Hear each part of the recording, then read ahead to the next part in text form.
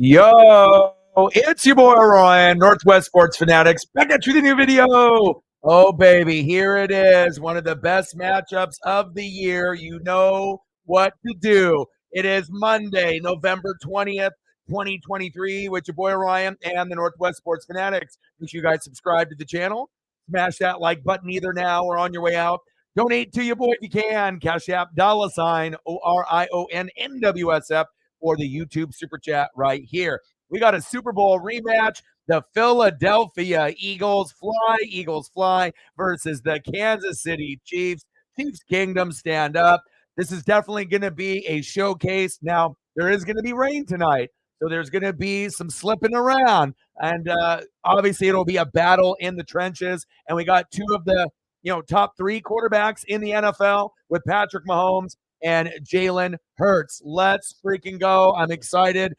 Should be a good one, and it should be pretty close. I would be very, very surprised if the winner of this game is by more than 10 points. I would assume that the winner will be between 3 and 7. So it could come down to a field goal late, and obviously whoever gets more touchdowns than field goals, and we'll probably get a couple field goals each. But how many touchdowns are we going to get? The winner may have to get 3. Loser might end up only getting 2 and a couple field goals. But I am ready, man. Hope y'all ended up having a fantastic weekend. Your boy was grinding. I pumped out 5 reaction videos today. Took a lot of time. Spent time with Paisley. Went on a few walks.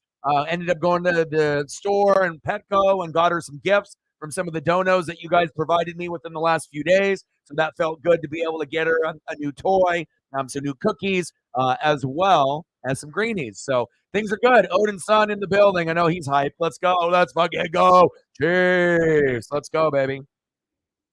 Let them know. Smash those thumbs. Let them know.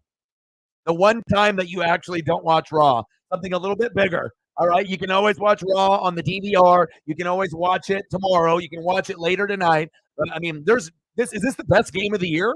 Honestly, like if you're going through matchups, I mean, can you think of another matchup would be as good as this? I mean, Eagles-Niners would be good, right? We know Chiefs-Dolphins, even though it was overseas, it kind of underwhelmed a little bit, but there was anticipation there. So I'm thinking at this point, besides maybe Chiefs and Niners, this is the matchup of the year. Super Bowl champs, and you may end up getting one of these teams back in the Super Bowl, or we might even break history and maybe both end up getting back to the Super Bowl. Philadelphia is the best team in football, offense, defense, the whole package. It looks like they are destined to get there. With the Chiefs, it's a little bit different. Normally the offense is top 5, defense is in the top 15. Now it's flipped. Now we got the defense in the top 5 and the offense in the top 15. But there's still time to be able to firm things up once we get to Thanksgiving and then the Christmas holidays. And this is going to be a big statement game. One thing to keep an eye on, the Chiefs are great at home. The Chiefs are great with Patrick Mahomes. But this game will be won at the line of scrimmage. And if the Philadelphia Eagles are able to run the ball effectively and use that tush-push, they may end up winning the game, by 3 or 4 points, because you got to feel how much throwing is actually going to happen in this game with Mahomes and Jalen Hurts. Jalen will still go to A.J. Brown. He'll still go to Devontae Smith, Dallas Goedert and company, but there'll probably be less deep shots than if the weather was good. Same thing with Patrick Mahomes. You got Rashee Rice, you got Travis Kelce, Kadarius Toney, Sky Moore, you got Pacheco, you got McKinnon. There's plenty of weapons. But when the game is a little bit rainy and it gets a little bit slippery out there, you're going to have to run the football. And luckily for both of these teams, you got good running back rooms. Pacheco, McKinnon, you already know what it is. And on the other side, I mean, how many guys do you want to go with? You want to go with Swift. You want to go with Kenneth Gainwell. You want to go with Boston Scott. You got many, many guys to be able to set the tone. And whoever's offensive line and defensive line overall, wins the line of scrimmage is going to be the team that ends up winning the game. Big facts. Let's go, baby. I'm ready. I am ready. Let's go. Sarah in the building. What's good? Let's get to 100 in donos. Let's do it. Finley in the building. What's good? How are you, brother? Oh, good. I was about to ask you if you didn't show up today. After I sent you those Bray Wyatt, T-shirt promo. Anyone that follows WWE or wrestling would have saw that on their timeline. But as soon as I saw it, I wanted to send it to you. Cool thing for Preston.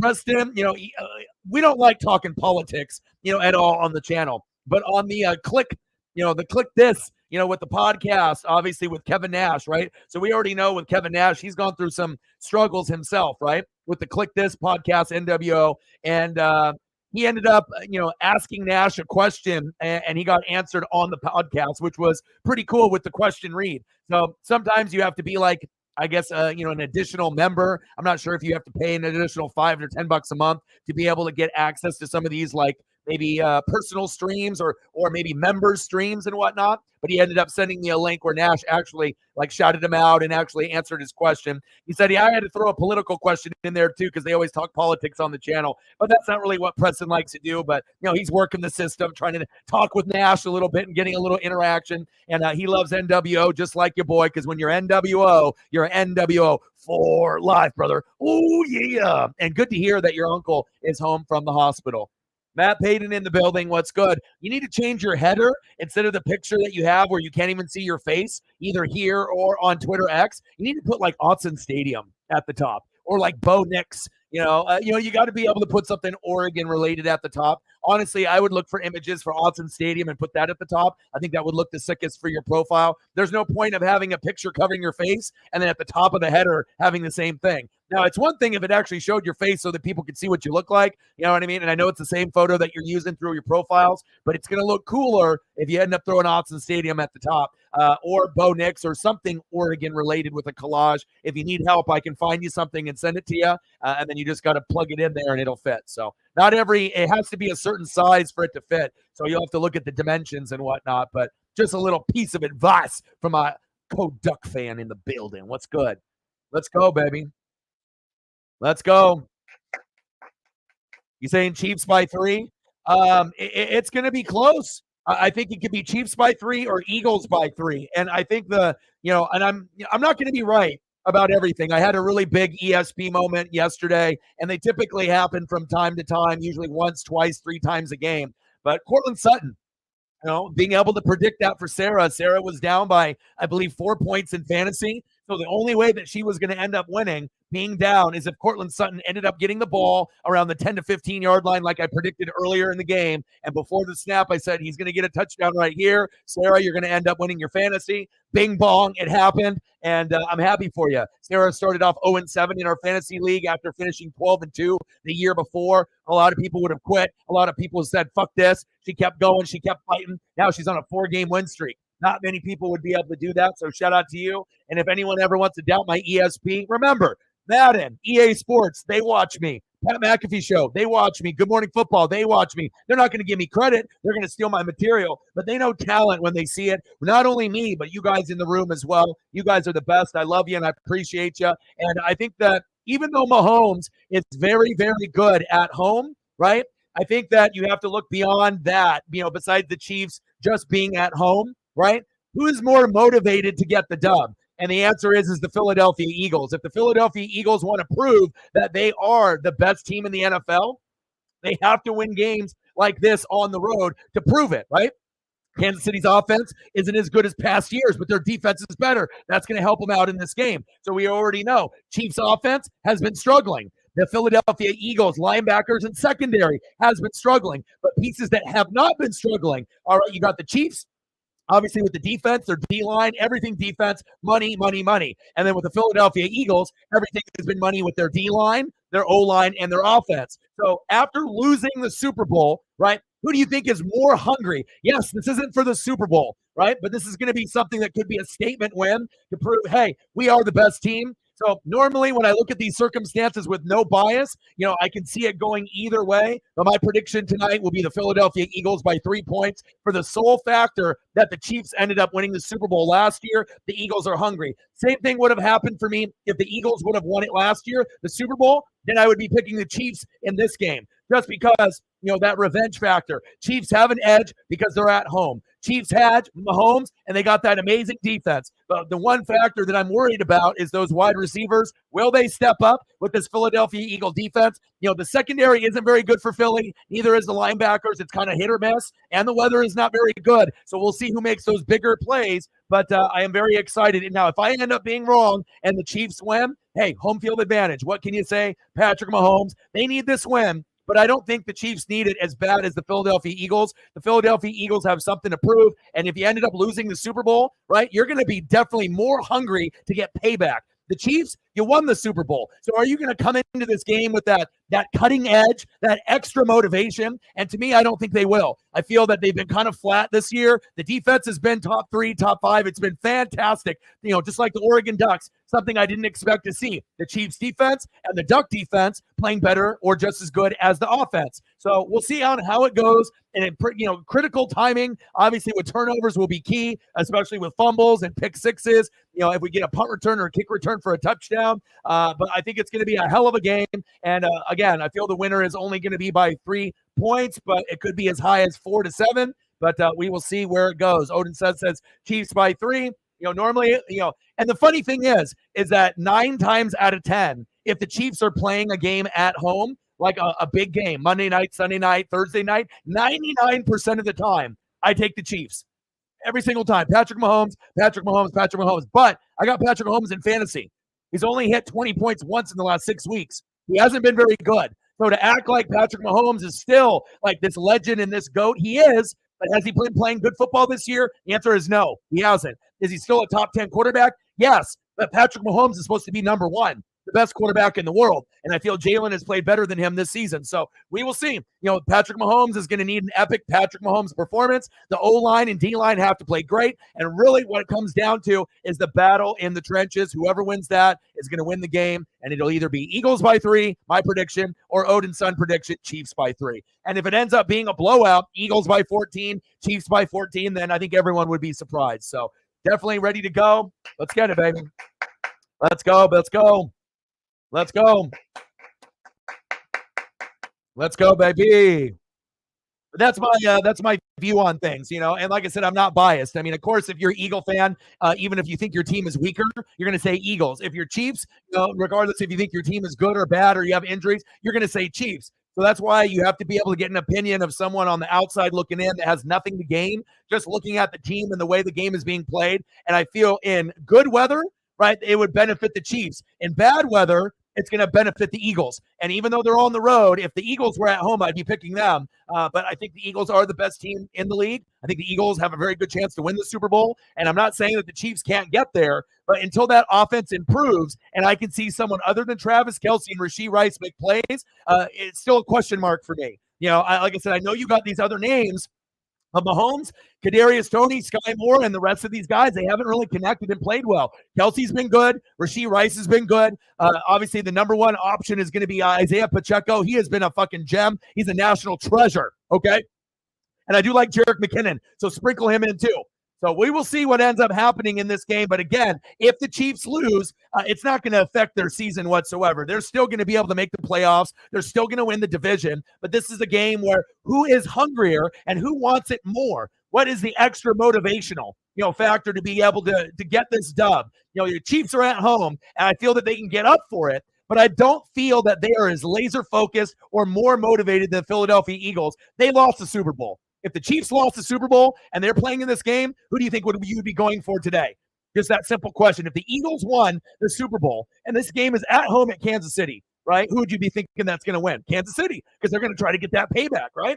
So that's what I'm kind of feeling. Whoever won the Super Bowl last year, they feel good about themselves. We won. We climbed the mountain. We did it. We did it without Tyreek. But remember, no Juju, no Bieniemy. And who's going to be more motivated, right, to be able to get revenge? Who's going to be more motivated to be the top team this year? And I feel that there's no other team that's more motivated in the NFL than the Philadelphia Eagles. That they're going to be a top 2, top 3 team probably for the next 4 years. So it's going to be a situation where the Eagles will win the Super Bowl. 100%. They will. What year will they win it and how many they win will be up to them. But this should be a good one, and I can't wait. Let's go. All right, let me take a look at your picture that you got here. Let me grade it for you with an A, B, C, D grade. Let me see what we got going on here. Let's look at the followers. There we go. Yes, perfect, bro. I love it. Don't you see how much better and cleaner that looks? That way, immediately when they look up, they already know that you're an Oregon Duck fan, just like that. And then you still got your regular Matt Payton photo. Perfect. That's exactly what I'm talking about. I'm always about style, keeping it fresh and clean, and I'm always going to keep it 100. And if I can make sure I can get you up to that swag level and give you a little, pointer, I'm going to make sure I do that. It looks great. You just went from your profile page, looking like a 7, just like normal. Now it looks like a 10. Your money right now. Let's go. Let's go.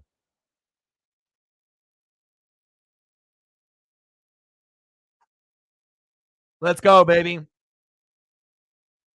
And not only do they know each other, right? It's like these are two of the best teams in the NFL. So it's going to make it super, super exciting. Michael in the building. Fly, Eagles, fly. Hybrid in the building. What's good? Let's go. Crowd is lively. And like I said, I think in rain games, that's going to benefit Philadelphia over any team in the NFL because they're such a good running team that they can run it with Jalen Hurts, and they have 4 running backs they can go through, and they have arguably the best offensive line in the NFL and one of the best defensive lines. So if you got good O line, D line, defense, coaching, play calling, it's going to be huge. It's going to take a monster performance for this offense to win for the Chiefs. Mahomes, bootleg, pump fake, incomplete.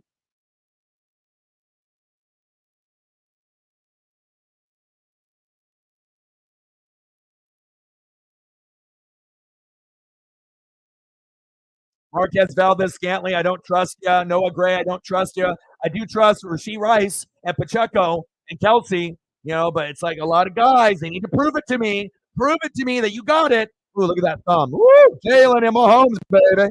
Let's go. And Blue Headed.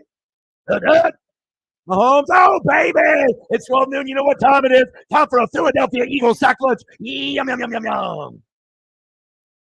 That's going to be a problem today because not only is he going to get sacked, he's going to get picked, and there's going to be fumbles. There's going to be big, big plays. Okay. And we have to understand Patrick Mahomes is a great player. And even if the Eagles linebacking core and secondary is suspect at times, who's got a better D line and depth than the Eagles? Nobody. We already know Washington Commanders were pretty good, but once they got rid of Payne and obviously they got rid of Chase Young to the Niners, that defensive line isn't the same. These guys go about 8 deep, and they got those Georgia players sprinkled in as well, besides Kobe Dean, since he got injured recently. Little screen pass. And like I said, I'm not going to be right all the time, but I feel in most of my predictions and ESP moments, they will come true. Sweat, Cox, Davis, Reddick, woo, baby, Morrow, Cunningham. You got to work on them. Slay, Kevin Byard, Blankenship, Roby, and Bradbury. Let's go. So obviously, as you can see, Morrow and Cunningham are kind of their weak links. But again, Cunningham used to be really good with the Texans, getting over 100 tackles a year. He's no longer that same player. But look at this.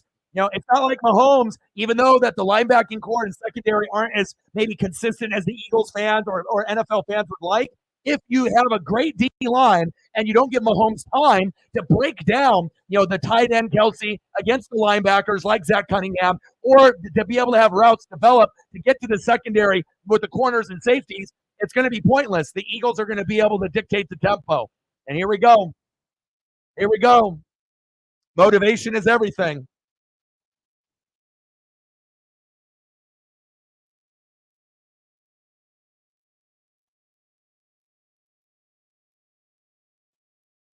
All right, Jalen, here we go. The Eagles are a fine-oiled machine. The Chiefs got their Super Bowl last year. Philadelphia, there's a very, very high chance that not only do they get one this year, right, but if they end up getting one this year, hell, they might end up getting one next year or the year after. Sometimes you have to take a year, a break before you get back. But this team is so well oiled. The Niners are very, very good as well. Those are the cream of the crop in the NFC. And I honestly think, the Chiefs are going to be very, very good. But the one thing that I would worry about if I was the Chiefs is the Miami Dolphins. Right now with the Miami Dolphins, with who they have, people coming back healthy, Jalen Ramsey, Xavier, right? Xavier Howard, that defense is starting to roll. Don't be surprised if we get a Chiefs Dolphins AFC championship game and an Eagles Niners NFC championship game, unless those teams play each other prior to the NFC AFC championship game. Big facts.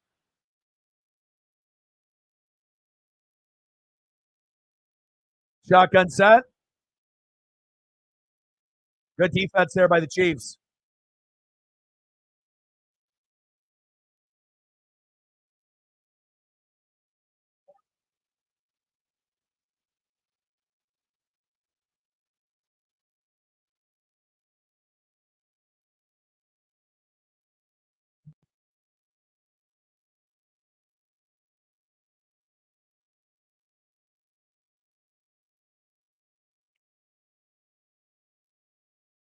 Crowd is rocking. Third down.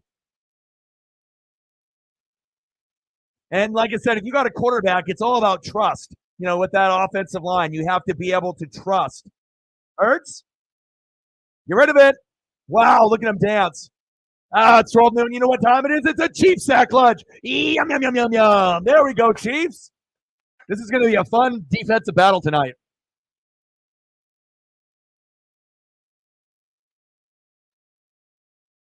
Well, it's already raining, so you know it's going to be a defensive battle. I don't expect a lot of, deep passes. They'll probably get some PIs, and there'll be a few plays that go deep, but it's not going to be like 400 yards passing by Hurts and, 400 by Patrick Mahomes. It's definitely going to be a run it game and kind of, things are a little bit in the mud. But the big plays that do happen, they're going to be extra big because, again, if someone connects for like a 70-yard bomb for a tutty, who knows how many of those we're going to be actually able to get in a game like this. Let's go, baby. And your boy grinded today, man. It took a lot of work, and I didn't know how many I wanted to do. So if you get a chance and you want to be able to support your boy, I did the Bucks and Niners, Bears, Lions, Cardinals, Texans, Seahawks, Rams, and Cowboy Panthers. We'll see if any of them end up hitting the algorithm. Hopefully, they do. But if not, it doesn't bother me. Like I said, if they want to be a hater and only give me 100 to like 300 views, whatever, if it goes in the algorithm and I get 1,000 to 6,000 views, then that's where I want it to be. But again, it's all about the algorithm and how everything works. So, anything that you guys can do to help your boy out with the reaction videos and the live streams, which will be commenting, liking, sharing, donating, any of those things will end up helping us out long term and as well as short term. Big facts. Let's go, baby. Got to go get my drink here real quick.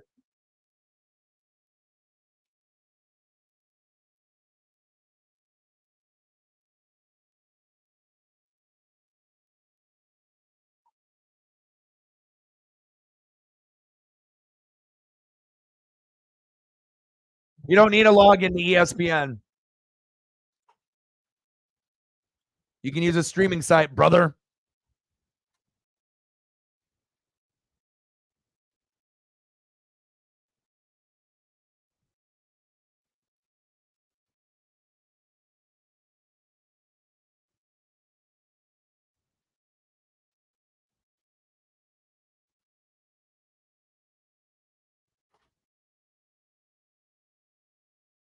If you follow me on Twitter, if you follow me on Twitter or X or Instagram and send me a DM, I can send you a link if you need it that bad.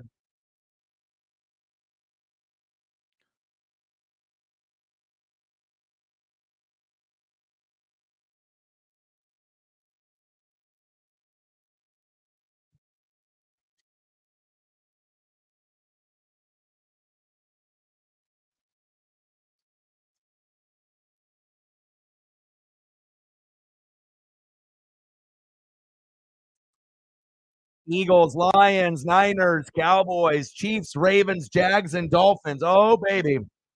Let's go.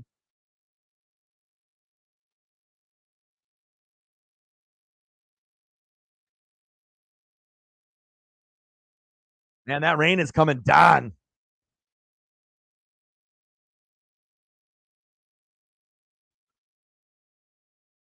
Here we go, Mahomes. Your turn. I got Pacheco.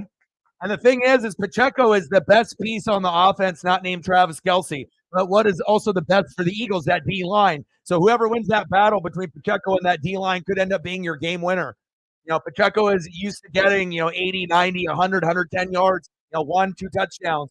But with this Philadelphia Eagles, defense, if he's able to get over 60 yards rushing and a touchdown or two, that would probably be pretty surprising. He might be able to get 100, 110 yards combined if he ends up getting some runs in the flat. He's going to have to use his speed just like that, baby. Get to the second and third level. Yes. First down, Chiefs. Let's go. You know it. I feel I'm one of the best in the world at what I do. There's a lot of people that don't recognize it yet. There's a lot of haters. There's a lot of people that want to steal my material and claim that it's theirs, right? But we already know that, right? Often imitated, never duplicated, baby. We'll get our time. First down and 10. Shotgun set. Wow, Kadarius Toney getting the handoff. Interesting. First down, Chiefs. Let's go. And hopefully we'll get some goats to come through and help us out. Once we get that first dono, then we're on our way.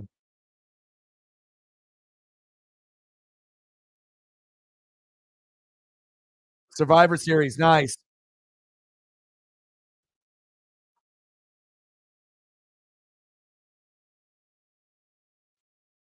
Good continuity for the same 5 offensive linemen in every game. That's why they're 7-2. Screen pass. Mecole Hardman back.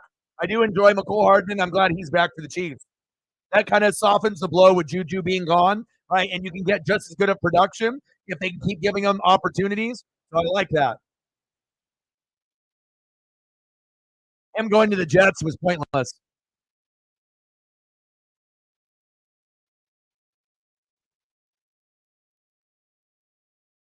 Yeah, Kadarius Toney playing running back. It was wild. The game is on ESPN. You can watch it on ESPN.com/watch, and you can watch it there as well. Nice. Big tackle there by the Eagles. Williams, beast. Yeah, what's the stat line so far? Give me an update, Finley, on what's going on in the other sports. Someone give me an update on Monday Night Raw. Give me an update on fucking all the NBA games that are going on if need be. You know, and NHL as well. I believe the Kraken play tonight also.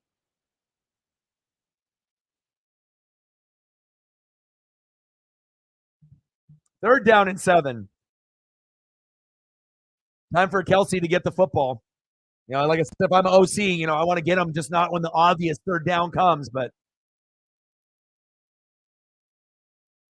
Kadarius Toney right at the marker. David in the building. What's good? I do too. Bailey will get kicked out at some point, obviously. You know, so we'll see where it goes. But they'll have her, but they're already teasing it like they're going to turn on her. So good.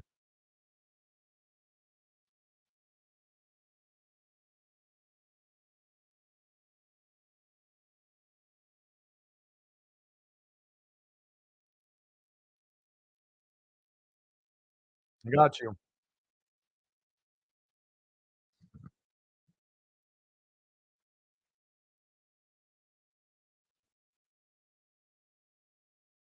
First down, Chiefs. And also to give you a heads up too, Matt, when you end up making posts, when you end up having a post and then you put your wording above it, you can also use like a GIF or a GIF. So you can find someone that's a really good route runner like Keenan Allen, and then you can find a little highlight of him running. Just type in Keenan Allen route running or Keenan Allen running, and then you might be able to find a little 5-second clip of him running, and then you attach your words above that. So you'll have your document, and then you'll do you know like your words, and then you can also hit them with a GIF or a GIF or like a photo with your words, and then that'll help attract more people looking at your post too. So that way it doesn't look like just like you know like a novel or just like words, you know like a scripture or like a book. You got to give something for eye candy. So if you do like a little player that you admire that does route running, and then you do your blurb of wording next to that, and that'll be above your document that you put, then there you go. That's how you do it. You don't have to do that all the time.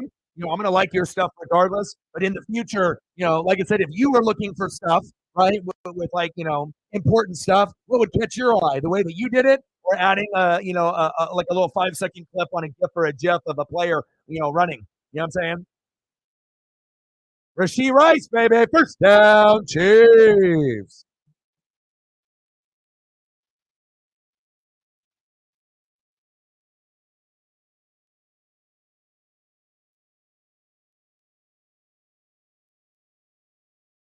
I appreciate the people helping me out with liking and reposting, Sarah and Matt. If anyone else has got a Twitter that can help me out with that too, I'd appreciate it.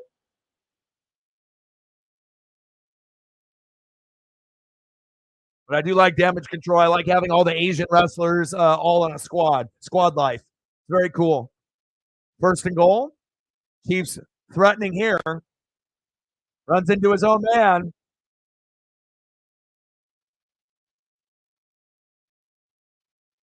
Rasheed is the number one receiver, and we saw that about a month ago. There hasn't really been anyone consistent, besides Kelsey. And then Pacheco has been a dream come true. He's a national treasure. But as far as like wide receivers, I mean, the only one that you can trust game in and game out is Rashee Rice. And that's kind of part of the problem. We need others than him. There needs to be someone else that you can trust on the same level as him or higher than him. So that's why it's going to be so big for them to be able to try to get a guy like Mike Evans to join the Chiefs. Imagine if Mike Evans was on the Chiefs, how much better this team would be. You know what I mean? So if Pacheco and McKinnon are having a hard time or they're doubling Kelsey, boom, Mike Evans. I mean, it would take the Chiefs to a whole nother level. So something to think about as they go into the offseason. They need a true number one receiver. Let's get to 100 and donos. Let's do it. 30 minutes in. Elliot helping out on the Twitter X side as well. Appreciate you guys, as well as Cyber. Thank you.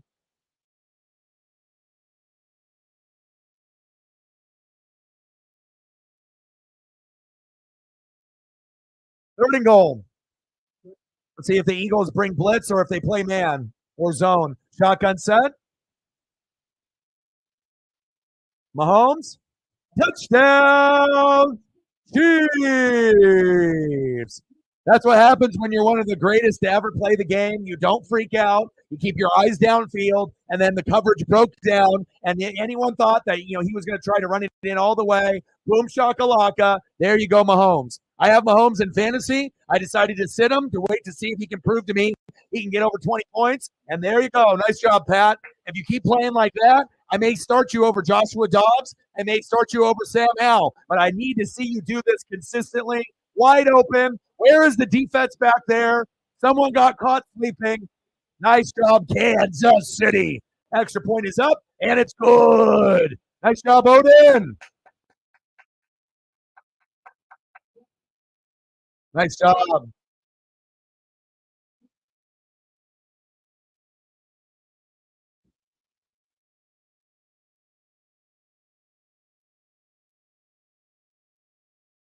Nice job.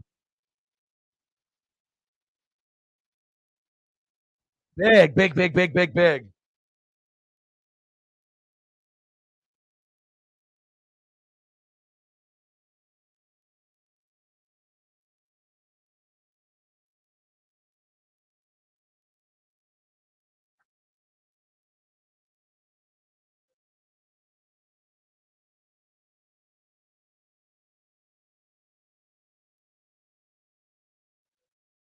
Taking advantage of that linebacking core and that secondary that sometimes is a little bit suspect. The play broke down, and there had to be at least a hat on a hat, and there wasn't. And someone took advantage. Nice job.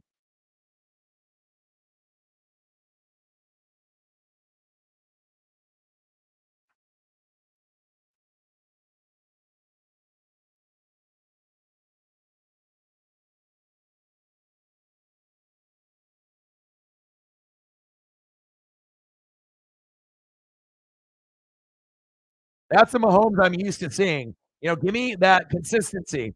Someone that I can actually play in fantasy and I don't got to worry. You know what I'm saying? You only have one game over 20 points in 6 weeks, which is terrible. I mean, if you get like 17, 18, 19 and you're any other player in the NFL, that's good. But for Patrick Mahomes, that's unacceptable. So we need to make sure that we get him rolling early and often. And what a great job there on that drive.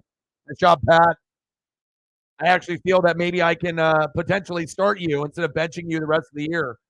Because I will go Sam Howell and Joshua Dobbs if needed, but I would prefer to go Mahomes because when you see Mahomes and he's good and everything is going great for him, it is a little intimidating seeing Mahomes at the top of a fantasy team, and then you see the rest of the players trickled in down below. So, good job, baby.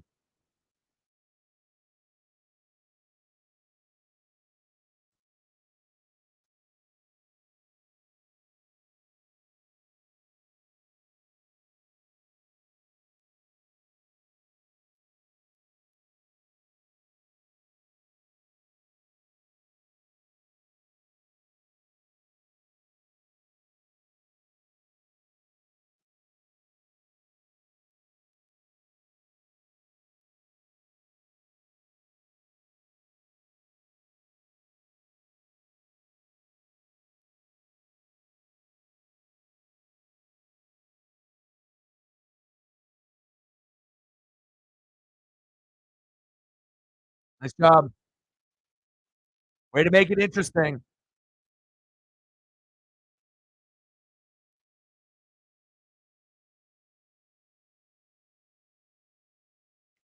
Yeah, T. Higgins will be available.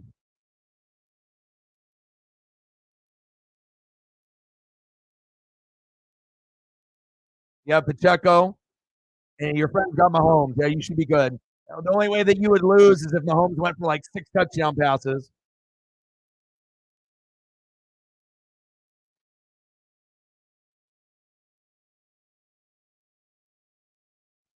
Because it's Black Friday, the day after Thanksgiving. So then the schedule is all fucked for every kind of sporting event, whether it's college football or the NFL. The schedule gets weird because we already have games on Thanksgiving, and then Friday, Saturday, Sunday, it's all crazy.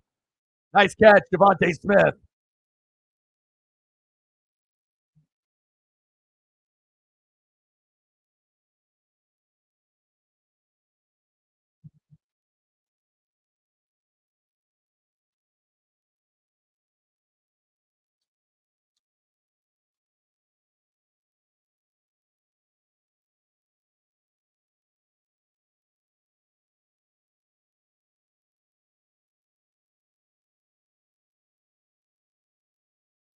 Let's go. First down and 10. Nice catch by Devontae Smith.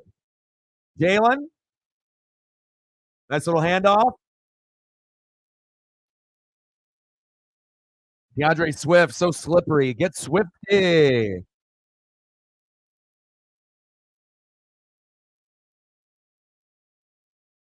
Chiefs play on Christmas. Yeah, I'll be. What time do they play? Are they the last game of the night?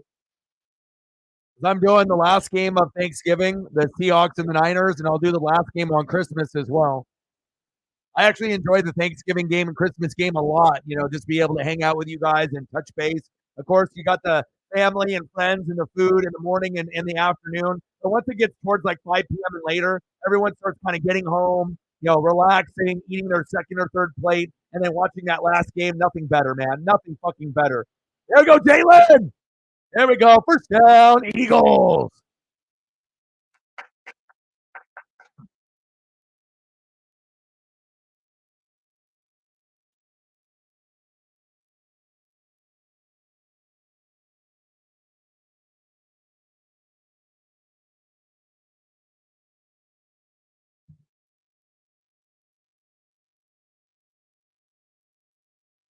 Chris Jones needs to make his presence known for the Chiefs to win this game. Timeout, Chiefs. They got confused with the personnel.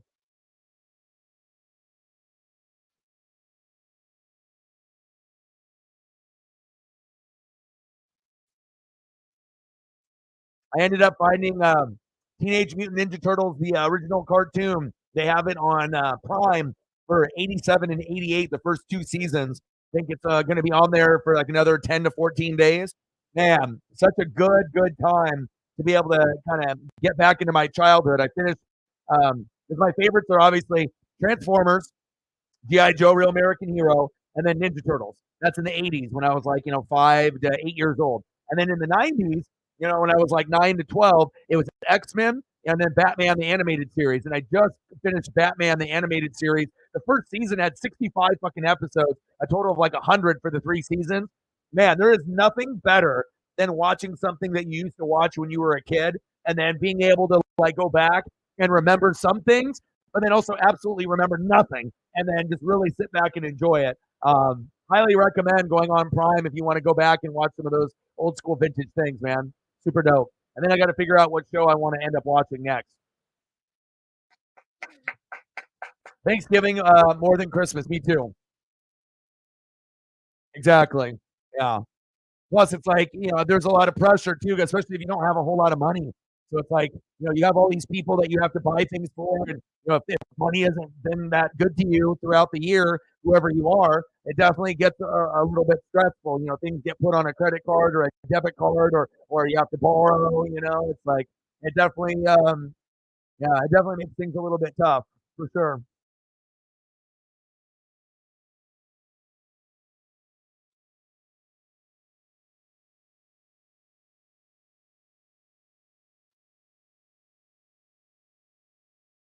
Yeah, I don't think it's all Bryce Young's fault, but he's not as good as CJ Stroud and he's not as good as Richardson. You know, he's the third best out of those three. So he's still a pretty good player. But again, we're not going to know how good he really is until they do improve that O line, fire the head coach, and get a better defense and another wide receiver better than fucking Adam Thielen. You know, because we can see like Miles Sanders and Chuba, sometimes they suck, but sometimes they do okay. And the line stinks. That's like the worst thing about the team is the line. So once they get the line fixed, you know, Finley can actually enjoy watching that team, and then a lot of the Bryce haters will go away.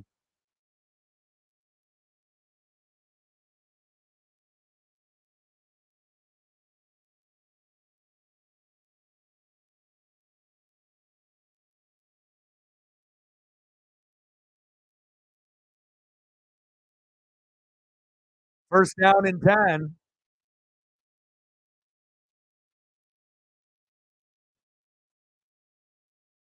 Man in motion, Devontae Smith, handoff. Swift. I would like them to kind of mix it up with Kenneth Gainwell as well as Boston Scott. You don't want to be too predictable, you know, with who you have. It can't be just Pacheco Swift, Pacheco Swift. You got to make sure you're sprinkling other guys in there. So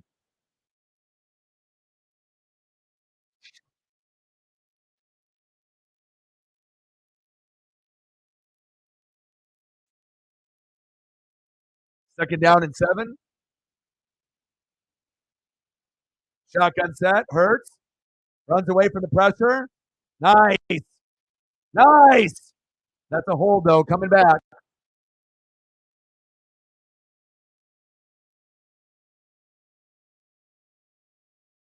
Omenihu.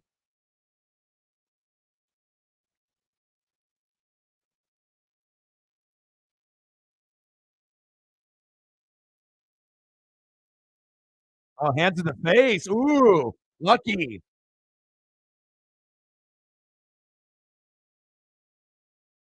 Wow.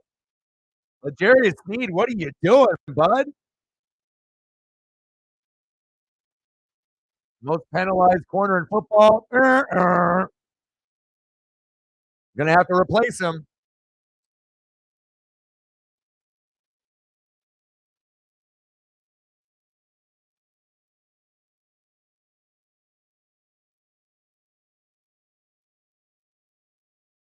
Yeah, but also too, Finley, remember, if you got not a good coach, you don't have good weapons around you, and you don't have a good O line, you know, even guys like Patrick Mahomes would struggle.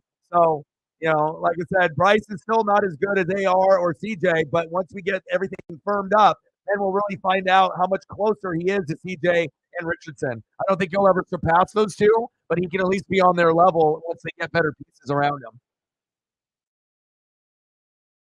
He does hang on to the football too long is because the line stinks.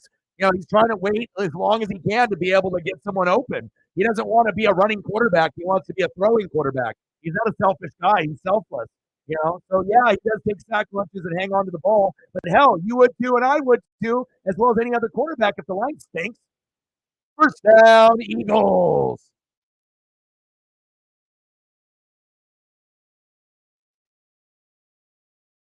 Yeah, Tepper is some shit. I agree. It all starts at the top. The better people you have at the top, ownership, GM, head coach, offensive coordinator, defensive coordinator, that all trickles down to the players. 7-0 Chiefs. Less than a minute 30 to go. First down and 10. Shotgun set. 4 wide set. Jalen, play action fake. Good blocking up front. Bootleg, looking for a man downfield. Floater. Incomplete.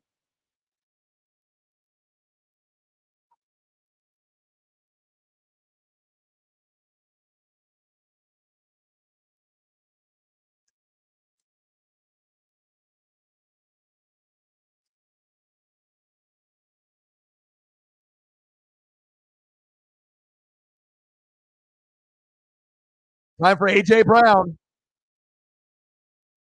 You can run the football as well, but A.J. Brown play is coming soon. You can feel it.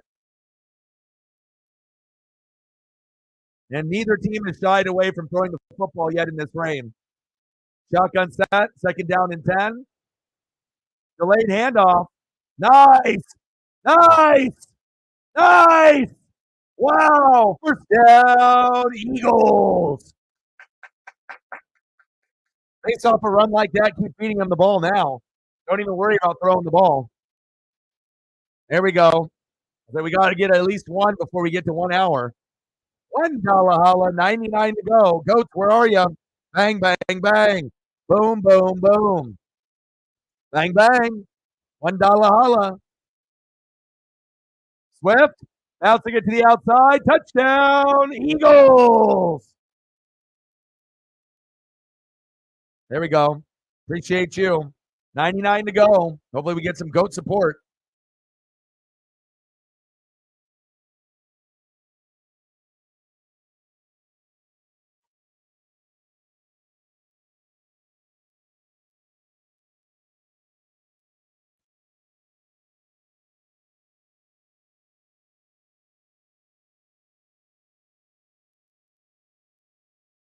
Was there a little bit of a hold there? Absolutely. You already know there's holding on every fucking play in the NFL. Just depends if they want to call it or not. Kick is up. Doink. And it's good. Wow.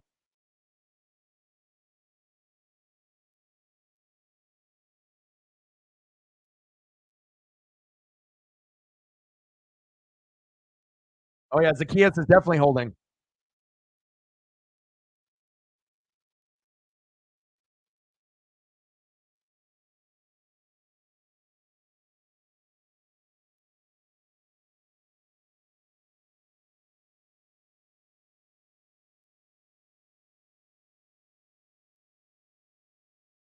Nice job, Swift.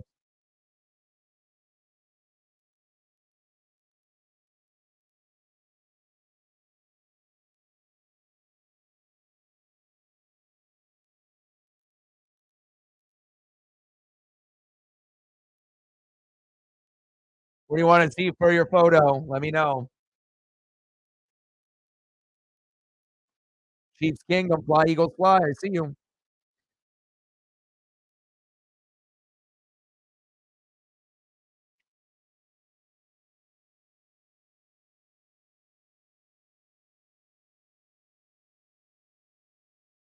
Yeah, I know. I know. You have to blow shit up though, it's a new regime and you have to blow it up and anything that one person did, you don't want to have that it's part of who you are, your identity. Sometimes you got to blow shit up and start over. So I know, man. It's tough.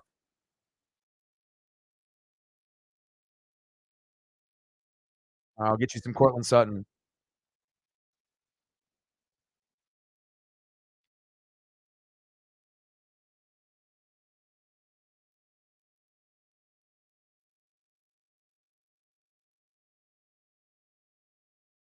I don't know how many predictions I got to get right for non-subscribers or people that don't know me to start believing, but I'll tell you what, I don't know how many I got to get right, but I'm going to continue to, keep grinding it out.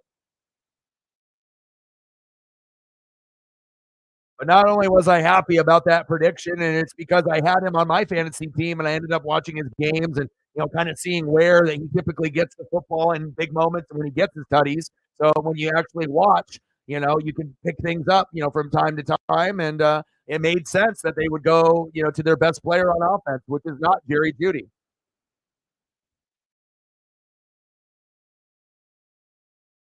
And not only did I get the prediction right, but I got the prediction right for you to win, and you did. So there you go, huge, huge comeback for you.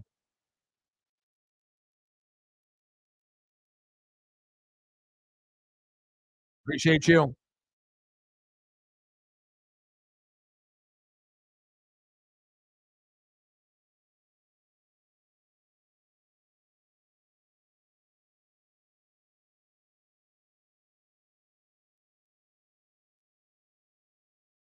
Yeah. Well, even if that got called back, Swift would have still ended up scoring probably on that drive based off the previous run that he did.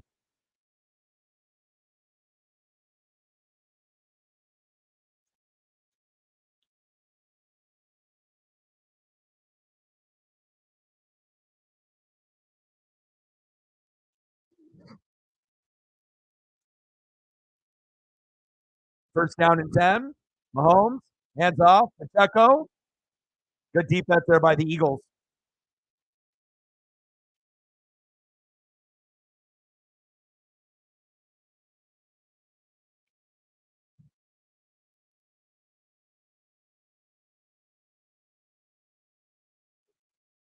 Like I said, that's why I didn't really see this game being a blowout by either team. I think that these are two of the top, 5 or 6 teams in the NFL. So, it could end up being decided by a field goal. Let me look to see when I ended up doing predictions for Mo Gumbo. I've been doing predictions for him pretty much every week. So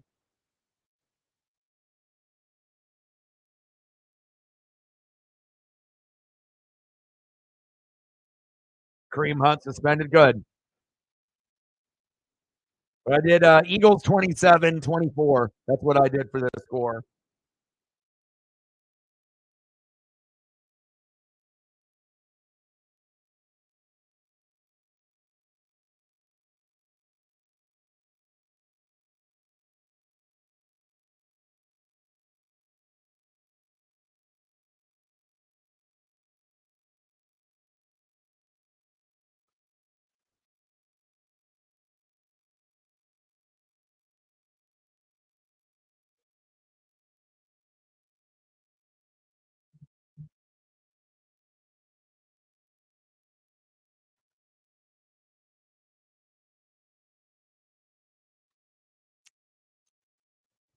Yeah, it'll be interesting to see with, you know, well, Reflect is going to use Jalen, and then I guess if he feels like the matchup is good, you can go with Brock Purdy. I mean, I also had Brock Purdy on my lineup on my team at one point this season, and he played great. And sometimes you just need another option. Sometimes you just don't want to stick, with a guy because he's a popular name. When the matchup is bad, there's a real threat where, yeah, you can have a big name guy, top 5 in the NFL, but that doesn't mean that a top 5 guy in the NFL can't throw up a 5 or a 9.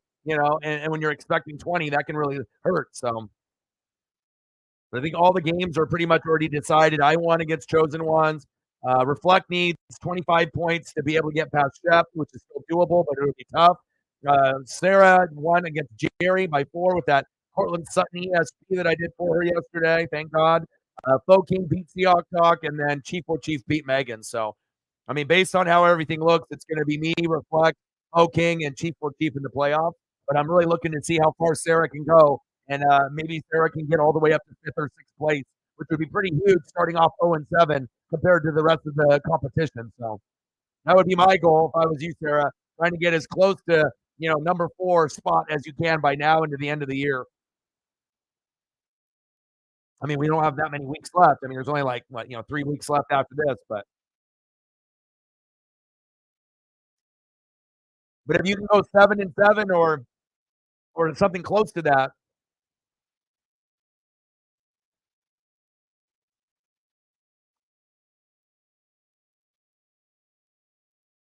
All right, Chief, we're in the second quarter now. The only problem is in one of your last 3 games you play me.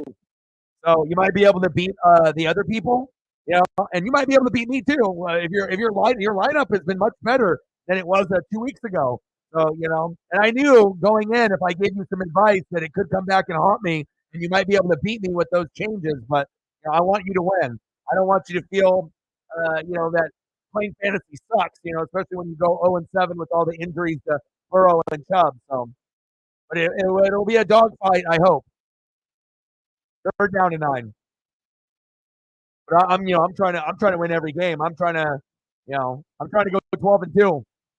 Nice tackle by the Eagles. Got him by the shoestring.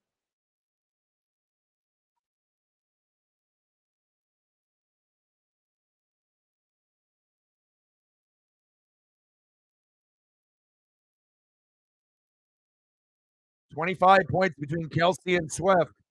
You got half of Swift's points already. Now you just need Kelce to start doing his. Kelce has to score a touchdown.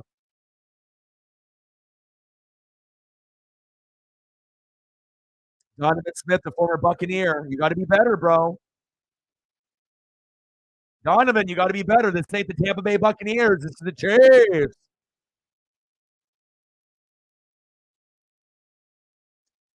4th down and 7. No, no, no. They're waiting. It's just the flow of the game so far. I mean, it's not like Kelsey's going to get 3 touchdowns, but I still think there's a chance that if they don't give him a lot of looks here in the second quarter, they'll make it a reason. They'll make it a thing in the third quarter and fourth quarter. So, and remember, you only need 17 and 17 to be able to win, or 18 and 17. So you already got half your points with Swift, and I mean, it doesn't look good yet, but again, it's all about game flow. Just have to believe. Sarah thought she lost from the beginning of the matchup all the way to the end until the Cortland Sutton magic happened. So if you believe, sometimes it can happen. And it wouldn't be that shocking if, Kelsey scores twice.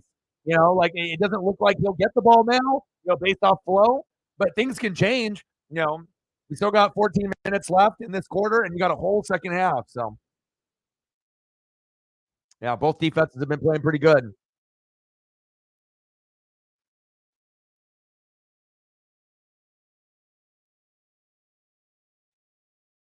And the Chiefs always do better when they focus with their best players. If you focus on Kelsey, you'll get the dub. When you go away from Kelsey, you go away from Mark Andrews, you go away from Kittle, you go away from Laporta. A lot of times you don't win those games.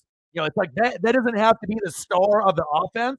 They don't have to have the most yards or the most tutties, but you want to make sure that they stay involved in the offense to keep the defense, on their heels, and keep them honest. 4.4. Oh, that's tough.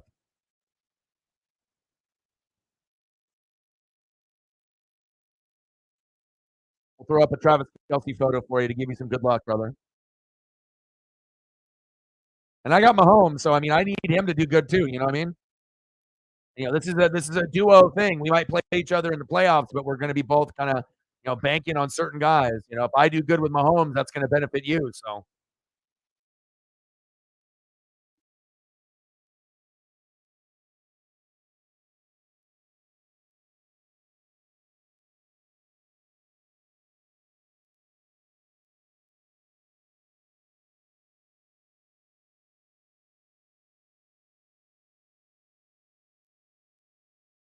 go, baby. Well, HD 4K action for you. That's what you need right there. Catch a stiff arm and a touchdown. Right?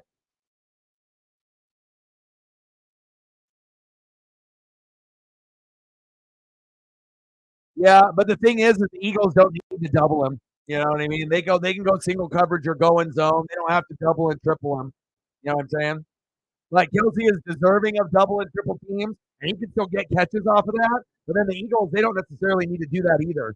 They have so much depth up front. They could give two shits if they have to guard someone. They'd rather just go one on one and help that linebacker or safety or corner afterwards. As great as Kelsey is, even though he's the number one tight end, I don't think he really is getting double teams as often as he was in years past. Should he be getting double teams? Of course, but again, it depends on your scheme and your defense and your coordinator.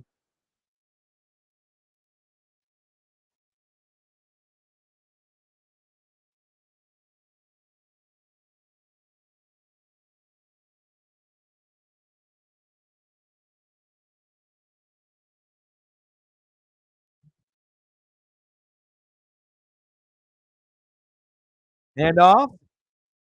There we go. First down, Eagles. Move the chains.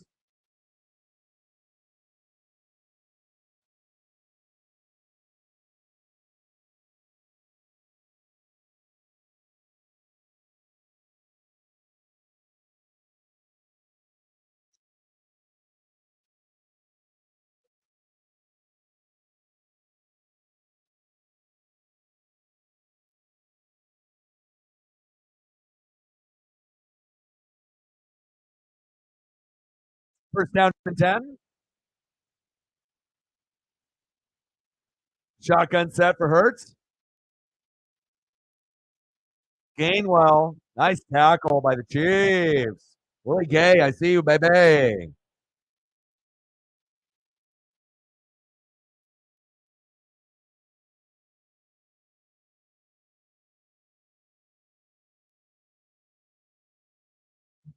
hopefully we can get like Cyberpunk or one of our goats to bless us today.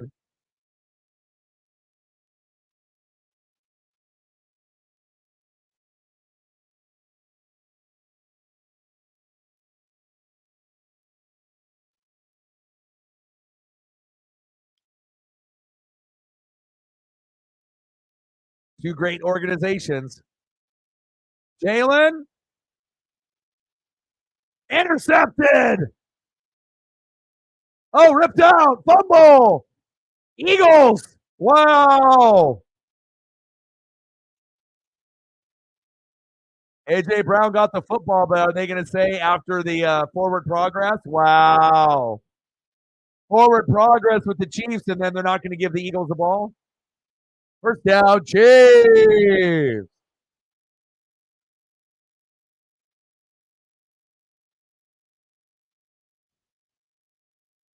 Nice pick by L'Jarius Sneed.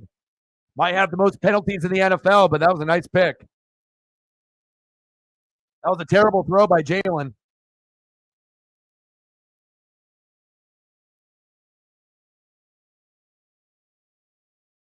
Nice job, Sneed. And then AJ rips it out. That should be Eagle football. That's Eagles football, bro. But we'll see. We'll see how they call that. Great interception, but we'll see on how they call that game. Reflect with a fiver. Thank you so much for your generosity.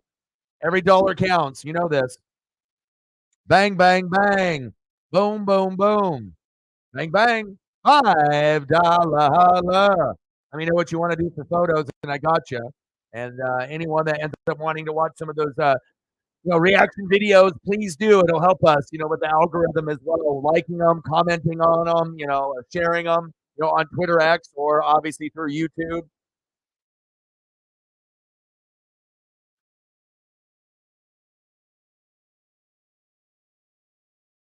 And again, we did Bucks, Niners, Bears, Lions, Cardinals, Texans, Seahawks, Rams, and Cowboys, Panthers.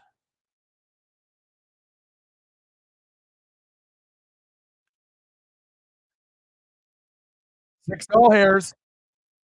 94 to go. Now, if it was like late, like we're talking 10, 12 seconds after the interception and then he rips it out, then I'd be like, okay, forward progress. But after he got the pick, it was only like 2 to 3 seconds and then ripped out. So I am very curious if any whistle blew the play dead, but I doubt it.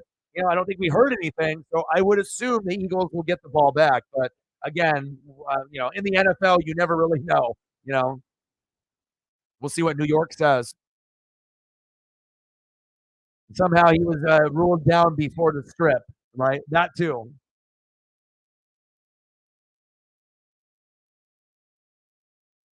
But I ended up watching that reaction video with the Seahawks and and the Rams. So yes, they didn't have Cooper Kupp after the second period, but also Seattle didn't have Kenneth Walker the third. If you don't have Kenneth Walker the third, that's huge. It's really hard to win games when you don't have one of your best players. And then Gino got hurt, and Drew Lock looked like shit. Instead of like going and dinks and donks, he was going for like 40-yard bombs. So you have to put yourself in a position to get over 20 points. But again, if Kenneth Walker the third is injured, Charbonnet doing that Chardonnay, he's good, but he's not an RB1. He's an RB2. But he did a good job for filling in, but it's not Kenneth Walker the third numbers or production, and then Gino got hurt. So I feel that really wasn't necessarily on the Rams. It was more Seattle just not being full strength. So, wow, they just gave it to the Chiefs. They said, fuck it. Wow. Interesting. So will they just call them down here? Wow. The shin? Oh, my God. The shin? Interesting.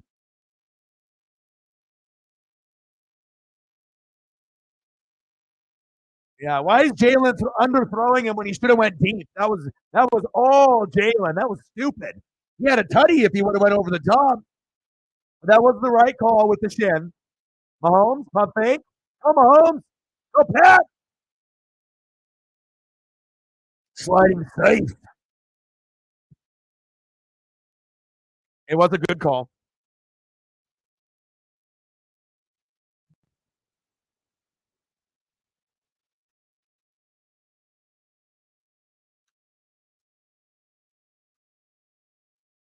Especially if they're trying to blame AJ Brown on that pick, unless it was supposed to be, a short route, and then obviously he went long instead, and it was open. But they'll be fine.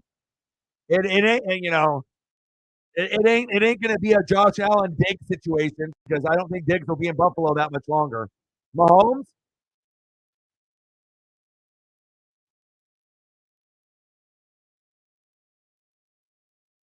okay, baby. Yeah, pass was underthrown. I agree. There we go. Kelsey was open too. Reflect is like, give my guy the ball, damn it.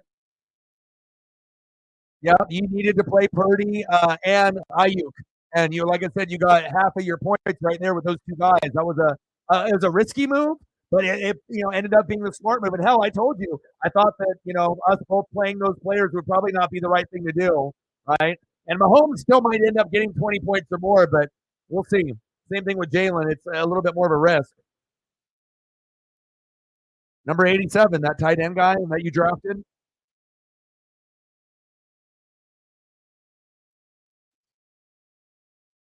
Pacheco, a national treasure. I wish I would have gotten Pacheco in fantasy. I would have been able to use him as an RB3, like a flex, if I didn't want to do wide receiver, or I could have used him instead of Rashad White early in the season when he was struggling. I could have went Pacheco and Montgomery. I'll be looking at him in fantasy in the next couple of years for sure. He definitely proved to everyone, not only Chief fans but NFL fans, that you're a dog and you can do it. You may not be Jamal Charles, but you're the man.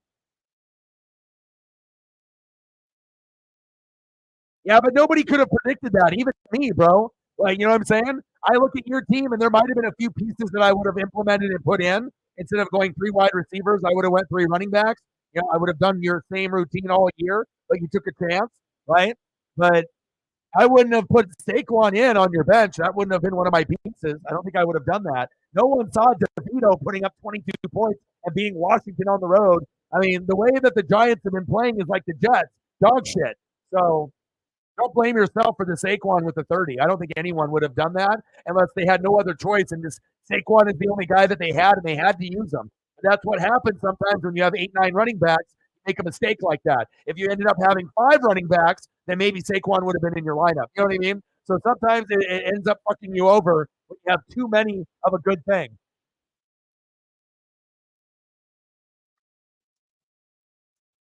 It's like addition by subtraction. Second down and 2. Mahomes. Pump fake. There we go. First down. Cheers.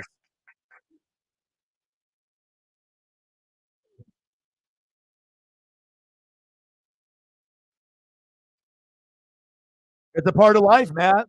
You're not. I mean, you're not as hard of a hardcore NFL fan as a lot of us, bro. You like college football, and college football has a younger person vibe.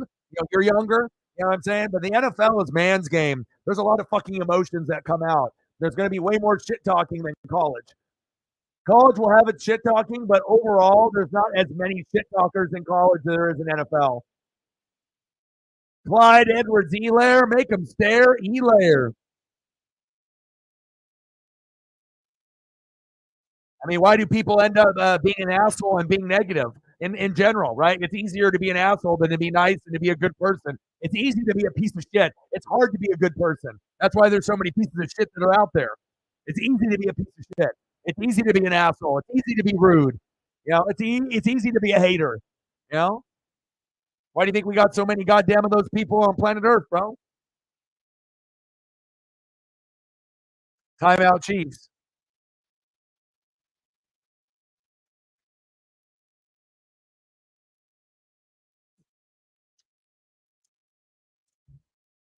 Clyde the Glide. And he said, remember me? He scaled back on the pecking order, hasn't he? And the depth chart, he was supposed to be RB1, and they probably shouldn't have picked him. They should have went a different direction, but at least they got Pacheco, so now they don't even have to worry about it. And hell, McKinnon is a better running back than Clyde Edwards-Helaire, but if you can have him come in there as a change of pace back, third option back, that's a good back to have because Clyde can still score touchdowns for you. You can give him a few looks throughout a game, and he might get you a 15-yard touchdown off the ground. So.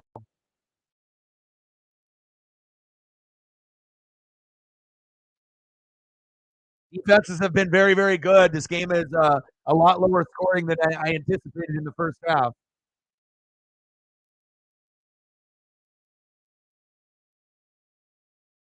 First down and 10. 5 wide. Mahomes, floater, intercepted. Uh-oh. That's what happens when you don't go to Travis Kelce. Uh-oh. Uh-oh. Uh-oh.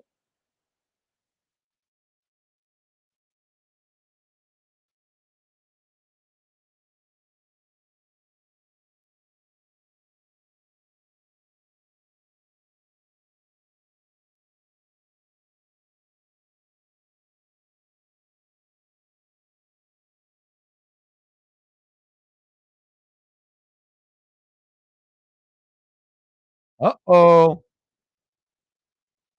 Defense, man.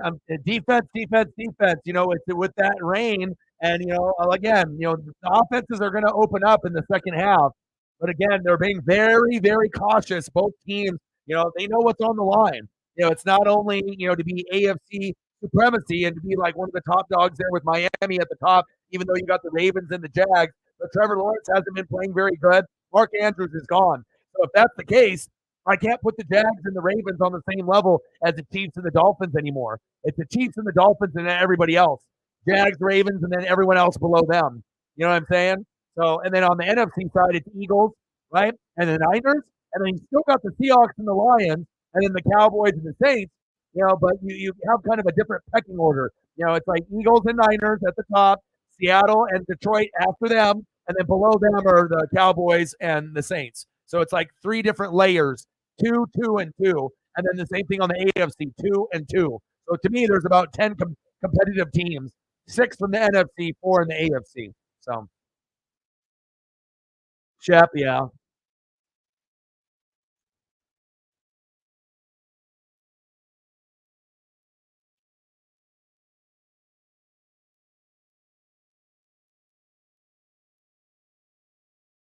Mahomes has only 5 points for me. Loco. And Jalen has 0.16. Aren't you glad that you decided not to put Jalen and I didn't go Mahomes? When we have these discussions, like I said, I'm smart, you're smart, and a lot of times if we feel like a gut thing, like this isn't good. Like, it's like I got a guy, you got a guy, we're not playing each other. It's probably smart that if we don't, choose those guys, you roll with Jalen 99% of the time, unless he's got a bye or a game like this. So with Mahomes, I'm not necessarily inclined to use him. I can use him, but I probably won't, and I probably will end up using Sam Howell and Joshua Dobbs. So you were smart to do Purdy, and you were smart to do Ayuk. The Saquon thing, you can't blame yourself for that. You know what I mean? But again, going 3 running backs instead of 3 wide receivers, you tried to flip the script, and with the amount of running backs that you have, you probably should have went running back, and I imagine you will for the rest of the year. Sometimes you got to lose or feel the pain of fucking up to make the decision and make the change. You know what I'm saying? Sometimes it's like, shit, if I just would have did this, and then you gotta be able to adjust on the fly. So, I mean, if you had Hurts right now and it's almost halftime and you have 1 point or less than a point, I mean, you would have just lost it.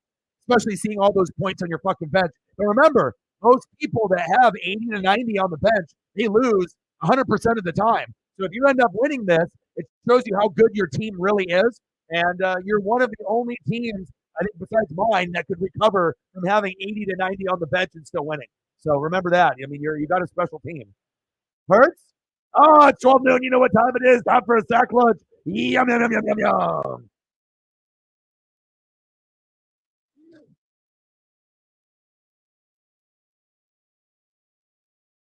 Yeah. Well, giving up Chase Young and Daron Payne was more influential than we thought. And Sam Howell threw 3 picks in that game. It was a red matchup for Sam Howell against the Giants. I'm like, the Giants suck. But Kayvon Thibodeaux has been a monster, and that is why I did not start Sam Howell. knowing that Kayvon Thibodeaux might be causing havoc, and he's been causing havoc this year. So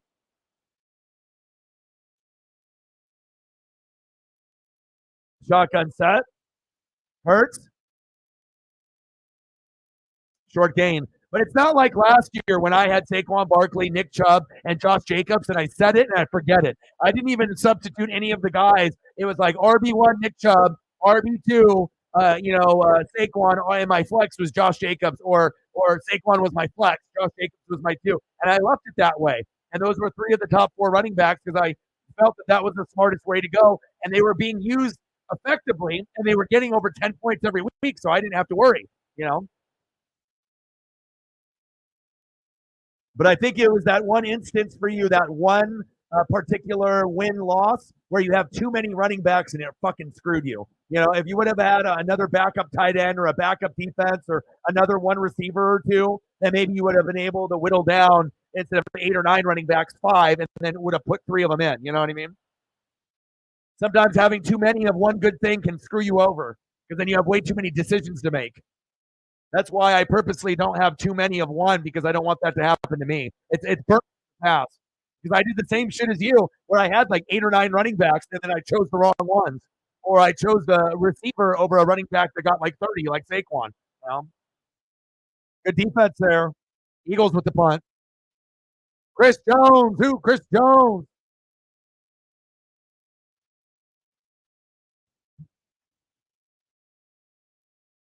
Wow, nice return by the Chiefs. And the thing is that we have to realize when we talk about the NFL, when we talk about the Jets and the Giants, the first thing we think of is their dog shit and their offense. But we have to remember the Giants defense is, suspect at most of the time, but every once in a while they'll do all right. The Jets defense normally is really, really good, but we know the offense stinks. Zach Wilson finally got benched.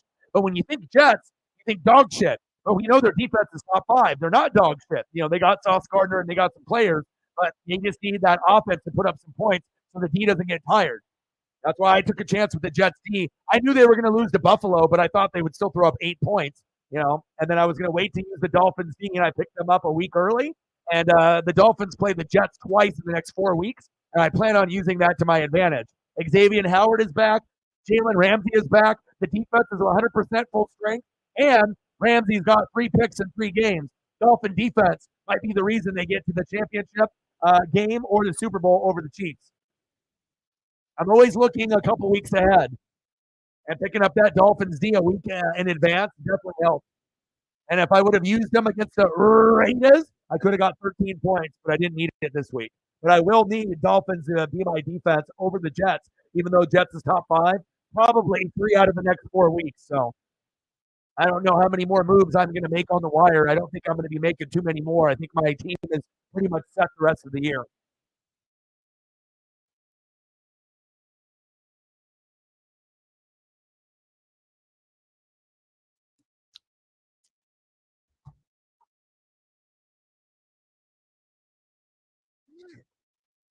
But one thing that we can learn from each other when we play fantasy is strategy. You know, you can see the other people that are good in your league and how they do it. And then you can incorporate that into your strategy next year. Offsides by Sweat.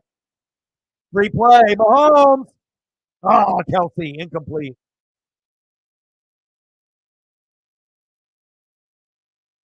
It was already a free play.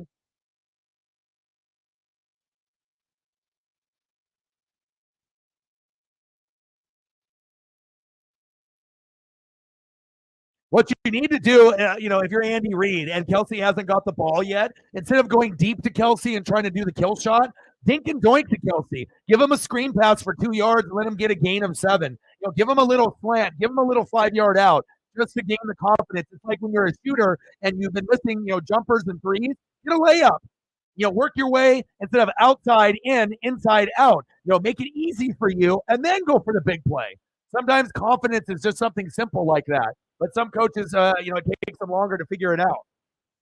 Of course, you can hit them on the hands and you can go deep for a 40-yard score. It's possible. But, getting them a few looks, that are closer will help them out. Pacheco, first down, Chiefs.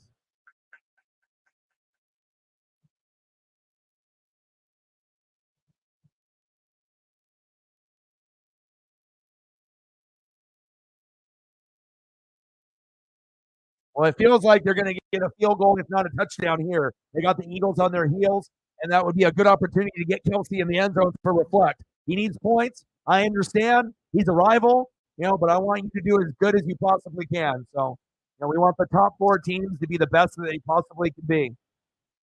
Shotgun set. Mahomes. Nice, Pat. Nice, Pat. And remember, the best target for him is going to be Travis Kelce, and Travis Kelce is going to get matched up against a linebacker. Two out of the three linebackers that the Eagles have, not including Hassan Reddick, are not that good. Zach Cunningham is, average, above average, two of the three. So even if it ends up being Reddick usually is a pass rusher. You got to take advantage of that weak spot, that soft spot in that defense. Nice job, Mahomes. Mahomes, get me 20 points on fantasy so I can use you in the future. What has he got? 7. 1 touchdown, 1 pick, only 53 yards, but it's been a game of inches, a game of battling it out with runs, right? Which we knew it would be because of the rain. So then I'll be getting Jay Jetta back pretty soon. I'm gonna put the league on notice, but then I lose Mark Andrews, so I'm kind of pissed about that because Laporta and Taysom Hill are going to get me 5 to 7 points, here and there. And every once in a while, if I hit right and I pick the right guy, I'll get 11 to 20. But knowing me, I'll probably fuck up a couple times, and I'll put Laporta, and then Taysom Hill will go off for 20, and I'll be like, fuck my life. But I don't know. We'll see on how I go because I haven't really been liking the Lions going to Laporta lately, and I might just roll the dice. If Laporta gets 11, so it be it, and then Taysom gets 5. But if Taysom can get me 10 to 20, that'll definitely be worth the risk.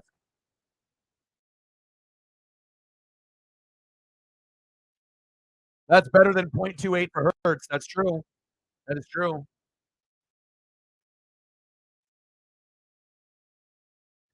But you were smart, though. Like I said, you made the choice, with Purdy and Ayuk. The only one that I think I would have not done, and it's hindsight is 50-50, but I wouldn't have done Christian Kirk. I would have went with Ayuk and probably Waddle, if you were going to go that particular route. And then instead of Christian Kirk at the flex, I would have done somebody. I would have done Mostert or Ford or Barkley. I would have done another running back. So I mean, doing Singletary, or Barkley, it just you didn't think that they would do what they did. So it would have been a very crazy pick to go Singletary over, Mostert or Ford or some of these other guys. But I think I would have went 3 running backs. But even that being said, it wouldn't have gotten you that much more. Kirk got 7.8, so it's like you needed to get 15 or 20, or even starting DeAndre Hopkins. But again, sometimes instead of looking at name recognition and certain matchups, you have to just take a chance. Fantasy is about taking risks sometimes.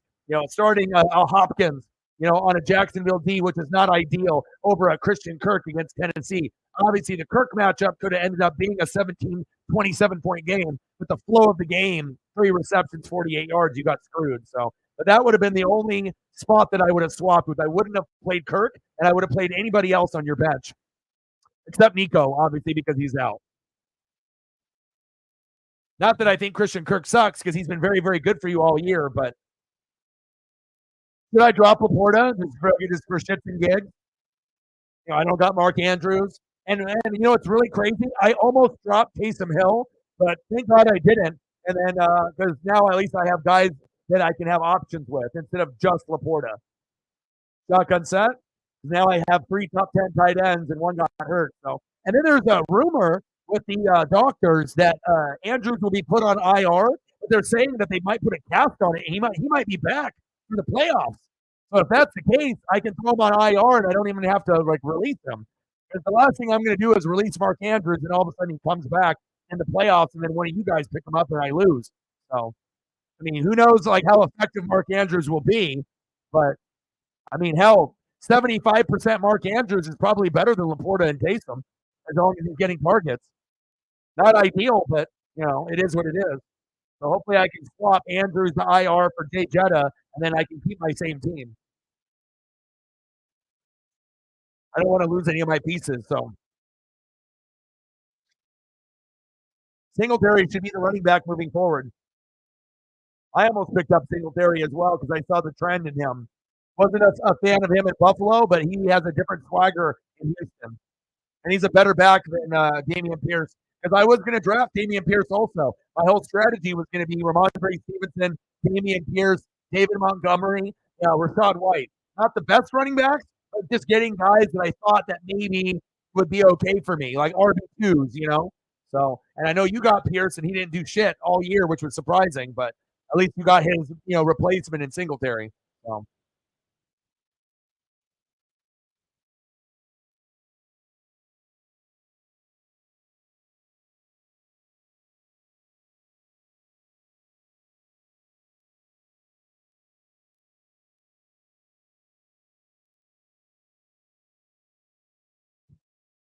Time for a Travis Kelce tutty. Is he even in? There he is. There he is. Touchdown, reflect. You're welcome.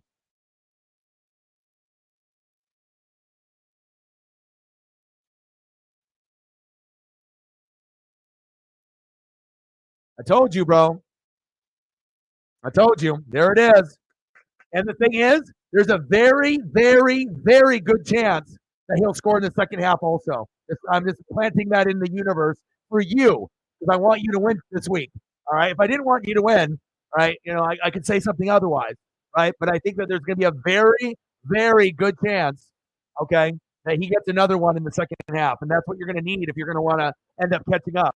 Swift can continue getting runs. He doesn't need to get in the end zone, but he needs more touches. And then if you get that second touchdown with Kelce or the second touchdown by Swift, that's what's going to get you back into the mix of trying to end up getting this dub this week in fantasy. There you go. A little bit of a rub route that wasn't called, but hey, they'll take it. Nice job, baby. There we go. You only need 16 points, right? 8-8, right? And you got a whole second half. And I knew, remember, you got this number one option, and they haven't been going to him. He only had 4 points last week. They know, right? You got to think Taylor Swift isn't there, right? No more distraction, right? So you can just focus, and run the ball, run the ball, run the ball. But eventually, when you get to the 10-yard line, right, just like in that Bronco game, right, where I predicted Cortland Sutton, you're going to go with your best option. And your best option is going to be Travis Kelce, besides Pacheco running the football. So nice job, man. I'm happy for you.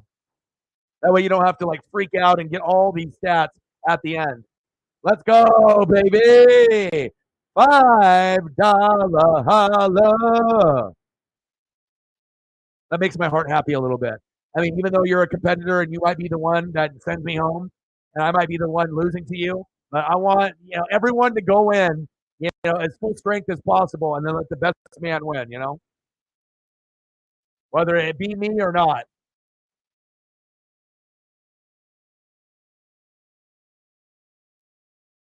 Let's go, baby. And Kelce typically ain't going to have 2 bad games in a row. Travis Kelce. So, they look at the film and they know that he didn't have a bad game. He had a bad game last week, and they're going to turn that shit around, especially if you have a focal point. Let's go. Nice job.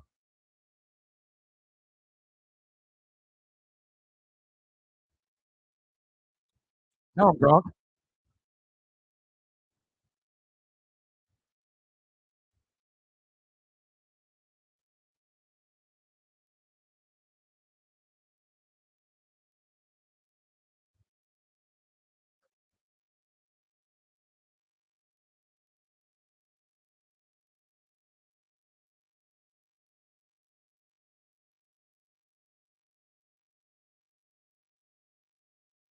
This is Reflect on the couch watching the game with us.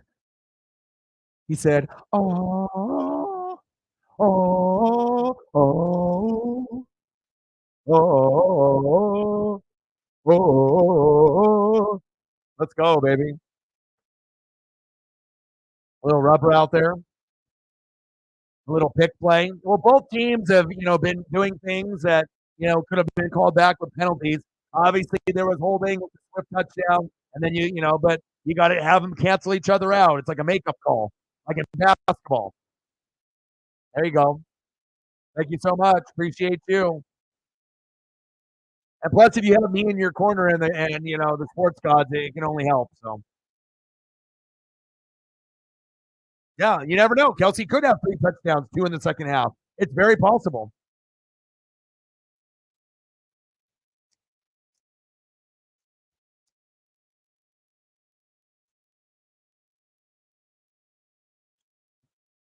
That's what makes it exciting, you know? Shotgun set. Jalen. Oh, it's 12 noon. You know what time it is? Time for a sack lunch. Yum, yum, yum, yum, yum, yum, yum, yum, yum, yum, yum, yum, yum, yum. Wow. But that's exactly what you would want if you actually had 2 players left. I mean, unless you ended up having Pacheco and Kelce, but it's kind of nice when you have 2 beast players, one on each team. So you know that every time someone has the ball, you're getting points, or you should be getting points, or there will be an option to get points. So it actually suits you pretty good, being down, like 35 points. And normally you're screwed in that situation with 90 on the bench almost, but you have 2 of the best players to finish with Kelce and Swift. So guys that can score 2 or 3 touchdowns each by themselves. So, good for you, man. And we'll see how it goes.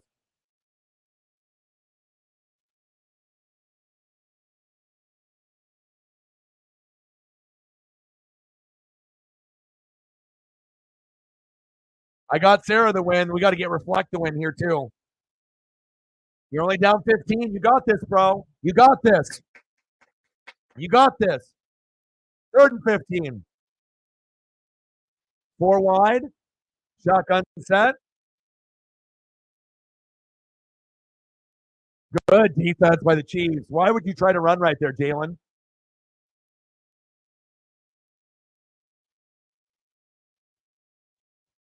That was a stupid play call and stupid execution there. McDuff. Kansas City's momentum, they're playing smarter. The Eagles need to make some adjustments. It's like this is not the old Kansas City defense that's 15th ranked. This is like a top 3, top 5 defense, and they have to start, game planning for this defense. You know, Carl Aftis, I see you. No, they're not going for it. Go for it on their own, like 15-yard line.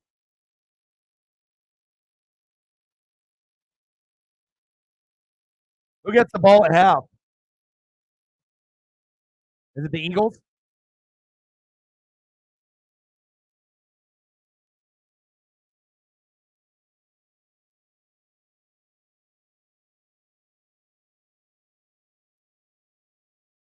You're projected to win 142.5 to 140 based off the stats.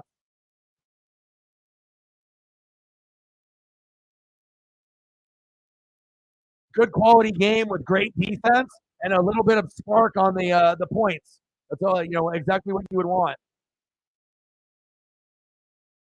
First down and 10.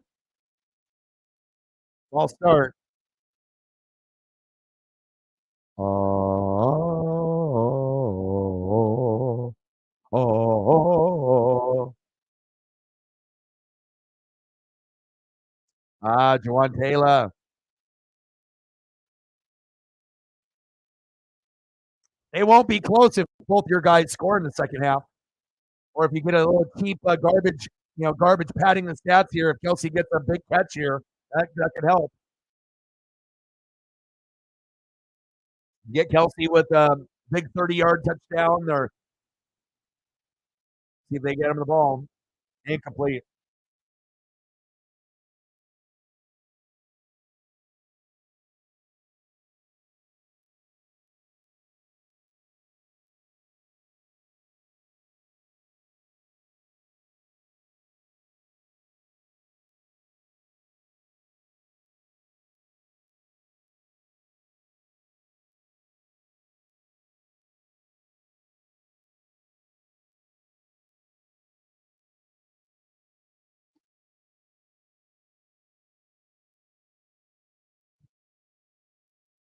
Mahomes, pump fake. Oh, what happened to my hands?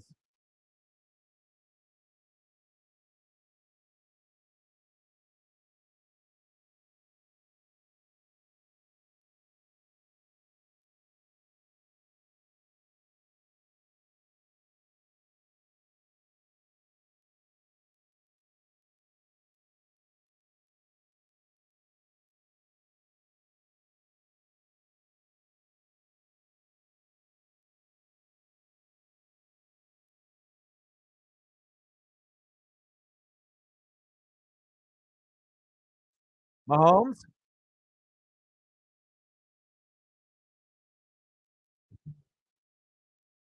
First down, Chiefs.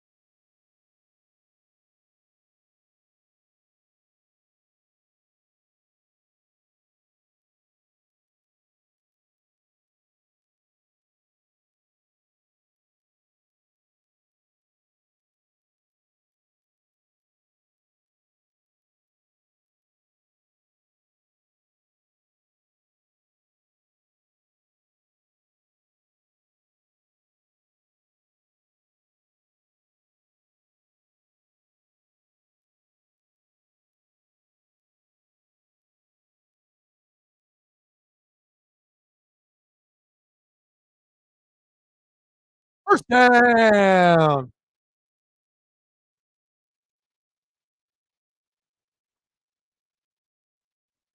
The JSAs. For me, with a lot of stuff that's like autographed, I mean, I only usually stick with stuff that's like more like PSA or BGS for like cards and whatnot. But as far as like jerseys, I don't know, man. Some of those things are legit, through like, those other companies and whatnot, like a JSA. But I don't know. A lot of times, if I'm not buying it actually from the team store itself, I would kind of stay away. There's a lot of fakes that are out on eBay with fake certificates, fake certificate of authenticity, and people think that it's the real deal. But there's a lot of people, just like when you buy jerseys on eBay, there's a lot of cheap, like China knockoffs, that, oh, selling jersey for $100 when they're normally supposed to be like 400. You already know that it's not real, but they look real, but they're not. So if you go through NFL Shop, then it'll be legit through your team and your team store. If you buy things on eBay, unless it's like a reliable seller with a high number with of transactions, then I would not buy anything that autographed on eBay at all because chances are it's fake. Some are real, but some are fake. Kick is up, and it's good.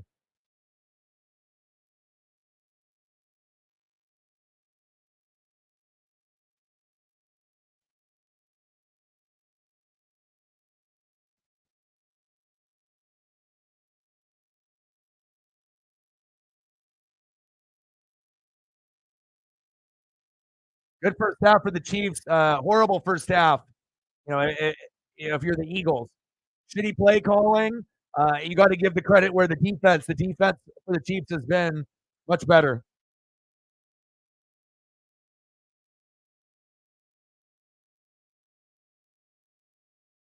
They're using that home field advantage and that home crowd. And nice job by Kansas City. Philadelphia has to be smarter with their play calling. More execution, less Jalen running, and more of him getting A.J. Brown the goddamn ball. The less they get A.J. Brown the ball, they're not going to win the game. They have to get A.J. and Devontae Smith going.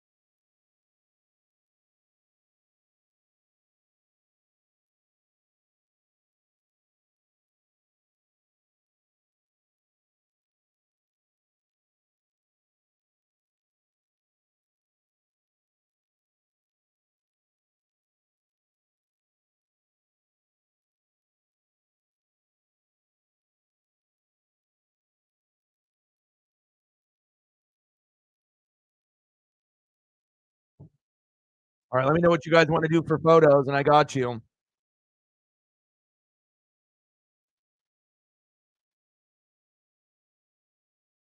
Chief defense living up to their reputation of being top 3, top 5 for sure. And they got to play better.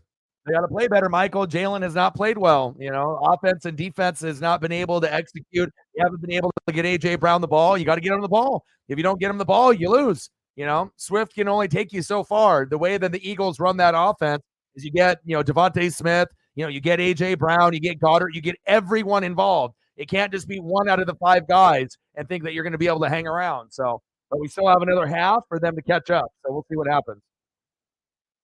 Not over yet. I mean, it looks like it's, leaning towards the Chiefs to be over, but there's a lot of football left to be played.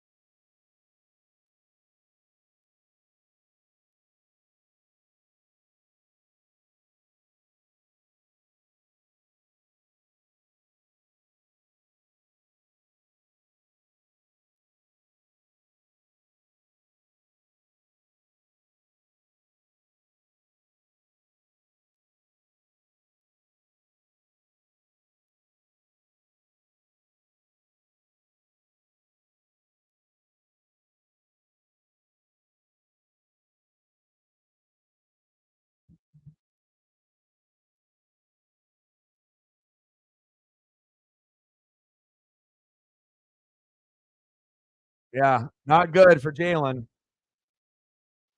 What's Mahomes at? Let me look.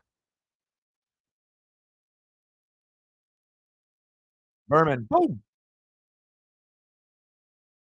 Mahomes is at 12, so he's still pacing to get to 20. We'll see if he gets there or not.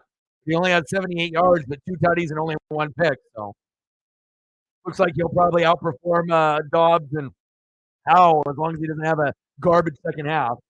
Maybe I can use Mahomes, possibly, but I mean, he's very touchdown dependent. If he doesn't have touchdowns, then his numbers would be like Hurts. So,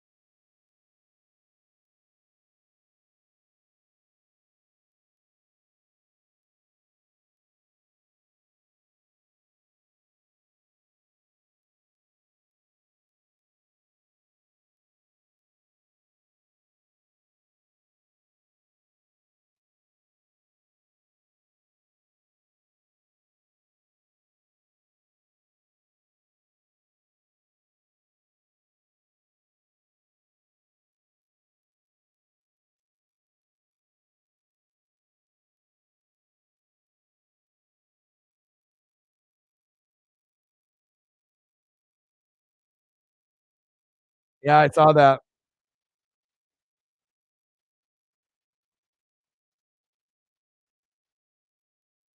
Well, I mean, super fan that turns into a bank robber. I mean, it's crazy.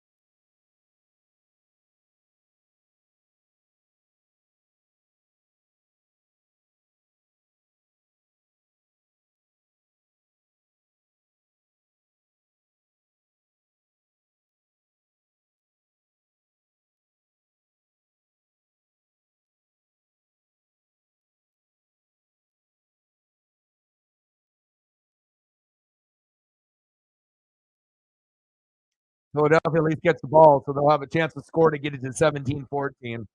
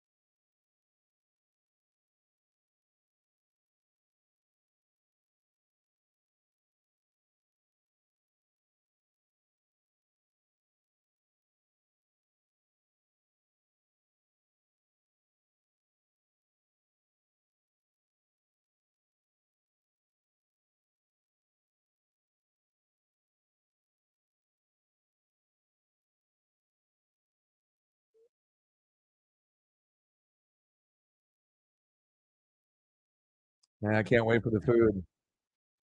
He's so good.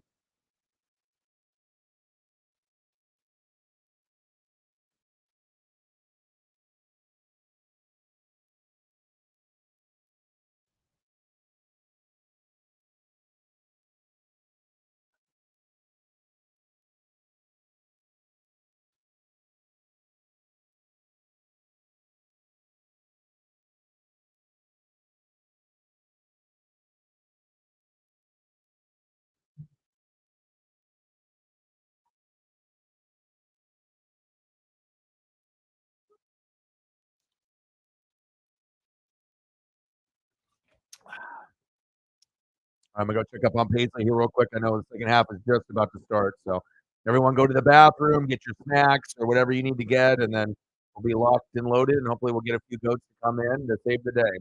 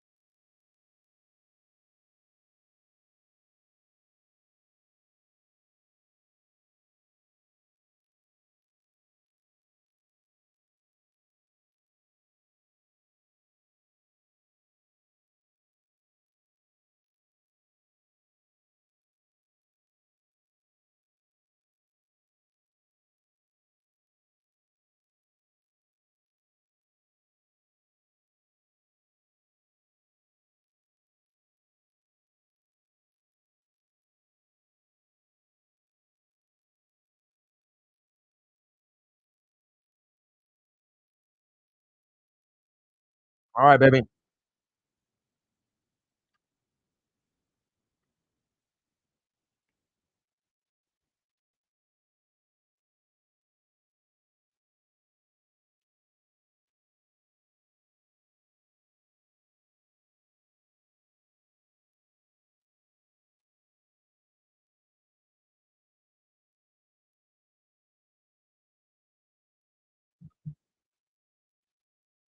Let's go, baby. 17-7. Eagles with the ball. Thank God for them that they get the ball. Because if the Chiefs got the ball and they score, the game's over. So this is a very critical drive to get at least 3 within the first 2 drives in the third quarter for the Eagles. They have to be able to get points off the first 2 drives, I feel, momentum-wise. So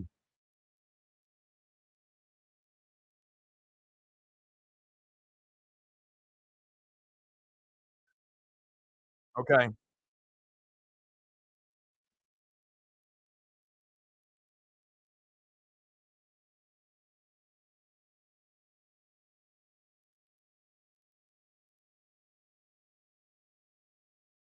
All right, send it to her.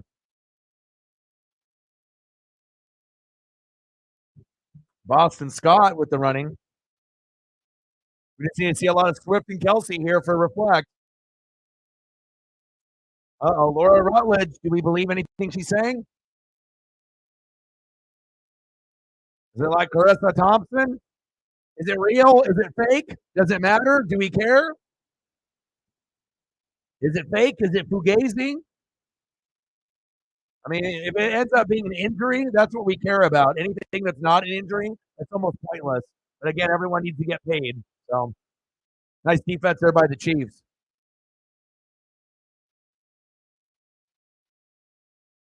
Third down and 7. Uh-oh, Lisa Salters. Is she telling the truth? Is this real? Is this fake? I mean, like I said, anything that's not an injury, it's almost pointless. You might as well just get it from the guys in the booth. But again, everyone needs to get paid. Carissa Thompson ruined it for everybody. Third down and 7. Now the memes with her face, with her picture. Oh, it's 12 noon. You know what time it is? Time for a sack lunch. Yum, yum, yum, yum, yum, yum. Offensive line for the Eagles looks like some shit today. Normally the offensive line is superb, supreme, one of the best in the NFL. But the Chiefs D line, and this defense is playing like their top 3 status. Like what are the Eagles doing out there?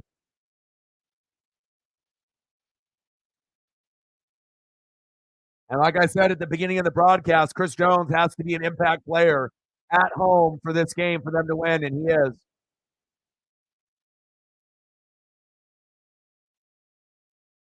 I'm a little surprised. I'm not surprised the Chiefs are ahead, but I'm surprised that the offensive line is doing so shitty for Philadelphia. But you have to give credit to the other side, is because the defense for the Chiefs is that good. So 6 sack lunches against one of the best offensive lines in football. That's how you get back to the Super Bowl. Nice job, Kansas City.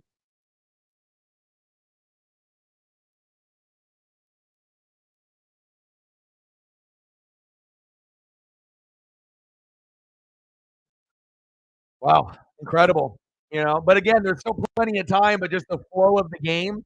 Again, if you don't go, to DeVonta Smith and Goddard and A.J. Brown and you don't create a rhythm, the game's over. You know what I mean? Because you can only run so much unless Swift can get loose for a couple big, like 50 or 60-yard runs for touchdowns. But I'm not sure if I see that happening. That's like kind of the only way that you could think that you could get back in the game. But if the blockers up front can't protect Jalen and they're not opening up enough holes for Swift, Scott, and Gainwell, then, 3 points ain't going to cut it here and there, especially if the Chiefs are scoring touchdowns and you're not getting anything. So, Lenny, what happened to your team? They look like shit. They look like shit. What happened to the offensive line? They look like shit. Jalen looks like shit. Arguing with A.J. Brown. Not good. You got to give A.J. Brown the ball. Go deep. You got to be able to test that secondary.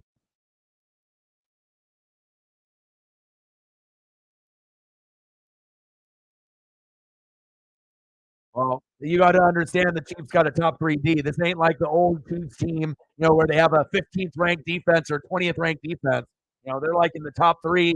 They were in the top 5 for a long, long time, but they are playing like a top 3 defense. So that's the difference. You're not going to be able to run, and you're not going to be able to throw, and you're on the road, and you're giving up sack lunches. So it's more than just that. You can only run the football so many times. Even if you got Swift and Scott and Gainwell, You might be able to get away with that with playing some dog shit teams, but if you're playing one of the top 5 teams in the NFL, you need to play much better. Offensive line has lost the game for you. Offensive line stinks. They need to get better. Like, what's Lane Johnson doing? What's Jason Kelce doing? What's going on there?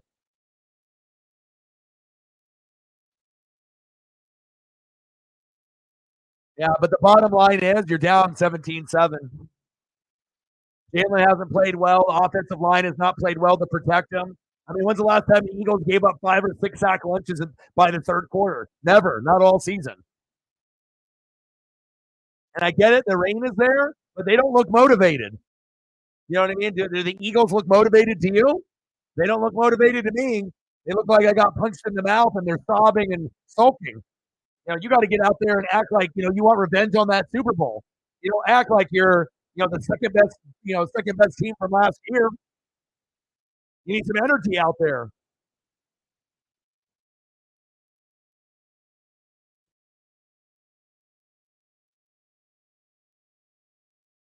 First down and 10.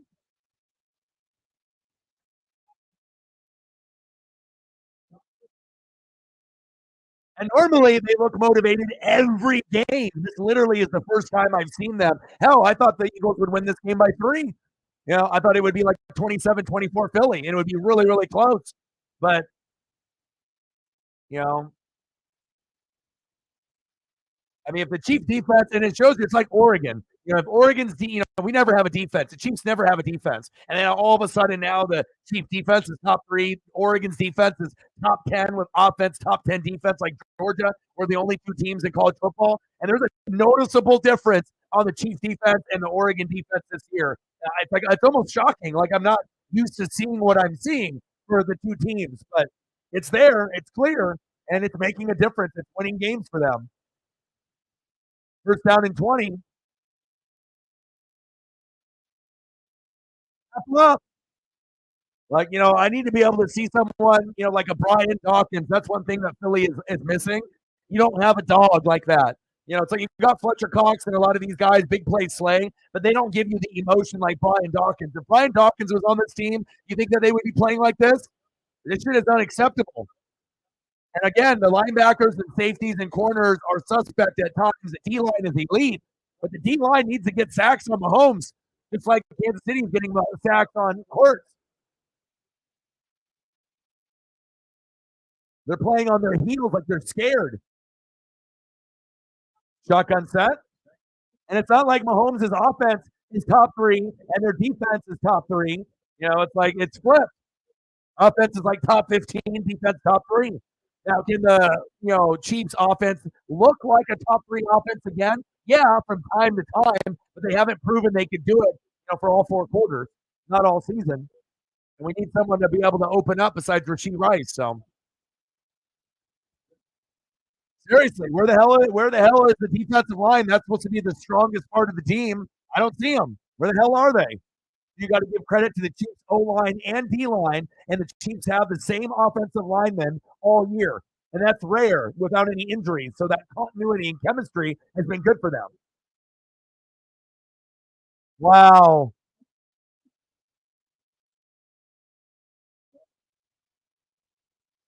Eagles forced a punt.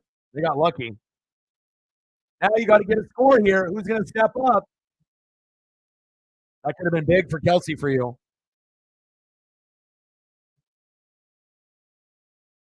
KC definitely looks like they are trying to win the Super Bowl. And if they can just improve that offense from being top 15 to, like, let's say not top 5, but like top 8, that could be good enough for them to win the Super Bowl again. Top 3 defense, top 8 offense, more consistency out of the running backs and wide receivers receiving the ball with Kelce. Yeah, I mean, if that happens, then we're going to have a dogfight with the Dolphins and the Chiefs, and then, Eagles and Niners. And if the Eagles don't improve, the Niners are going to beat them. It could go down to toe-to-toe between those 2 teams unless we get a team like Seattle, Detroit, the Saints, or Dallas to do something. But I don't think anybody believes in Dallas. Nobody believes in the Saints. They can get to the playoffs, but they'll probably lose in the first round. Seattle, if they get healthy with Detroit, I think they can win a playoff game against like Dallas or New Orleans. But what can you do after the initial playoff game? Can you win two? That's the real question. We don't know. But right now, the Eagles, even though they're struggling, it's them and the Niners still at the top. But we will see if the Seahawks and Lions can catch up, as well as Cowboys and Saints. And then you got the Jags and the Ravens, sitting there, kind of waiting and seeing what's going to happen. But clearly, to me, the Chiefs and the Dolphins are the two best in the AFC. So, and again, it's also the Dolphin defense is healthy now with Jalen Ramsey, 3 picks in 3 games, and Xavier Howard. So if you end up having those two pieces with the regular pieces, the Dolphins defense is going to start going off. So it'll be very interesting to see how everything kind of plays out. That was points for Kelce if it wasn't overthrown. You'll get them. Don't worry. Plenty of time. 10 minutes left in the third. What you need to do is make sure that Swift keeps getting the ball. They keep pounding the rock. And typically that's what they'll do when they have the lead, but they don't have the lead. So then it kind of goes out of your favor based off scheme because now the Eagles are going to be forced to throw a little bit more. They're still going to run, but they better make sure they give it to Swift, not Swift, Boston Scott for 2 carries, Kenneth Gainwell for 1, 2 carries for Swift, and then you got to make sure you're still getting them the rock. So you're down by 15, bro. 15. Swift is at 10.6. Kelce's at 9.1. So both guys got TDs, but you need a little bit more. You need TDs, 2 TDs each, or at least one guy with 2 TDs and the other guy with yardage and catches.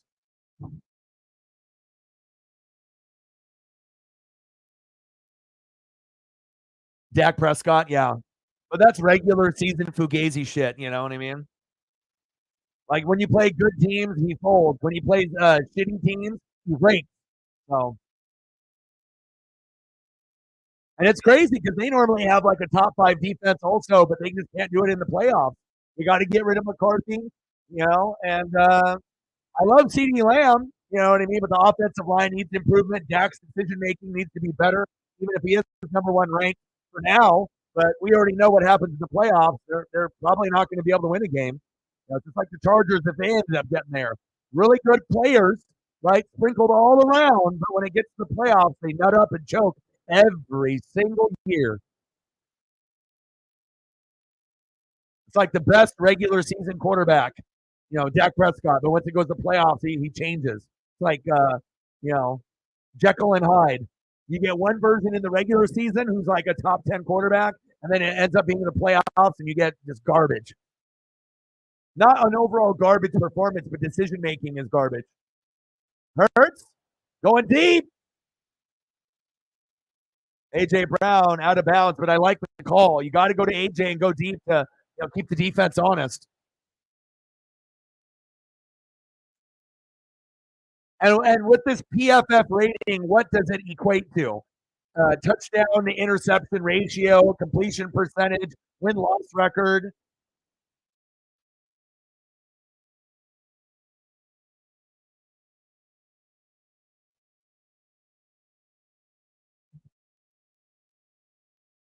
Second down and 10. Shotgun set. Hurts. There's Swift. Spin move. Spin move. There we go. Will Levis number 2. Yeah, then the whole thing is garbage. I was going to say Will Levis at 2. There's no way. Maybe number 2 based off that one game where he had 4 TDs. Yeah, Josh Allen, the quarterback that's thrown the most picks every season that he's been in the league. Pick City. It's like Party City, but worse. Where are you going, Swift? Wow, Willie Gay. And Willie Gay be doing big things. Here's a cutie. I see you, Chief Cheerleader.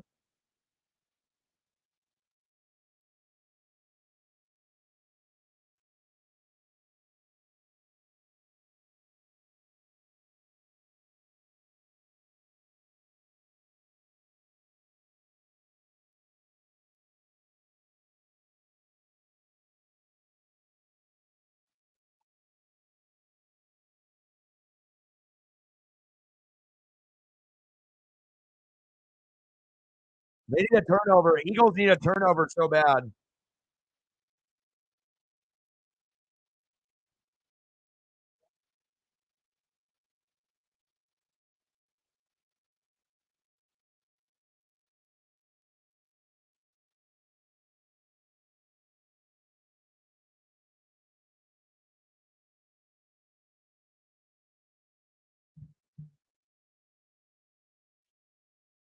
All right, what's the point total for Reflect? What are you looking at, Reflect?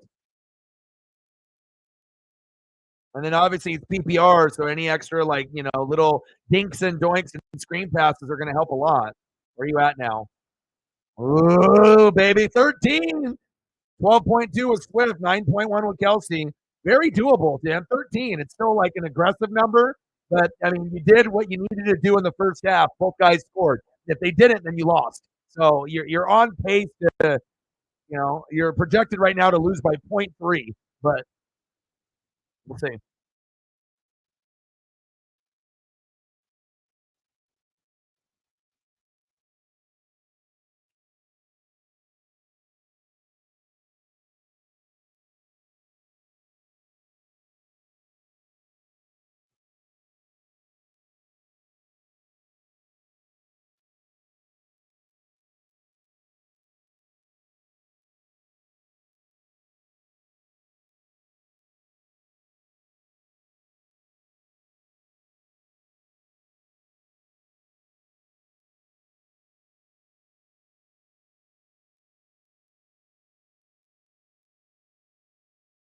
Let's go, baby.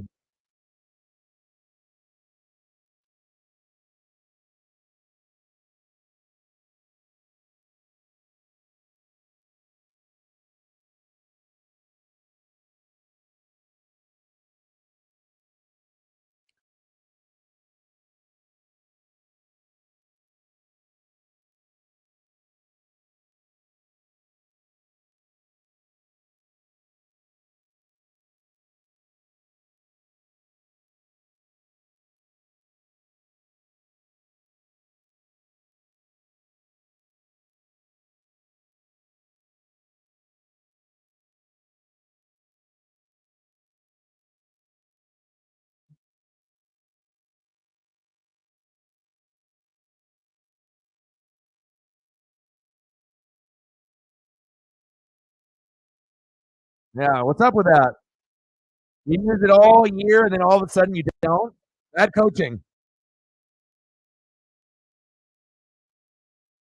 Like all of a sudden you play a team that's just as good as you, and then all of a sudden you just nut up and do the exact opposite of what you've been doing all year.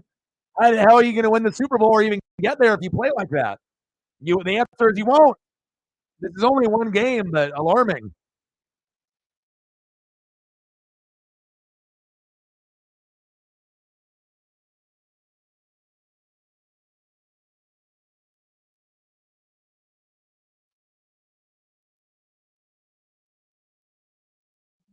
Like that's one thing, if you have an identity, you stay with your identity. You don't try to be someone that you're not.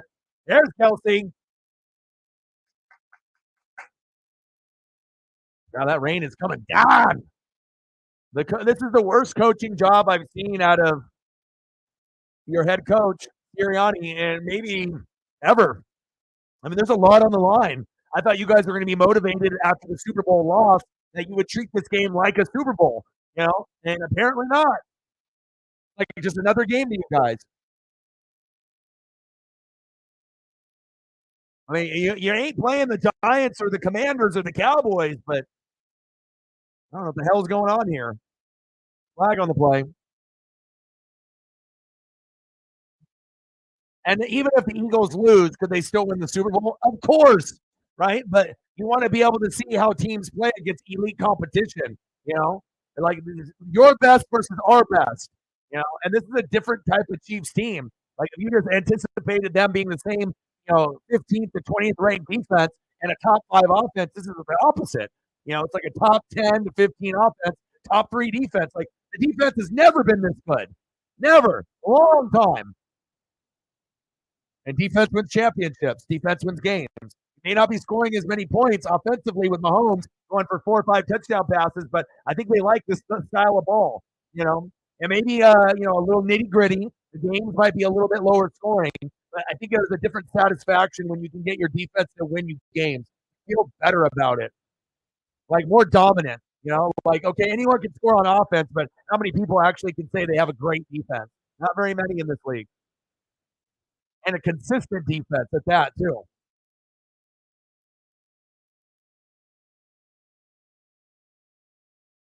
DT would be proud. Derek Thomas. He's smiling down from the heaven. Chiefs with the punt.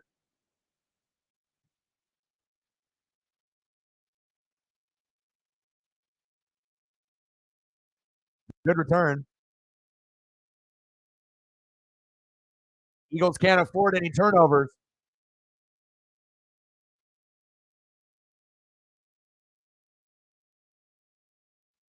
Goats, where are you?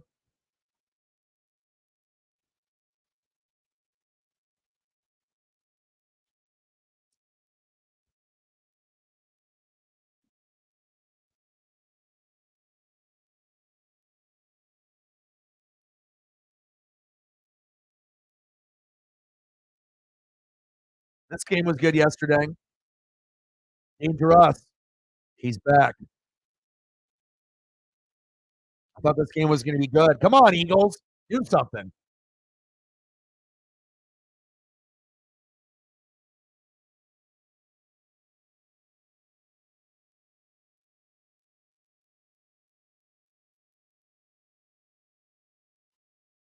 $89 to go.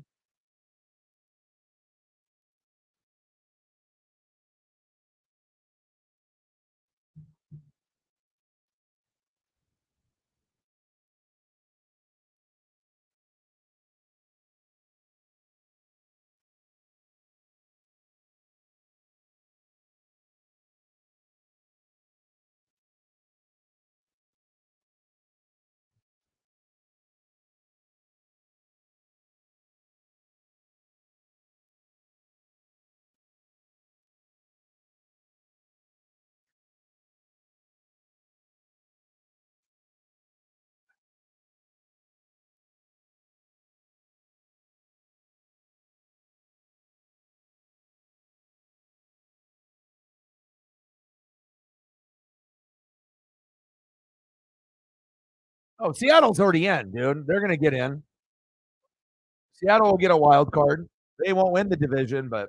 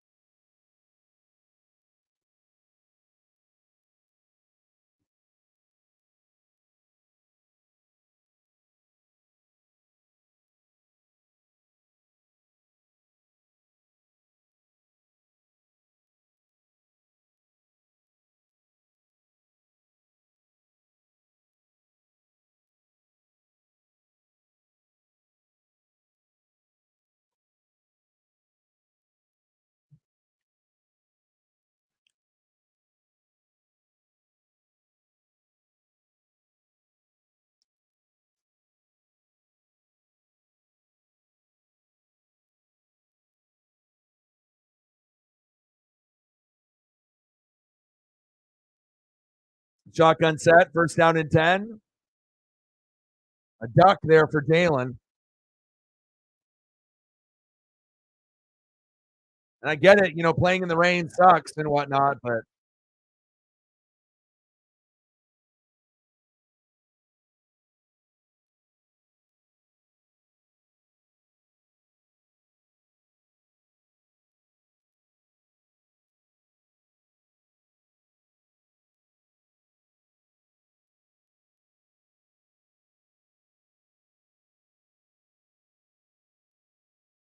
second down and 10.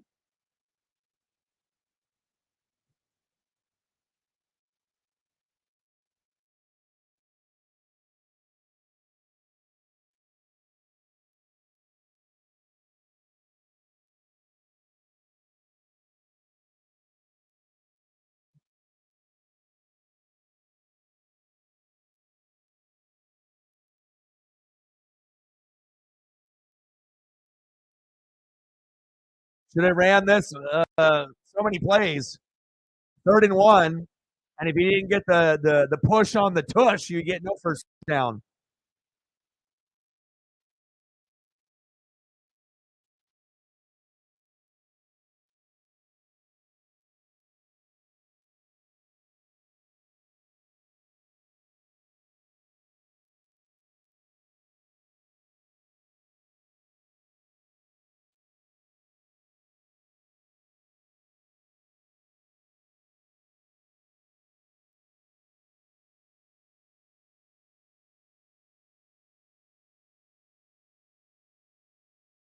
Jet sweep.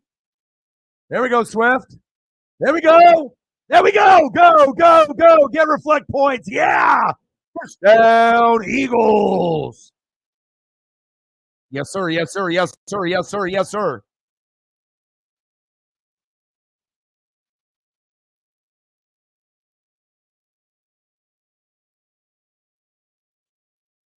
Yeah, yeah, yeah, yeah, yeah.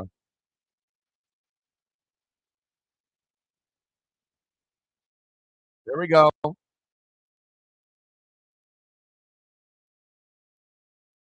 Huge. They needed that.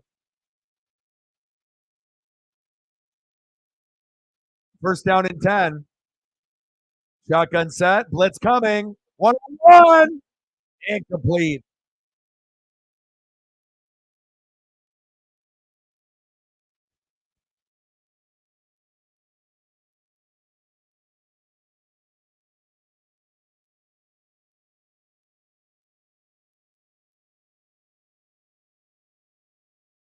If you want to win this game, you go to A.J. Brown. You got to go to him.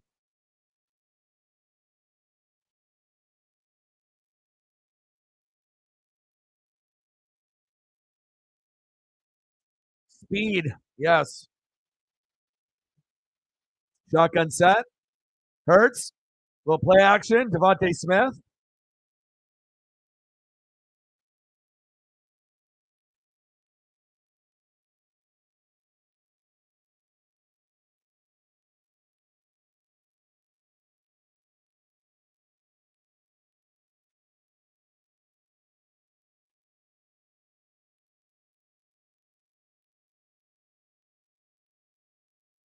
Third down and 5.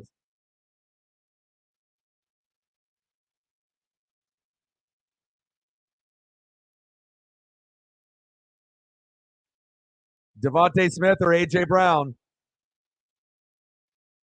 Third down and 5. Blitz coming. Hurts with the keeper. Touchdown, Jalen.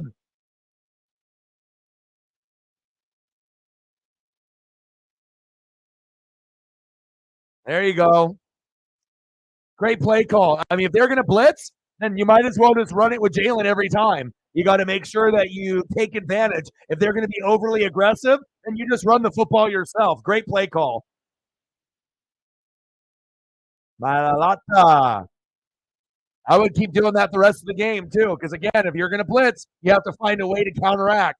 And they found one play that's going to counteract the blitz. Jalen keeping it and running it immediately. Nice play call. Kick is up, and it's good. Great drive by the Eagles.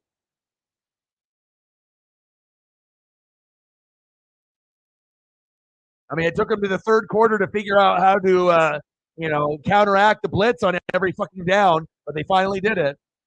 Nice job.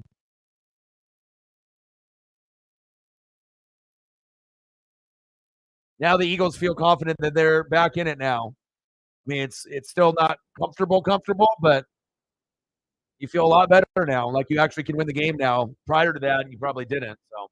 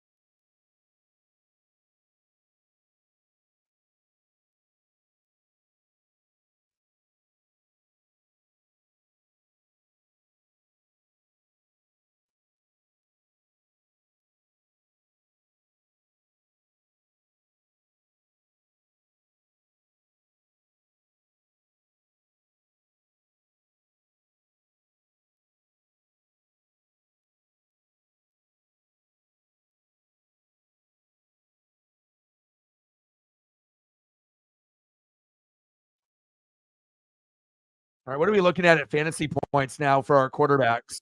Me and Reflect decided to bench our superstars. Did we pay the price for it? Mahomes is at 13.24. So far, not so much for me, but it could end up, getting a few more. And then for Reflect, what is he at? Hurts is at 8.36, but he's not done. So we'll see if they both guys can get to 20. Swift with 15.7, Kelsey with 10.9. Now you're only down by eight, eight and some change. That's very doable. Very doable, baby.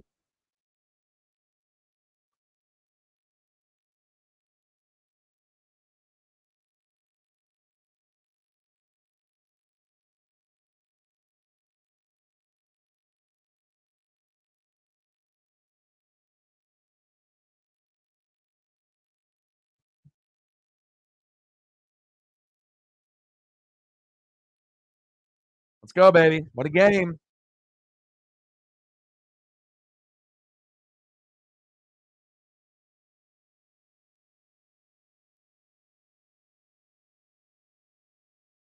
I 100% guarantee you're going to win. I mean, you got a quarter in 4 minutes. It's going to happen. Based off game flow, I mean, I'm not sure how much more you're going to get out of Travis Kelsey, but you might end up just getting it with a Swift by himself. And to think that Kelsey's not going to get at least one more catch before the game is over, he will. It may not be a tutty, but at the very least, he'll get at least a minimum of one more catch. Hopefully, a few. Hopefully, like 3 or 4 for you. Rashee Rice down the sideline.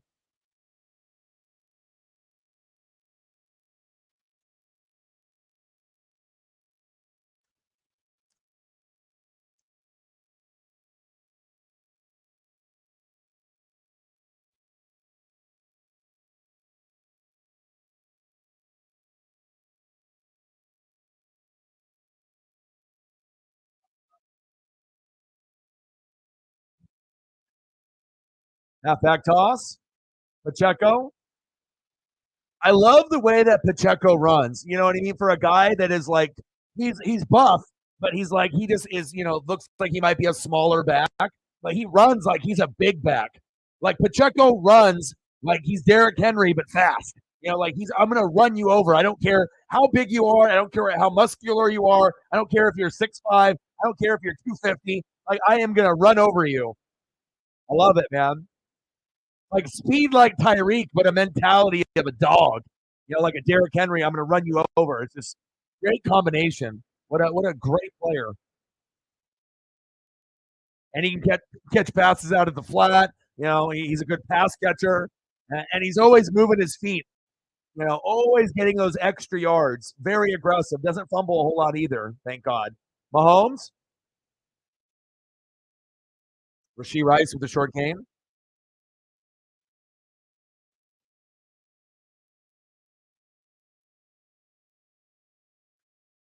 Yeah, well, the only reason we're saying these things, Odin, is because we're all in the fantasy league, and Reflect is down by 8 to Shep. So sometimes you got to talk the good juju in the air for the players to get them the points. Sports gods are listening. Second down and 14, 17, 14, Kansas City. Mahomes going deep. Incomplete. Flag on the play. The flag party.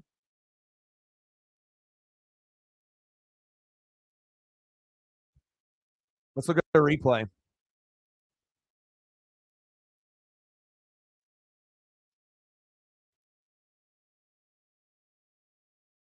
Big play, Slay. What are you doing? Oh, he's grabbing him on the shoulder. What are you doing? And then a little, yeah, big PI. That's a felony, misdemeanor. Lock him up. Hit the drunk tank. Golly, that was a big penalty. What the hell are you doing? I thought you were a big play Slay.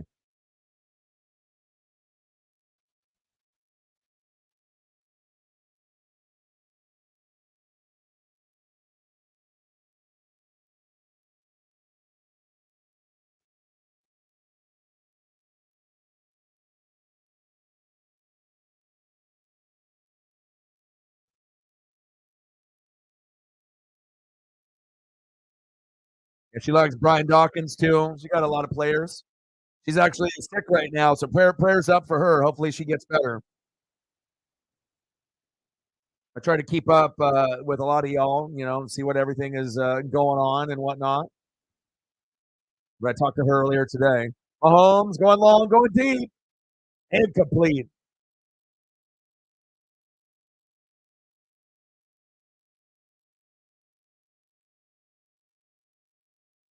Chiefs need Mike Evans. They need a big wide receiver, someone that's reliable that can actually catch. Like, just imagine one elite receiver would take this team to a whole new level, a whole new height. It would be like, when you had Tyreek, back when you had him. Like, all these, like, average, above average, below average receivers ain't fucking cutting it, man. Shotgun set. Mahomes.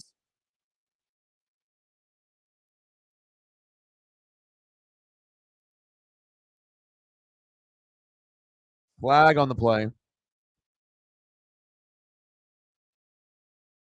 Prayers up for my Panini Nazzini.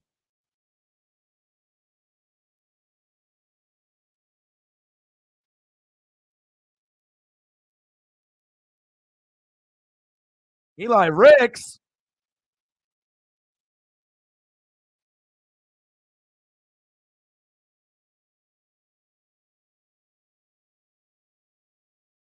It's a flag party.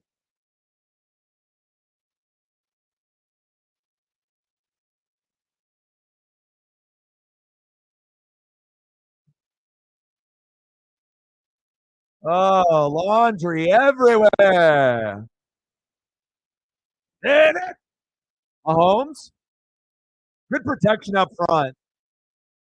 You got to give a lot of love to the Chiefs O-line. I mean, at the end of the day, it's always going to be Mahomes, Pacheco, Kelsey, Andy Reid. The offensive line doesn't get talked about enough, but you got to shout out the Chiefs O-line. But it's the chemistry. They haven't missed a game. I mean, how often do you get this late in the season and not, your offensive line has been able to stay injury-free up to this point? I mean, salute, dude. Not many teams can do that, and that's a big part of them being 7-2. Not just Andy Reid and Mahomes and Kelsey and Pacheco, but offensive line having that continuity and chemistry and staying healthy together. I love it. Usually it's like when we see the graphic, it'll be like the offensive line has had 24 different starting combinations since week 1. And you're like, oh, fuck. That's pretty rare to have nobody miss a start, have the same offensive line for 9 games, and not one of them got like long-term injured. Salute. And with a defense that's top 3, my God. Mahomes is like, give me some motherfuckers that can catch. 3rd down and 3. And you could always improve the Chief O-line. Just because they've had the same guys doesn't mean that they can't improve. There's a few positions that could be upgraded. McKinnon! First down, Chiefs. Major fail. Should have got Creed Humphrey. I agree. Jackson Powers from the Ducks is like one of the number 1 rated centers. It would be really interesting to see where he goes. If he goes to like the Bears to help out Justin Fields or like a Caleb, or depending on where he goes. But, the Ducks got one of the best centers, if not the best center in college football. And when you have a good center, you already know that's going to be very, very good for your offensive line. That's the leader. That's the guy that's doing the protections. The guy that's the left tackle and right tackle usually gets the most love unless you're just a beast mode right guard or left guard. But center is usually the position that always gets shit on, doesn't get the love. Same thing like catcher in baseball. You never get love there. They deserve it, but they don't get it. Center is the same thing. And even worse than a catcher, they don't get nothing. Like the most underappreciated player on the field that's not a punter or a kicker or a placeholder, is a center. Which if you got a good one, it makes a big difference. End of the 3rd quarter, 17-14 Chiefs. Oregon, yeah. Max Unger. This Jackson Powers kid, though, is like, and then if we've seen Penei Sewell, for all the people that were like, oh, the Bengals, instead of getting Jamar Chase, they could have had Penei Sewell, but they still went to a Super Bowl with the teammates together. But Penei Sewell is fucking special. Like he doesn't really give up sack lunches at all. And then also with like Tristan Wirfs for my Bucks, he played right tackle, and then they moved him to left tackle, and he didn't even really give up. I think he gave up one of his first pressures or sacks, going against like Chase Young and some of those Bosa's, on the Niners. But to go from one position to the next, I don't think Tristan Wirfs gets enough talk either. I love offensive linemen, man. Love me some offensive linemen, defensive linemen. Like I know we had Eric Armstead and DeForest Buckner, and Kayvon Thibodeau was doing big things, but I was always a Haloti Ngata guy. That will always be like my favorite defensive player that we've ever had. That will always be my OG number one. Like if I get an Oregon Ducks jersey vintage, the one I'm going to get, it would be a Haloti Ngata. That would be the vintage one I would go for. Like I was a stud. I do not follow Taylor Swift. I actually do not listen to her music, but I was actually tempted to like listen to a few of her songs, but I never did. Like I said, I just, I know she's huge, and she's an incredible talent, but it's just, not really for me. I think, but if it ends up coming up on my playlist or if I, come across it, yeah, maybe I'll give it a little bit of a listen. Andrew in the building.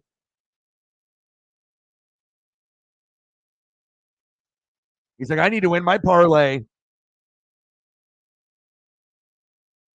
And the Giants went Andrew Thomas and all these guys over Tristan Wirfs. And I kept thinking to myself, wrong. And I was just praying that, Wirfs and Antoine Winfield Jr. were going to end up on the Bucks. And I didn't think it would happen, and it did. So sometimes you get incredibly lucky.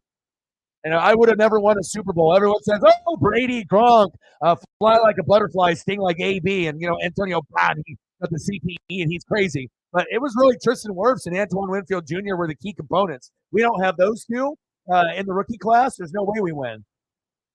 Mahomes with a shot put to Kelce. There we go. How close are you? You're getting close. Fourth quarter, baby. We got a man down. Woo! You only need 8 more points, baby. 8 more. You only need 8 more. 4 and a 4 and a 4 and a 4. Or maybe a tutty. Everyone loves a lot of tutties. You're there, man. You're right there. So 20 to 30 is 200 to 300 in reality. Number 1 fan club member, Matt Payton, MP. Oh, yeah, Iowa. That's why me and Sarah, I always pick her brain, as far as like fantasy football, and anyone that is a fan of a team other than mine, because I know that they are, if they're hardcore and they're a part of the Fanatics, that I know that you're not a fair weather average fan. You're actually someone that cares, and you watch and you know who's good. You have the eyesight for it, to be able to let me know what's going on. So I have a few people scattered across the country that I will ask, information or give me links so I can watch the film that you have, so I can make up my own mind or get clarification. Yeah, these guys are beast mode and whatnot. So Iowa may not win a championship or win the Big Ten, but as far as NFL talent developing, like in the NFL from Iowa, they got one of the best like percentages of guys. But not only do they develop, some of them turn into like Hall of Famers. So, I mean, really the biggest name that didn't make it was Robert Gallery, an offensive lineman. But besides that, almost everyone has been pretty good. I would say probably Noah Fant, obviously, isn't as good as all the other tight ends, but he's not garbage. He's still average, average to above average. He's not dog shit. They just don't really give him the ball. And, he would have to go to a team like the Niners, and he would have to be like a focal point. And then you could maybe get his stat line up where he could be like a top 12 tight end. But I'm not sure if that'll ever happen. Unless he goes to a team like that and they focus on him, and like Kittle gets hurt and they focus on Fant. But other than that, all the other tight ends, Dallas Clark and Laporta and Kittle, like so many big names that have panned out. Some are Hall of Fame, and then and then getting offensive linemen that are pretty good, and you're going to sprinkle in some defensive guys too. So Andrew's like, I need my parlay. You only need 7 points.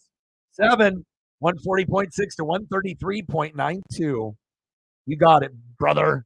You got it. Good thing you didn't start Jalen. Mahomes is at 14.6. So if he gets one more touchdown, he'll be at the 20. But who knows if he'll even get another touchdown pass in the fourth? They might run it in or kick a field goal. So, and like I said, I would rather go with Sam Howell and Joshua Dobbs, as being like a dual threat. Until Mahomes can get back-to-back 20-point games, I'm not going to start him. It's just too risky for me. 4th and 1.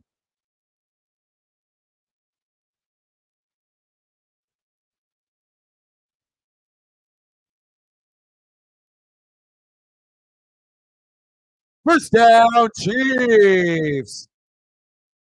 Guy's a stud. Who would have thought that Pacheco is more valuable than Travis Kelce on the Chiefs this year? Like, Travis Kelce's valuable, but Pacheco is even more valuable. Like, you could argue he's the most valuable guy on the team other than Mahomes on that offense. You can still win a game without Kelce. But without Pacheco, you better pray that McKinnon goes off. And he can. And McKinnon is a great player. I like him too. Very underrated. A great RB2. One of the better RB2s in the league, especially if you give him a chance, running or catching. But Pacheco is like, he plays like a top 10 running back, and he's very undersized. Kelce! Oh no, he fumbled.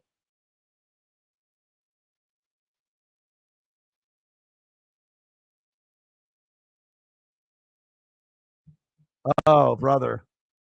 Kelce!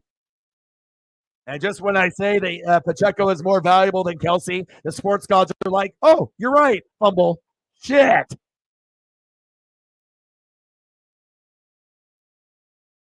Luckily, that didn't hurt you. You're still down by 7. I mean, I get it. The sports gods are like hanging on every word that I say, but you can at least cut me some slack. I'm trying to get reflect to win in fantasy. Just because I think Pacheco's more valuable than Kelce, that doesn't mean he has to fumble. Maybe just not get a touchdown. Golly, sports gods, relax.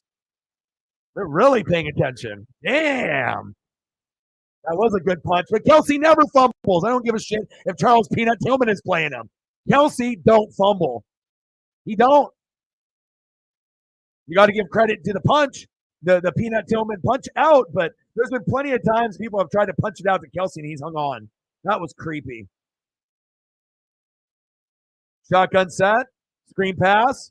Oh, almost picked. Oh my God. Fucking sports gods. They listen. They listen. They don't listen to everyone, though. They only listen to their favorites.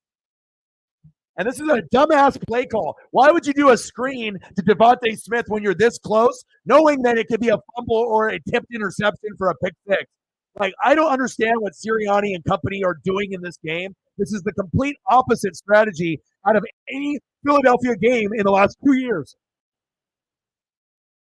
I'm just like so confused right now. 2nd down and 10. Shotgun set. Hurts. Another screen pass. Screen passes ain't going to get the job done. Okay? Julio Jones' hamstrings are like spaghetti string noodles. All right? What are we doing? Do you want to win this game? Like slants? Like crossing routes? Middle of the field? Devontae Smith, A.J. Brown, make it easier for Jalen instead of throwing towards the sideline where turnovers happen? Hello? Reflect in the 20. Bang, bang, bang. O-Dog's in your side, so you know it's going to happen. Shotgun set. Jalen, step up in the pocket. You're too slow. You're too slow. You're too slow. But you know who's not too slow? Reflect. $20. Holla. Baby. Bang, bang. $20 holla. Appreciate you, brother.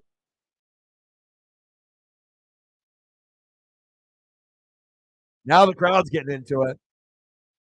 Appreciate you. A bang. 31. 69 to go.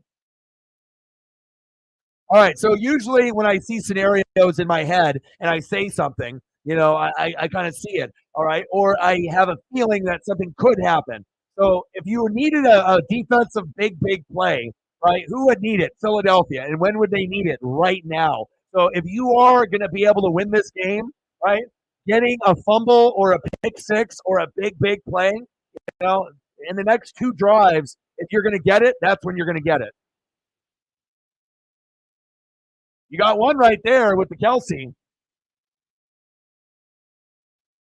but you got to get points off your turnovers.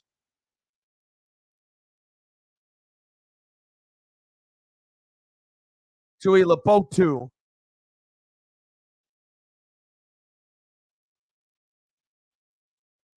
We can give Kelce 2 or 3 more catches, right? And then we can give DeAndre Swift 5 to 6 more carries. So if we get 5 to 6 more carries with Swift, maybe 1 or 2 possible catches, and then 3 more with Kelce, that should get you the dub. That's just me talking it into the universe for you and explaining to you how we're going to get this done. My ESP is strong, man.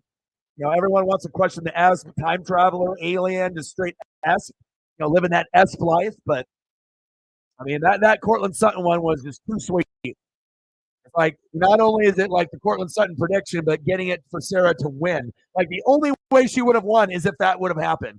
Anything else that he would have caught it and then went down to the one, and you lose. You have to get the touchdown. That one felt good. It's always good to help friends, right? Help friends is the best feeling in the world. That's what I was made, to do. That's why I was planted here, to be able to help people.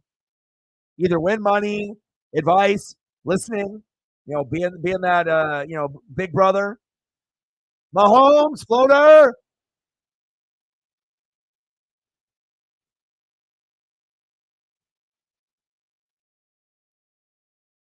Wow. Hitting that high jump. Okay, I would have preferred that to be Kelce, but still, nice.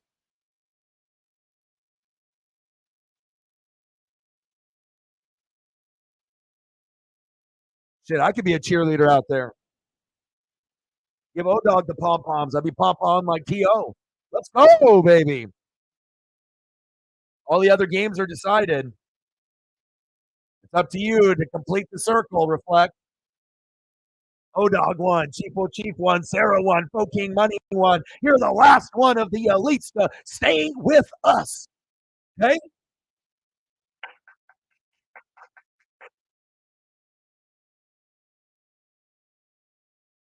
Plus, I already feel a connection with Reflect based on his intelligence about football players. If there's anyone that is the closest to me in the league, it's him by a million.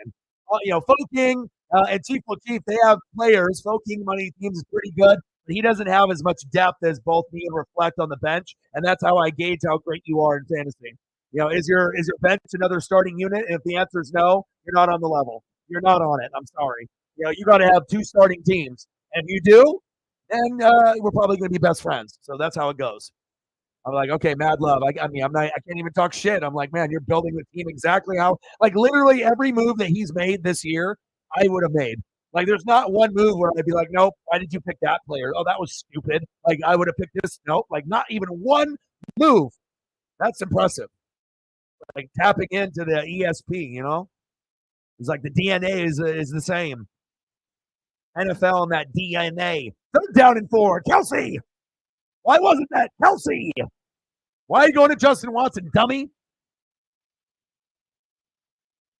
All right, we're just going to have to get Swift. He's got to be the one that does it for you because Mahomes and Kelce, apparently they don't know each other. They used to be like, tight, best friends, BFFs, high school, college roommates, the bros, right?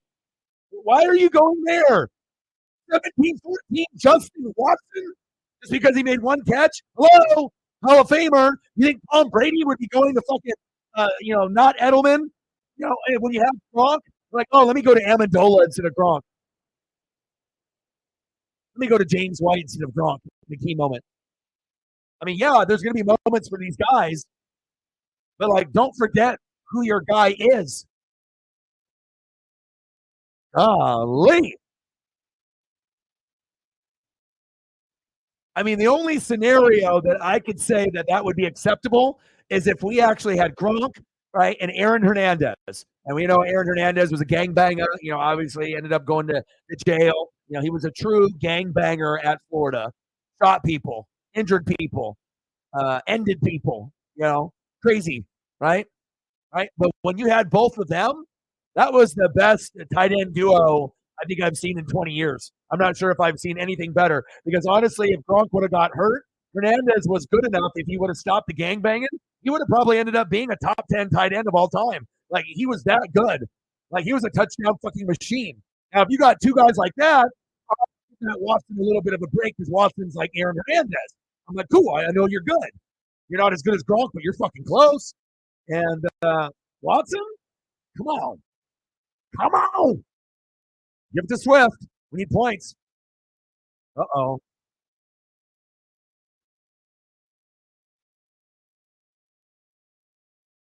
Cowboy fan. We damn boys.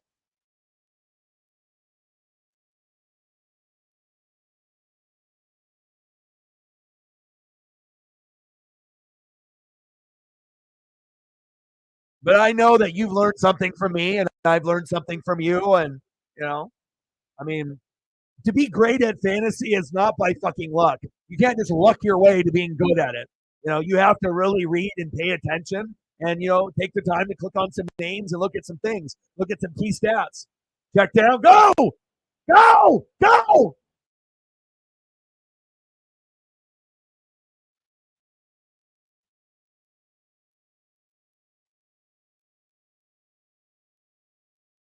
Let's go. Let's go.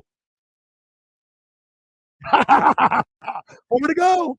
4 points to go for my boy, even though he might beat me in the championship or the playoff. But you don't want to have negative juju, so you root for everyone to do good.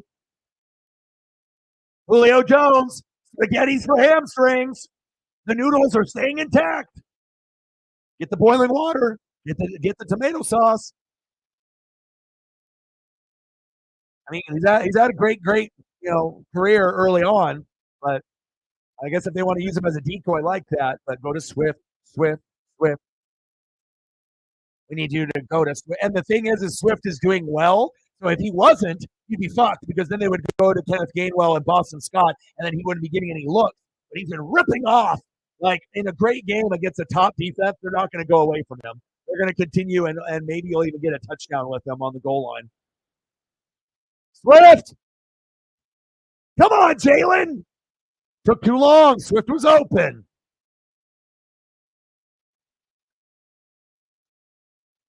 Four points. 4.20.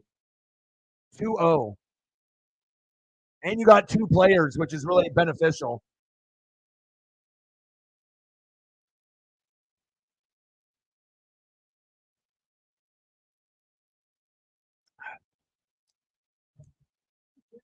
Old heads. We all old heads. Hell yeah, Tom Landry. Hell, if you say Jimmy Johnson, most people only know him on Fox. It's like, I fucking watch that guy, do things in college and the NFL. The good old days, 80s and 90s, baby. The best. Devontae Smith, first down, Eagles.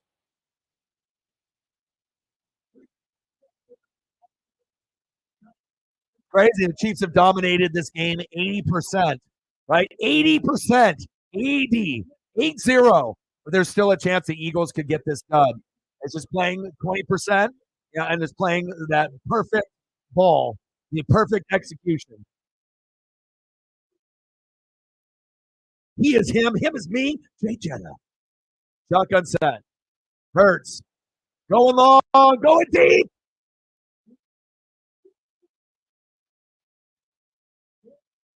Oh, you're going to get your touchdown. You're going to get it.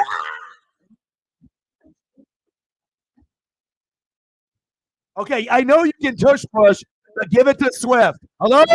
Sports gods. Yes, I know. Tush push will work. I know. But in this circumstance, I mean, we're running out of time. Okay, Swift, halfback dive, touchdown. Next time, tush push, but this time, give it to him. You hear me? God damn it! You're going to get it anyways, though, because there's plenty of time. You're going to get the ball.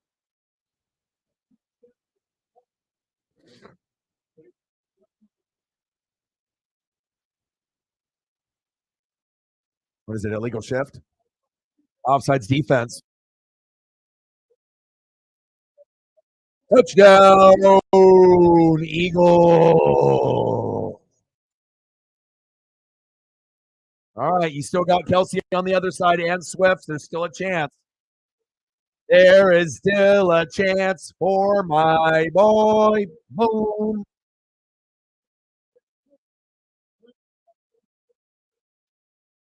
Nice job, Jalen. Pushing with that pushing, baby.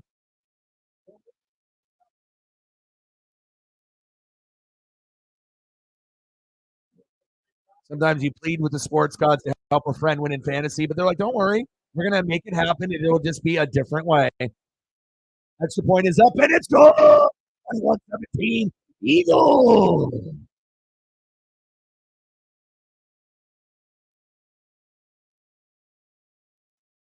Philadelphia's look like shit 3/4 of this game. But, sometimes if you just play a complete game, you can get your ass kicked. You can get slapped around. You can get stomped down. But at the very end of the game and the last few minutes, if you can execute and you can keep it within one score, anything is possible in the NFL. We've seen that over and over again. Nice job. All right, Kansas City, your turn.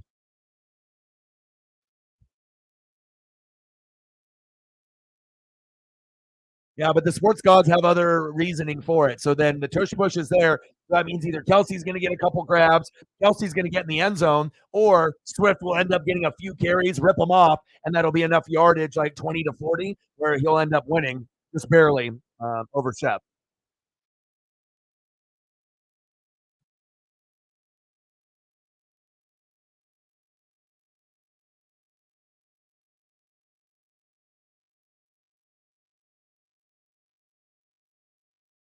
4 points, man.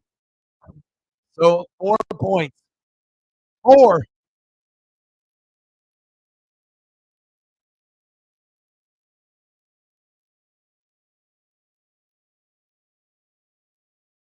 All right, let's look at fantasy points. How are we doing with Mahomes and Jalen? So we decided to bench, and Jalen is at 18 now. So for looking like dog shit and getting sacked lunch over and over again, sitting at a zero, negative zero, 18.12 is solid. I mean, considering all things considered, you're on the cusp of getting 20 or more with having a dog shit game like Jalen Hurts. That's why you are arguably the best quarterback in the NFL or one of the top. Okay. And then let's look to see what do I got with Mahomes on my bench. We decided to play it safe and smart, or just go with our guts. And Mahomes is at 15.88, but with the ball, so he's got a chance to get himself to 18 to 21 as well. So, what a good game! What a good game!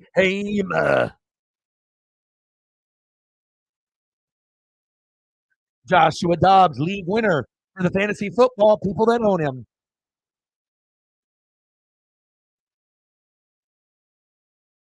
Even it was underthrown, should have been overthrown. Yeah, good thing slowing down and hanging on to the football too. DeVonta Smith is special.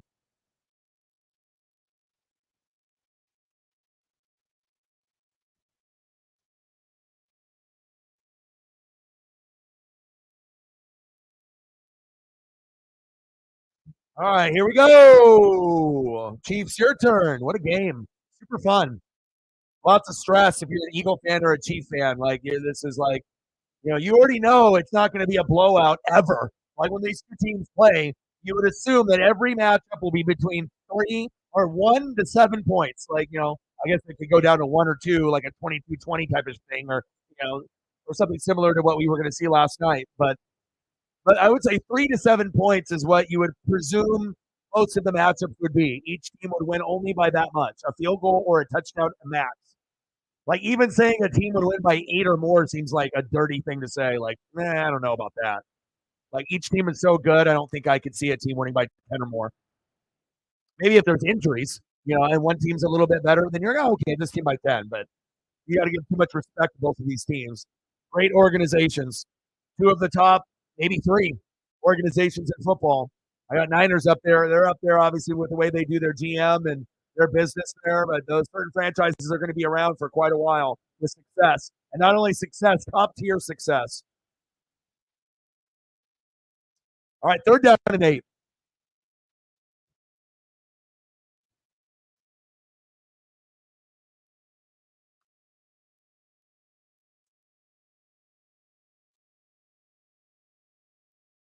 The line of scrimmage is going to be the determining factor on who wins this game. 100%. Whose O-line is going to play better? Whose D-line is going to play better? Who is going to impose their will? And who's going to be the person that creates the big play, the big tip, the big fumble, the pick six? I don't feel we're going to get a punt return or kick return for a touchdown in this game. Too late for that. If we were going to get that, we would have already gotten it within the first 3 quarters. So, but a fumble, pick six would always be on the table. But the way that they're getting conservative right now, you would assume that they're going to be leaning towards more runs and then strategic passing. Wow. Andy Reid is like, what? One guy jumped off sides, but it was because cause and effect. What? Oh, so the center snapped his head, Creed Humphrey, and then you saw the guy jump, but we just thought, oh, it was the guy that jumped. Eagles, that's a penalty. But there was the head nod by Creed Humphrey, which is crazy. He doesn't do that. Oh, my. 3rd down and 12. Mental errors, mental mistakes. 3rd down and 12. Shotgun set. Mahomes to Kelsey. Hello? Hello? Hello? Pick up the phone, baby.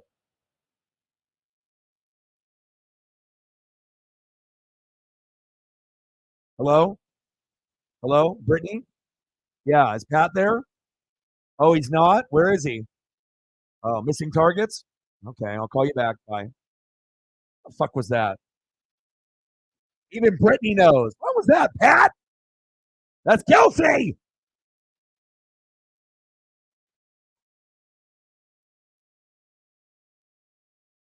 Come on, Brittany. Get your man in check.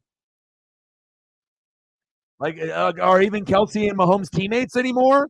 I thought this was Brady Gronk 2.0. What happened? What happened? Get the best player the goddamn ball. Either that or Pacheco. Come on. Uh-oh. I did predict the Eagles would win by 3.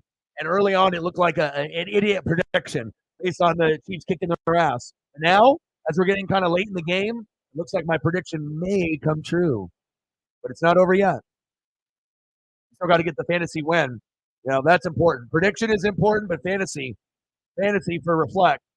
Join the squad life, the last to be able to join the winner's circle. Sarah may not be in the playoffs, but she's playing like a playoff team. 0-7, now 4-7, with a chance to be 7-7. Like, how many people do you think that could pull that off on planet Earth? Only a very few. Jalen, give it to Swift. Game plan Swift. Fantasy for Swift. Jalen's like, no, fuck your Swift, dog.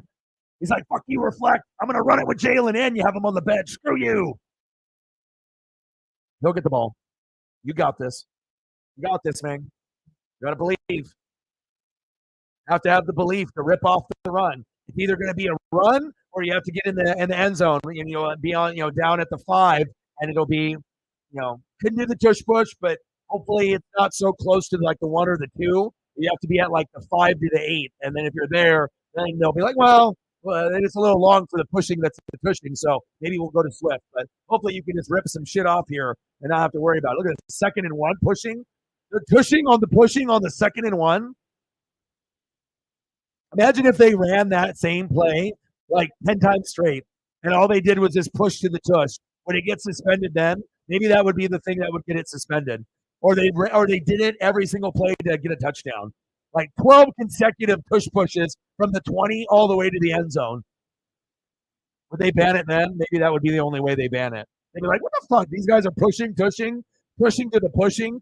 15 straight tush pushes. Touchdown, Eagles. Then they'd be like, you can only tush push so many times per drive. Shotgun set. Jalen.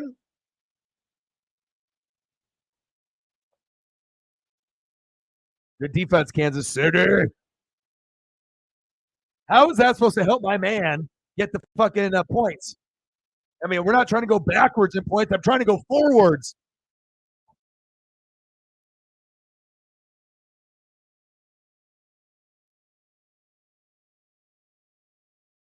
Kelce Bros. They're entertaining. There's Mama. Mama Kelce. Great genes. Wow, you got a fucking Hall of Fame center and a Hall of Fame tight end. I don't know what she's eating or what's in those genes. But that's amazing. Same thing with the Watts. Jalen flag on the play, probably holding. Why isn't Swift getting the ball, dummies? They're like, because you don't even have the symbol change to the Eagles, idiot. Oh, fuck.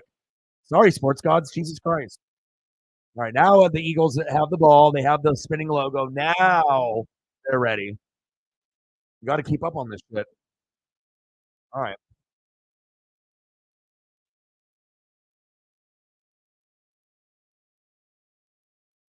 This is getting nerve-wracking. I'm getting nervous for you, man. Like, it's really getting down to the nitty-gritty here, bro. Just like with that Cortland Sutton touchdown I had to get for Sarah.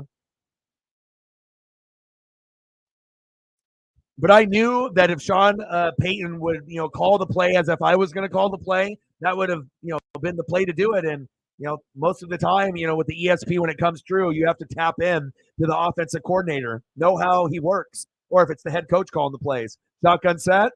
Jalen, look for your homie. How disrespectful. Now you're projected to lose because it doesn't look like they're trying, to run the ball. Like, what kind of fuck strategy is this? Like, don't they know that I'm tapped in with the sports gods? Right? All right, sports gods. Now this is getting bad. Okay? We're really cutting it too close. Yes, I know by helping, he could end up beating me in the championship game or the semis. I know this. All right. But it's always better to be able to get the stats that we need. We don't ask for too much throughout the year. We'll take what we get with the Mariners if we get Ohtani or not. But now I need you to figure something out here. It's got to be one of the two. Who's going to make the play? Let's get them the dub. We can do this, sports gods. It's all right. I'm not threatened. Okay? We got 4 quality teams that are going to be in the playoffs. Anyone can win. 3rd down and 23. You need a miracle so that way Swift can get the ball in the next drive or Kelce has to do something. Shotgun set. 3rd and 23. Oh! Right player. Right player. Jeebus. Now it's 3. You got the PPR point. You went from 4 to 3. I'm working, man. I'm working for you. I'm trying to get this done. And luckily that Shep in the building. What's good? Kelce is in a position here where they need to move the chain. Not I'm kneeling it.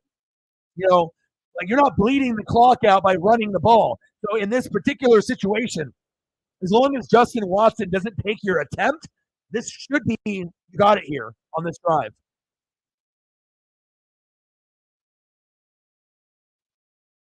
Because you got to think Mahomes will probably spread it around. The running backs might get a look, and then a wide receiver will get a look, and then you just got to hope, is it going to be Watson or Kelce? And hopefully Kelce can just get it out of the way on the first throw or the first screen, and then bing bong fantasy.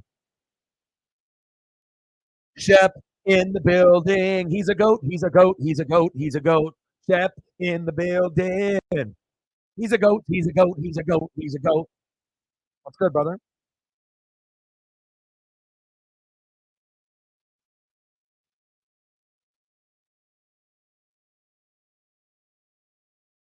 He said, I need a win. But the sports gods already told me we're trying to get Kelce. You might get the L, and we will see.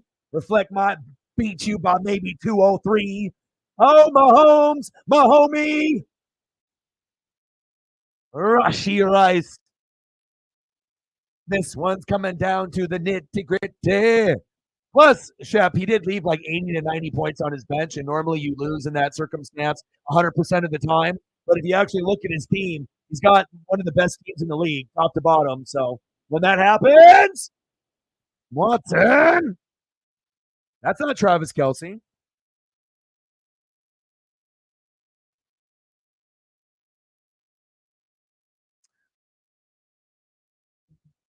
What a good game.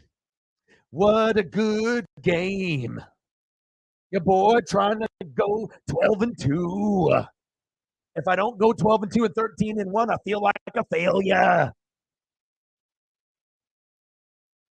You got to have high expectations. You just can't be like, well, I'm doing fantasy this year. Hope it goes well. Like, fuck that. I'm trying to win every game. Mahomes.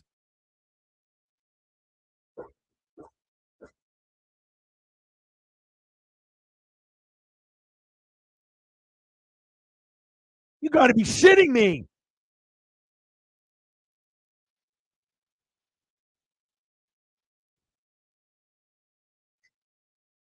What happened to my hands? Stop thinking about Taylor Swift and use these hands to not caress Taylor Swift, but to caress the football. Brutal. 4th and 2.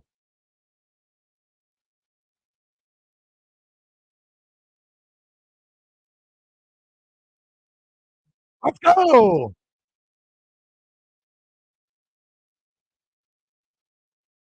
That's it. You're down by 2. Come on, Mahomes.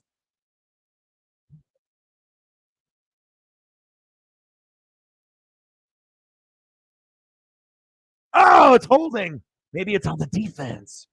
You might have just won right there. You might have won. You might have won. Let's.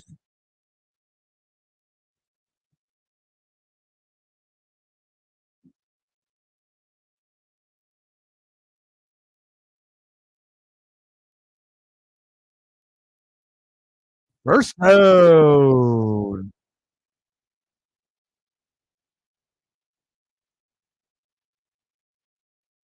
Wow. Fletcher Cox. Shep, you might lose. I mean, the sports gods can't have two people win. And reflect one. That's how you do it, man. The sports gods, like I said, they listen to me. You know, like we make shit happen. We make the impossible possible.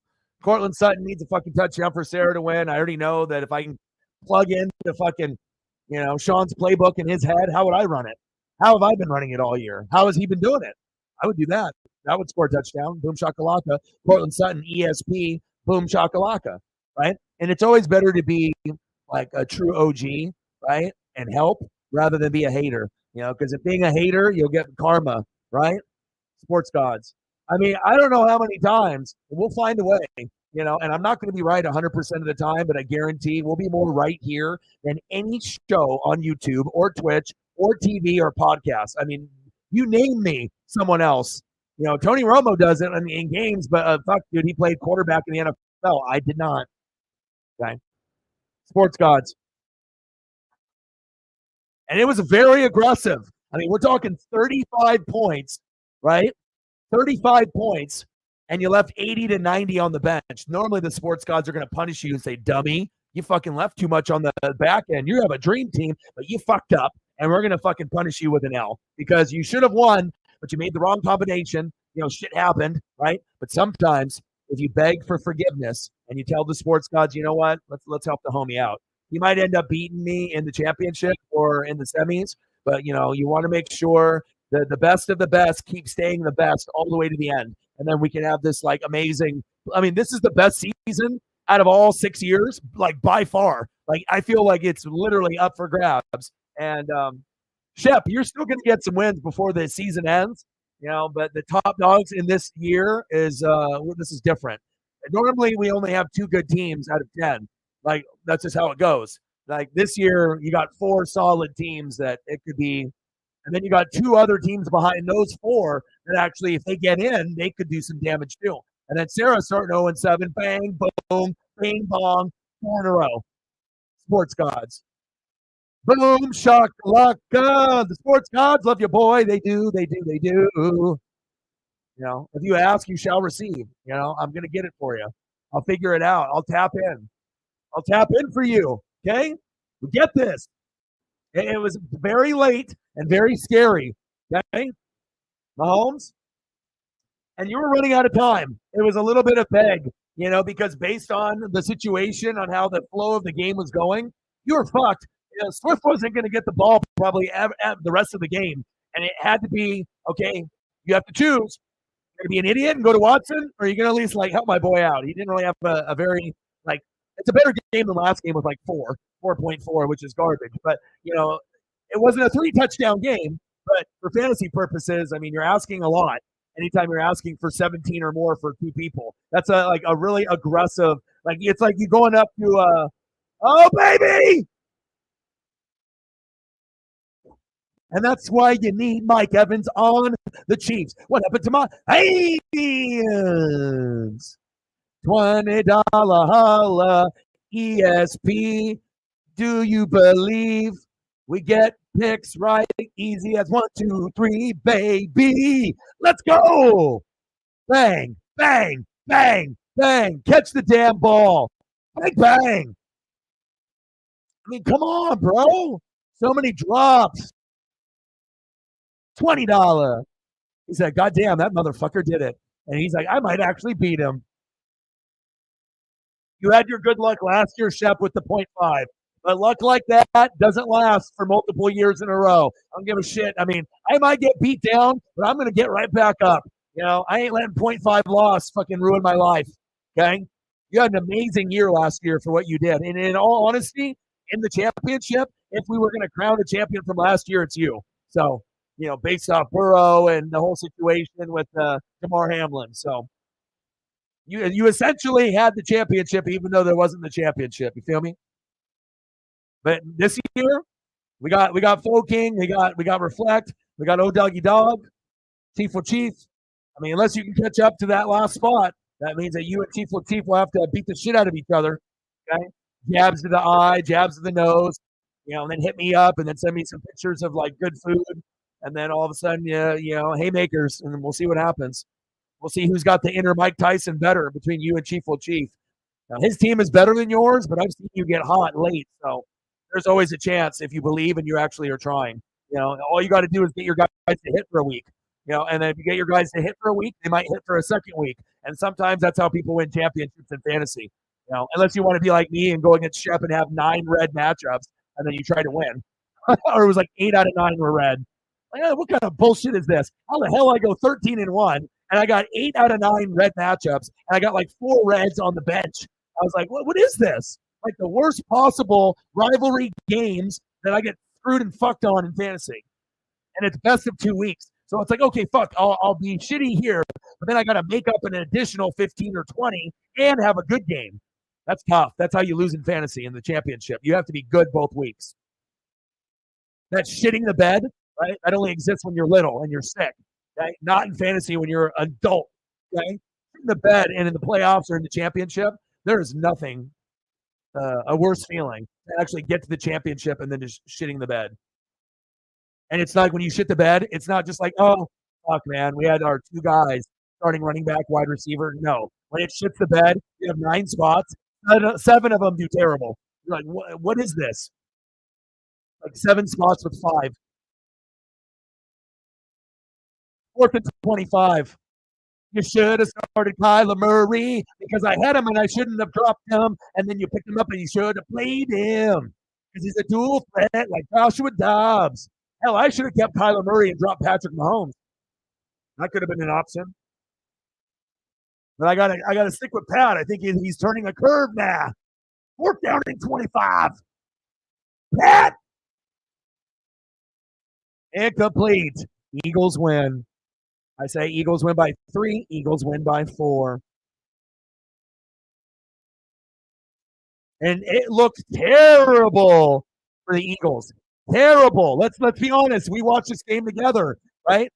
Right? Chiefs dominated 3 quarters. 4th quarter. Fuck. 1 quarter.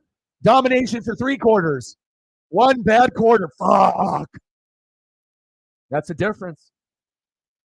That's only, and it only works like that, right? Is when you're an elite team, when you're a Super Bowl team. When you're a Super Bowl team, Sometimes that shit happens. If you're any other team, that shit don't happen. You lose.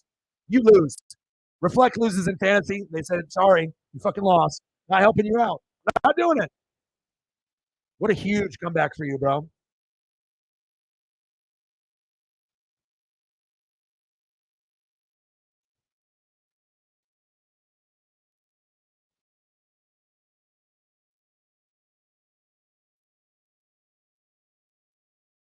I had a female on the replied on the reaction video for the Cowboys, right? And Tony Pollard has only had one touchdown in like the first game. He just got another one.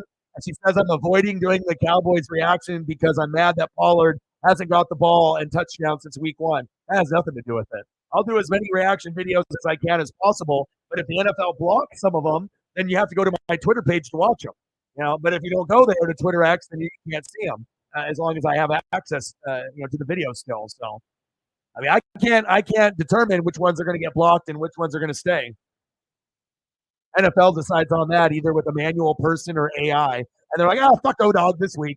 You worked really hard on fucking 8 reaction videos. Hey, fuck you. Let's take away 3 of them. Damn, that's a lot of effort.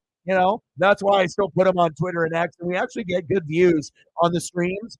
Sometimes we get more views on Twitter X on a stream than we actually do on YouTube, believe it or not. But they can't donate or comment from that platform yet. But hopefully they'll be able to allow that to happen. So that way that we can have a separate bar for the Twitter X and a separate chat and I can maintain 2 chats at once. And then, or it'll just have the X symbol underneath the chat. And then the YouTube people will have the YouTube symbol. And then, I guess that's how they would do it. Right. So. Shep. You had all the good luck, but the sports gods only listen to me when I ask them or when I tell them or something says. Right? I can't root for 2 people to win. If you would have came in at the beginning of the stream, right, maybe we'll see how it goes with the sports gods, But you'll still have a really good chance to try to get in. But I know I play you next week, and if you think I'm going to just drop one to you, I mean, if you're going to beat me, you better earn it, because I'm going for big wins. I'm not just trying to win, by 1. I'm trying to, beat people by 40 to 80. I'm trying to go in hot, So we'll see what happens. And I know you can win. Sarah can beat me. So I have to be very smart and get very lucky here these last 3 weeks. But the most, you put in the most work, you get the best results. I mean, shit, with all that work, if I make over 100 moves on the wire and I'm not in first place, I must be an idiot because then I don't know who to pick up to make my team better. But if you're doing crazy shit and you get crazy results, Swift baby, big comebacks for Sarah. Big comebacks for Reflect. Hey, if you're my friend and, you come to me first based off the game, we have a little combo. And final score, Northwest Sports Fanatics 129.44, Chosen Ones 87.1. Smacked him. Team Shep 140.6, Reflect needing 35 to win out of Swift and Kelsey. That's too much. 141.02 to 140.6, literally only won by 0.6. If that's as close as it can, not even a point, 0.6 of a point. Wow. Sarah, she was down. She needed points. She was down by 4 points. Needed a touchdown to be able to end up getting the dub or getting a little bit over. Final score, Sarah, Cortland Sutton, 136.14. Team Walker, 132.26. And at the end of the game, if it wasn't a touchdown, Sarah loses 100%. Big comeback. And then Fo King Money, one of the best teams in the league. When his team is hot, it's scary because he's got Stroud, who I had, ETN, Jahmyr Gibbs is fucking a monster, Jamar Chase, Thielen, Kincaid has been hot, even though Buffalo stinks. CeeDee Lamb has been a top 3 receiver, and he's got Pittsburgh and Butker. So I don't know. Me and Reflect already know Fo King Money can win it all. We just have to pray that our combinations of wide receivers for me, running backs for him, can outdo that. But when all those guys are hitting, they're putting up as many points as we are. 111.44 for Fo King. Seahawks 73.62. He got smacked. And then Chief 130.7 to Megan 100.86. You'll get him. Let me see what the records look like. Where are you at, Shep, record-wise now? Are you in 5th place? You ain't beating me, bro. It ain't happening. Like, you got me last year. You got to be satisfied with that. And not only did you get me, you got me in the playoffs. You know what I'm saying? Like, we might have not had a winner, but essentially you were the winner last year over Jake. You know, we didn't have a winner because of the DeMar Hamlin situation, and Shep had Burrow, Mixon, and Higgins. And at one point in the season, the Bengals were so good, he was getting 90 to 100 points every week with like those three people. So how do you beat that? You don't. Um, but we'll see what happens. Let's look at Shep's record to see if we can still catch up. All right, so Shep is 4-6, now 4-7, and then Seahawk Talk dropped to 6-5. But Chief is 8-3. Reflect is 8-3. Smoking Money is 8-3. Oh Doggy Dog 9-2. So I don't know if you're going to be able to catch all of us because we're just fucking basting. Okay, Seahawk Talk, Shep. Jerry, you're the next in line, and Sarah's right there, right? But like, who's going to be the one that catches? Probably Shep and Sarah even overtaking Seahawk Talk, and I would assume those will be the 5th and 6th place teams because they'll play the hardest towards the end, probably with Shep and Sarah. So, you might have not, made it this year, but I mean, we do still have a few games. But in all honesty, this is the most competitive it's ever been, and I can tell with the way the teams are built, you would have to literally forget to set your lineup to lose, like depending on the matchup, unless the elites are playing the elites. Like, team is pretty fucking good. You guys' teams are pretty fucking good. 0.6. How do you like that, Reflect? You a believer yet? I mean, it doesn't get any closer than that unless I got you the dub that was 0.1. Then you could be like, Jesus Christ, dog. 0.1 over? Yeah, you got me to win by like the least amount, but I gave you a little cushion. I gave you a 0.5 extra after that. I wasn't going to be able to make it a point, but the sports god agreed. How about half of a point? We'll do that for you. So that way it doesn't look like it was a godsend from the gods. With a 0.1 win, that's almost like too much of a like crazy thing. But 0.6, you're like, oh wow, okay, big win.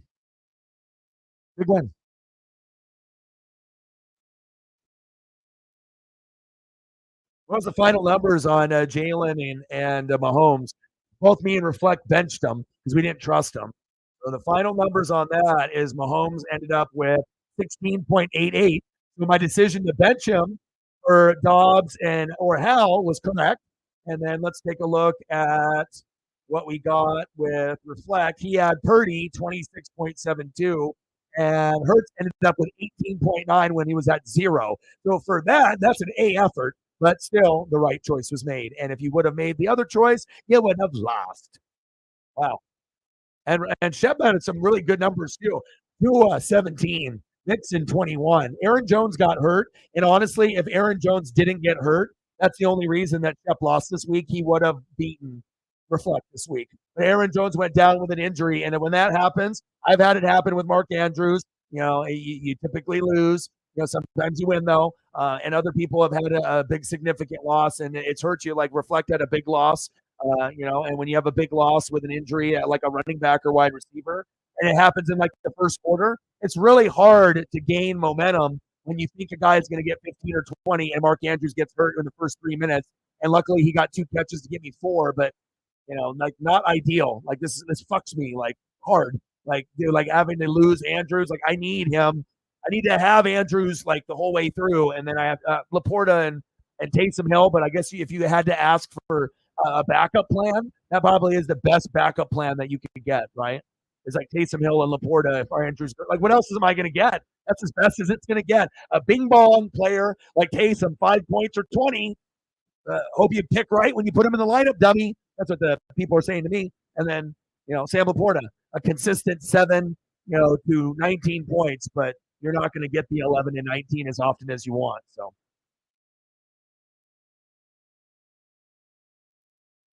Yeah.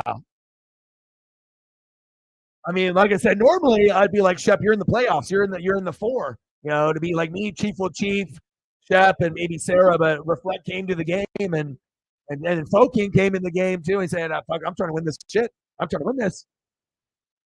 Got to have a good draft and got to get a little bit lucky, and you have to work the wire.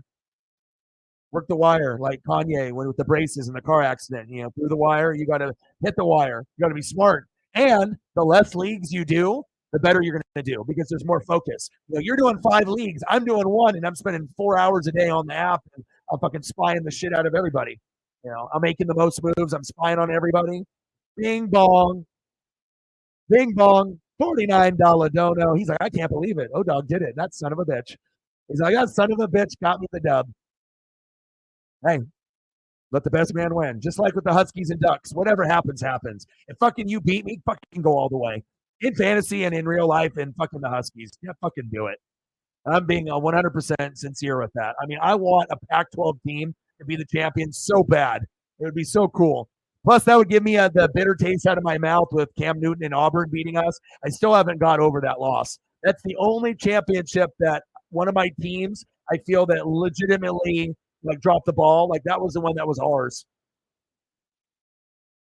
Appreciate you. Bang, bang, bang, bang, boom, boom. Appreciate you. I got you. The power of belief, the power of talking positive to yourself and others, rooting for people to win. But again, if Shep would have came into the game at the very, very beginning, then it would have been like a back and forth, like maybe I'll try to help you guys out here. But in all honesty, you needed a miracle, and Shep only lost because Aaron Jones. Because let's be honest, if Aaron Jones doesn't get hurt, if he has a shitty game, he gets 8. Good game, 20-40. So 8 points. I mean, but again, that's fantasy for you. We can't predict when these goddamn injuries happen. So I've been spying on these motherfuckers. I've been spying on these sons of bitches. But our teams are identical because if you look at the way that he's built his team, Shep, it literally is an Orion team, like my team, a Northwest Sports Fanatics team. Like sometimes when I look at his team, I feel like I'm looking at my own. I'm like, what the fuck is this? What the fuck? What the 8, 9 running backs, but all good. Like you're very smart, with the very methodical. And then when you have a player, you hang on to him, you see, Deontay Johnson, are you going to be good? Oh no, you're unreliable. Fuck you. Get out of here. Oh, Ayuk, upgrade. Now I can use you with Waddle or Christian Kirk, or maybe Christian Kirk goes to the bench, and now it's Waddle and Ayuk. Voila. Spying. That's how you get good. And again, like I said, my predictions don't always come true. I've only gotten one Super Bowl wrong in 20-plus years, last year's, because I actually believed the Eagles were going to get 1 sack and 1 pick, and they didn't. And then they lost, right? But I was like, today, Eagles by 3. Eagles by 4. Hey, a win is a win. You guys got your ass kicked for 80% of the game, and then the last 20% did what you had to do to get the dub, and that only happens if you're a Super Bowl contender. If you're not, it doesn't happen. Who's the best team in the NFL? The Philadelphia Eagles. Who needs the win to get the payback from last year? The Philadelphia Eagles. If any team wins it besides the Philadelphia Eagles, wouldn't we be surprised? You know what I mean? You have these other teams that definitely can do it, but based off how the team has played, it's pretty clear who the best team is. The only way they lose is if they have monster injuries. They don't even have to play their best ball, and they still find ways to win.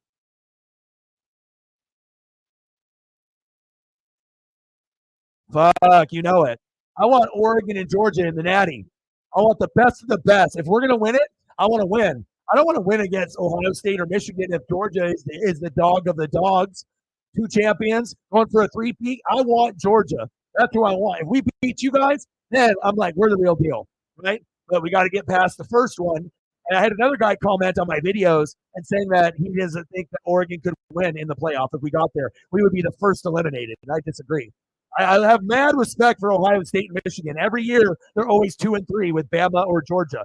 But sometimes when you look at certain teams like a Washington or an Oregon, or if it's like a USC team coached by Pete Carroll with Reggie Bush and Matt Leinart or Troy Polamalu, don't for a damn second act like we can't hang. What? Because we're on the West Coast and we're not good every year? But sorry, we try to recruit good, but we're not as good as some of y'all. Some of y'all are getting all the fucking rich boosters, and you got 300-pound 5-star linemen and all the best running backs and receivers. We got to wait our turn. We'll see. But I'm excited, man. But that's what I want.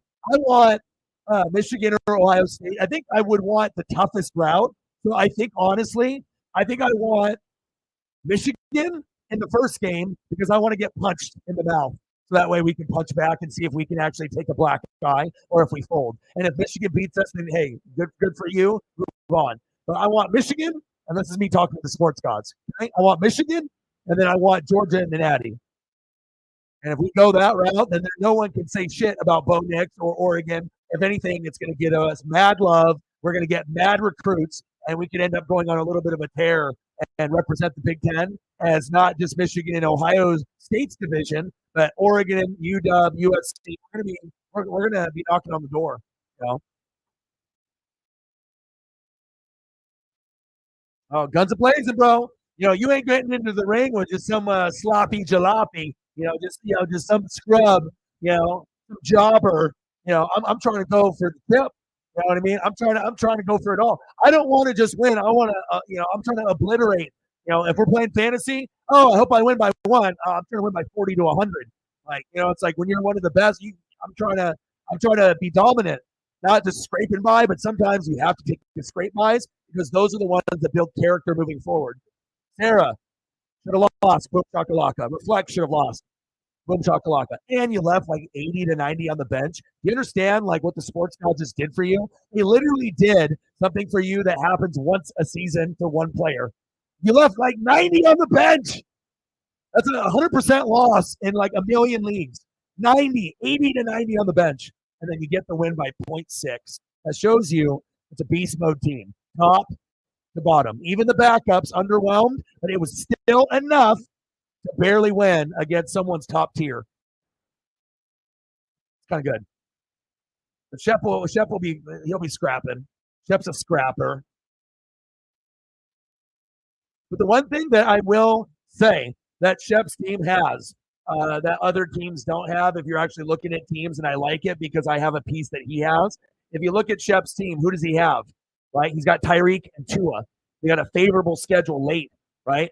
And I feel I have the Miami Dolphin defense, and I'm going to be rolling with them probably the rest of the year with the Jets. And if you got Xavier Howard there and you got Jalen Ramsey, and Ramsey's playing like the best corner in football off the injury, 3 games, 3 picks, the Dolphins could end up going to the Super Bowl. So if that happens, Chip's fantasy numbers are going to be, you would think so. No, you weren't being stupid. You were being smart.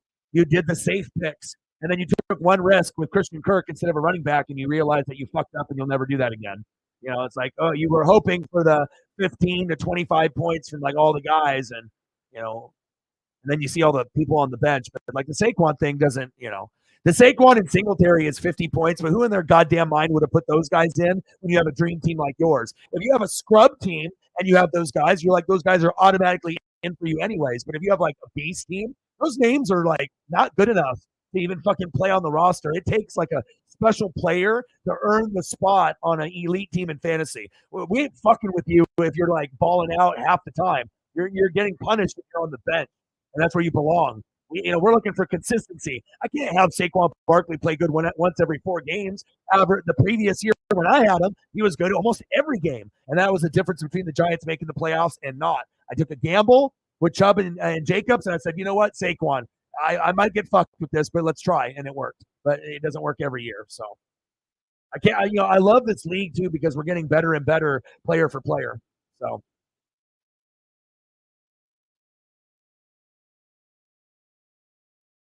No. Because the thing is, Shep, when you're a fanatic, you have to look at the stats. You have to look, how are they doing at home? How are they doing it away? How are the Giants doing? They're not moving the football like the Jets. And then all of a sudden, DeVito comes in and he gets a 22, and then he gets 30.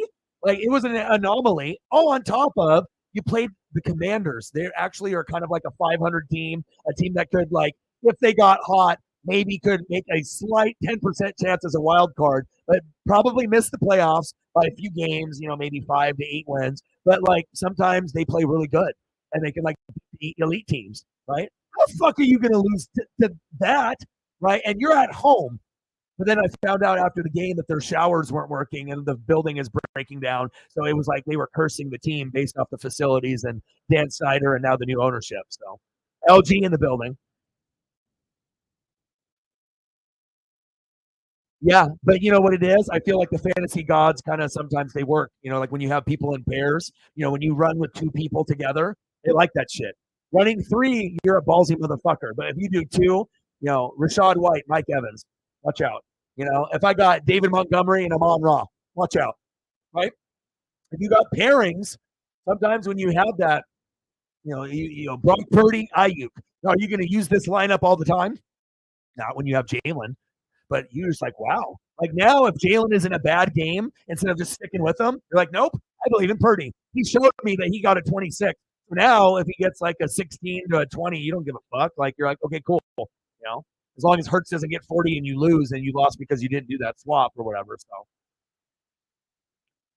yeah, but what it is Debo has got injured, right? And you're just getting him reacclimated to the lineup, right? And so you're normally just going to keep going with the guys that have been hot with you. And in that particular game flow, Debo doesn't look like Debo yet. He's still nursing the injury. They're not saying what percentage he is, but clearly he's not 100% because if he was, he would be the one target, and then less to, Kittle and then less to Ayuk.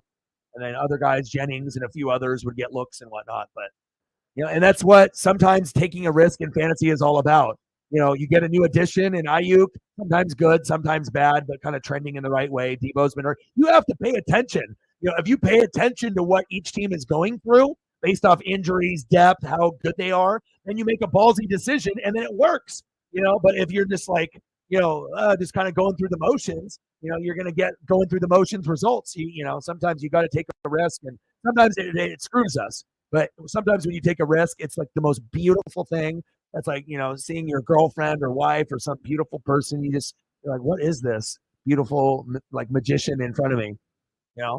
It's like you took a chance when you have Jalen Hurts and all these great players, and you fucking did Purdy and Ayuk. And I told you that you were going to beat Tampa Bay. And Tampa Bay normally has a pretty good defense for Tampa Bay. We're known for defense. But as of late, we haven't been very good. So when you recognize, O-Dog is a Buck fan, but he's like, oh, that defense is kind of suspect. Same thing with the Lions. Then you don't, bet on that team. Like, it's like, I already knew even though the Lions won, they didn't look very good. Like, they barely got that win, and the Buccaneers were going to get obliterated by the Niners. So CMC did his, normal damage, but it was less CMC, and they definitely spread it around to Kittle and Ayuk, and that benefited you. So Survivor Series, it'll be sweet. What do you want to see for photos before I go? Is there anything that you want to see photo-wise? It really makes me happy, like with the sports gods, and the predictions, and then making shit happen that shouldn't happen. That's the best thing in the world. Other channels don't have this, Cortland Sutton, and then the Swift, the Kelsey. I love it. Getting into situations that are impossible and making it possible. Plus, it's like I got to get my prediction game right. I have to get my ESP right. If I'm going to be known as like the ESP, right? Just like Bianca Belair, Miss EST. Or I'm trying to be ESP O-Dog. Okay. I can't be getting a bunch of shit wrong. Devontae Smith. And that's why fantasy in the NFL, you have to be on upset alert because in other sports, this doesn't happen. NBA, magical, like crazy performances, MLB, NHL. Of course, it's going to happen here or there. But in the NFL, the competitive factor from the worst team to the elite teams, there's not that much of a difference. Like if the team that sucks, like the Jets, get like 17 or more, their defense sometimes is top 5, top 10, and then they can beat an elite team. But other times you'll play the Buffalo Bills, and then you got tired and got exposed, and you screwed me in fantasy and gave me a 1 when I could have put the Dolphins over Raiders for 13. But I wanted to give respect to a top 5 defense that hit 8 points to 20 points for 5 weeks straight. I said, fuck it. If you're going to do it against all the teams, I'll ride with you one more week before I put Miami in. It's not going to hurt me, But now I know that I can't trust the Jets team. But I got to see this new quarterback substitution, right? So when we get the new quarterback in there for Zach Wilson now, what are we looking at? I mean, are we going to get improved performance? It's not going to be Mike White. And Mike White, I believe, is on the Dolphins, believe it or not. So if Tua gets hurt, Mike White is actually kind of nice. But I would have kept Mike White over Zach Wilson. So Tim Boyle. Let's do it, Tim. Oh, RKO out of fucking somewhere. So McDuffie, yes, I will. I'm gonna do the WWE pay-per-view. We're doing it. You know we do. We have never missed the WWE pay-per-view. Like I always make sure. And the cool thing is I can usually get Preston to come over, sometimes when, because he would rather do a wrestling one than a Colts one. So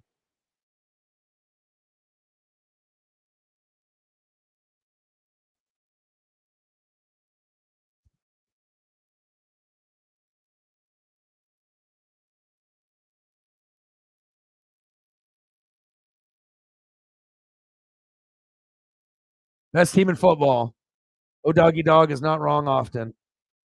And for a while, watching the Chiefs be so good, I was like starting to question myself. I was like, do I really now still think the Eagles can come back? But sometimes in the NFL and in life, there's a fourth quarter, and like you can get beat up for 3 quarters. And as long as you still have the belief that you can win in that fourth quarter and you don't succumb to defeat and say, fuck it, what's for dinner? Let's go on the plane. Let's go to the club. Let's go meet up with the homies. You still believe. And if you're a championship caliber team, then sometimes you come back. Not all the time, but probably 25%. And this is one of those 25% games that did not go in the favor of the team that it probably should have. But this is probably the Super Bowl frontrunner, the team that could have won the Super Bowl last year, and the team that most people think that are going to win the Super Bowl this year for a specific reason. So.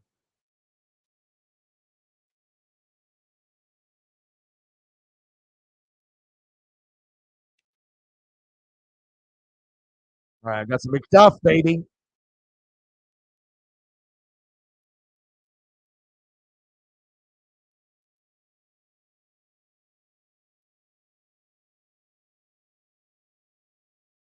I gotta get you some dope ones, not some bullshit. I gotta get you the fire logo with the fucking husky on there. I mean, I can hit you with the regular, but I mean, why do regular? Regular's fine, like loud and proud. It's like awkward shape W, right? Put in the animal in there, right? That's what it's about, baby.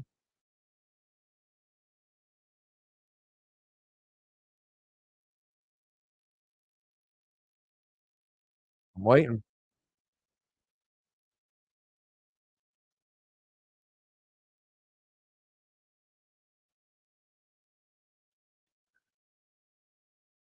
They're loading.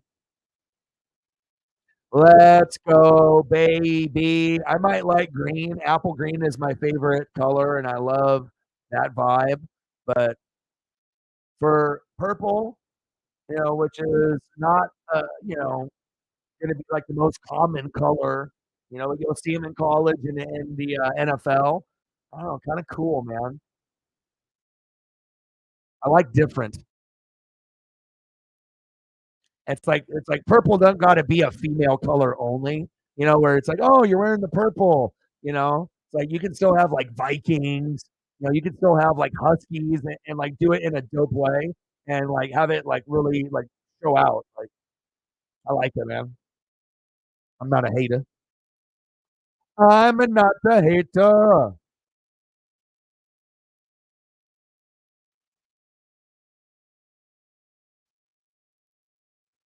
The bigger picture as the Chiefs need a true number one receiver like Mike Evans on the Kansas City Chiefs. Once you address that matter, all the problems go away.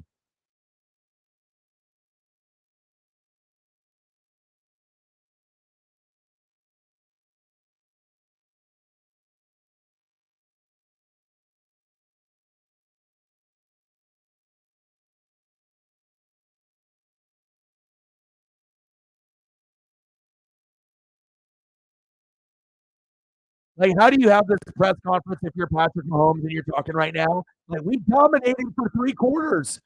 Dominated. The defense dominated. I dominated. Pacheco dominated, right? Like, they dominated literally like 3/4 or 4/5 of the game, 5/6 of the game. But sometimes it's just that sliver when, like, David and Goliath, or you get knocked down and you're Craig and you're Friday and Debo. You just got to be able to get up and make sure you get your swings in. And if you got enough fucking heart and gut to get back up, then sometimes when you get back up, you get the haymaker that you throw that would never land, it lands. And then all of a sudden, you make a couple plays, Uncle Momentum shows up, Uncle Mo takes the shirt off, Uncle Mo moves in, Uncle Mo starts eating chips off his stomach, and then it's over. And then he's just drinking 40s, he's moved in, and then reflect wins by point fix. I think it's pretty simple as that. This is tough, man. Like, how do you fucking really interview if you're Patrick Mahomes? You know, you dominated. What are you supposed to say? We fucked up for like 6 minutes and we lost? Oh, whenever I think McDuffie, I think Trent, and I think OJ on the OJ McDuffie on the Dolphins back in like the 90s.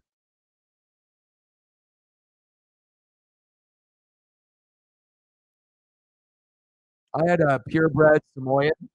I vibe with Husky vibe. I might be an Oregon Duck, you know, but vibe is real.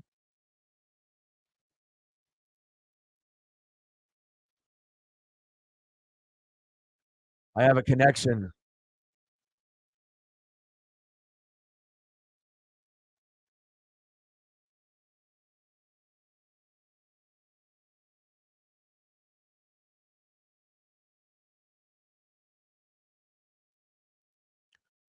Pretty dog.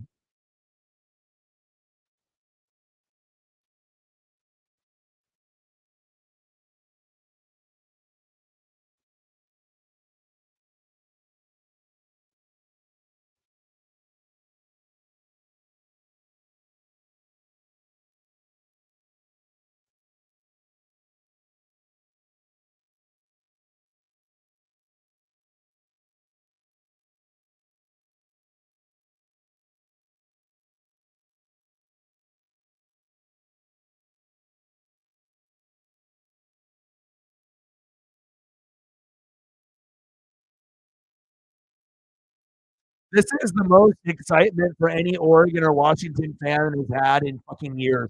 Like, I'm more excited about this year than I was with the Mariota year because I knew we weren't beating Ohio State. But it just feels like this is different. The last year, you know, it just feels kind of special. And sometimes the sports gods, you know, they'll acknowledge. You know, sometimes they'll be in my favor. So swag, swag, swag, swag, swag. I mean, I'm a Duck fan, and this is swag. Like no hate whatsoever. Like how the hell do I like this guy even more than Bo Nix? And I love me some Bo Nix. But it's just like that you see the potential in someone, even if they're not on your team. Like how much would I love to have Michael Penix Jr. on Oregon? Oh, I'd lose it. I'd be like, oh my God, the second coming of Steve Young on the Ducks. But I can appreciate from afar, which I do.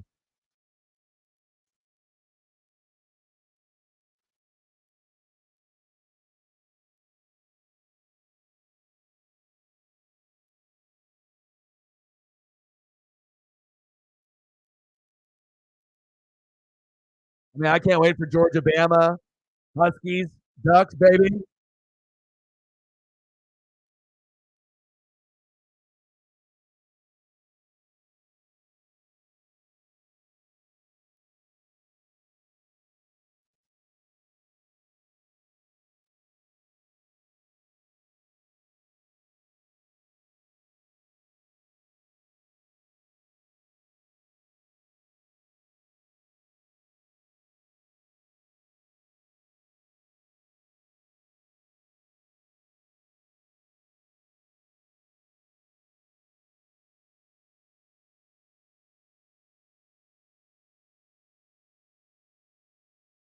Cool photo. Swag. I really and the coolest thing about the purple is with the gold. That's what makes it dope. Just like with the 49ers with the red and the gold. Something about gold when it's paired up with another color, like if you do it right, it's just like so swaggy. It's so swaggy.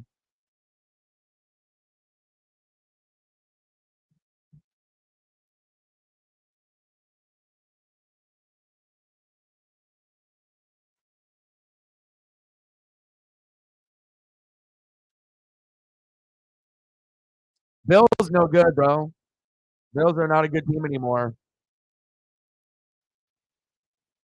I mean, you still got the Ravens that are still going to be good even with Andrews injured, and the Jags, even though Trevor Lawrence has been injured because they have balance on both sides of the ball. It's just going to come down to the Chiefs and Dolphins being the two best, the Jags and Ravens being underneath them, and then two other teams that will probably be losers, you know, when they go through. But you know, And then the NFC, Eagles number one, Niners, they are at the top. Then you got the Seahawks and the Lions underneath them. And then underneath them, you got the Cowboys and the Saints. Pecking order. AFC is open. I mean, I want to see the Texans get in with CJ Stroud, but when you're looking at the fucking teams and how these teams are built, nobody ain't going to clip the fucking Chiefs or the Dolphins, especially if the Dolphins have Ramsey healthy, 3 games, 3 picks, playing like the number one corner in the NFL besides Bland, going for 4 pick sixes, fucking psycho, right? Crazy. But to me, Xavier Howard is back, Jalen Ramsey is back. That changes everything. That puts the Dolphins ahead of the Ravens with the injury, and also with what you're going to be seeing, with the Jags. Sometimes, Trevor and Etienne are good, but sometimes that defense will not hold up. So, but I could see the Ravens and Jags upsetting somebody. But I would assume that the Dolphins, to me, are the number 2 team with the Chiefs. That's my opinion, just based off film, watching all the games. And, Tua sometimes plays good, sometimes he doesn't. But, it just depends on game flow and Tyreek and Waddle. And if the defense plays well, there's going to be games where they put up not 20 to 23, they'll put up 30 to 43. And then they'll be smacking some people around. Lions, Eagles. Oh, yeah, that could happen. That's very plausible. Eagles and Lions, right? Eagles and Niners. It could be that. Seahawks could get there and surprise some people. Niners could be in the NFC Championship game. Like what if the 49ers and Eagles play, in like the semis and like before the NFC Championship game? Like if that were ever to happen, like I don't think so. Based off how the games are going to be going, I would assume based off 1 seed and 2 seed. But if the Niners were to go down a seed or 2, and then all of a sudden it's Eagles Niners before the Super Bowl, NFC Championship game. I mean, who knows who wins that? Cowboys Saints are in the playoffs. They're in. That's it, man. They're in. They're in, man. No Buccaneers, no Falcons. We're getting draft picks, baby.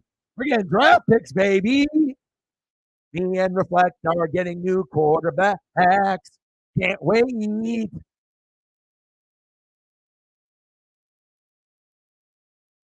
Yeah, HM. Yeah, Ravens are awesome. Roquan Smith is a stud. Anything else that you want to be able to see, bro? I got. Trying to look to see if I can see anything else.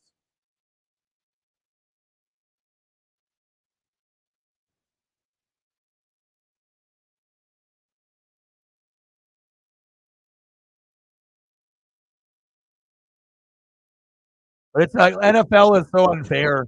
Like, you could be, just doing great for 3 quarters and just have 1 quarter that you don't even really play bad in. You just don't play clean. And then the other team beats you because they're a Super Bowl contender. You're like, Jesus Christ, we dominated for 3 quarters. We just kind of played off for a few plays and then we lose. Yeah, that's the NFL when you're playing a team that is most likely to win the Super Bowl. You have to be clean all the way through. You got to wash them clothes twice. You got to get the sack lunches. You got to keep getting them in the 4th quarter. You got to execute on big 3rd downs. You got to get your best players to football, and you got to move them chains. Tough, man. That's one of the toughest losses if I was a Chief fan. But, when you're a Super Bowl team, shit happens.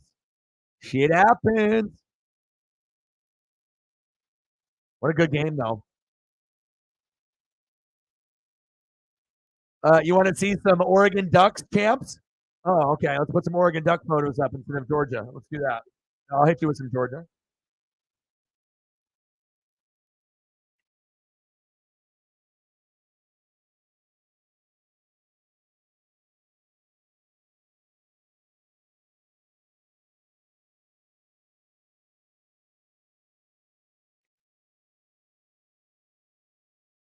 Georgia, Oregon in the Natty.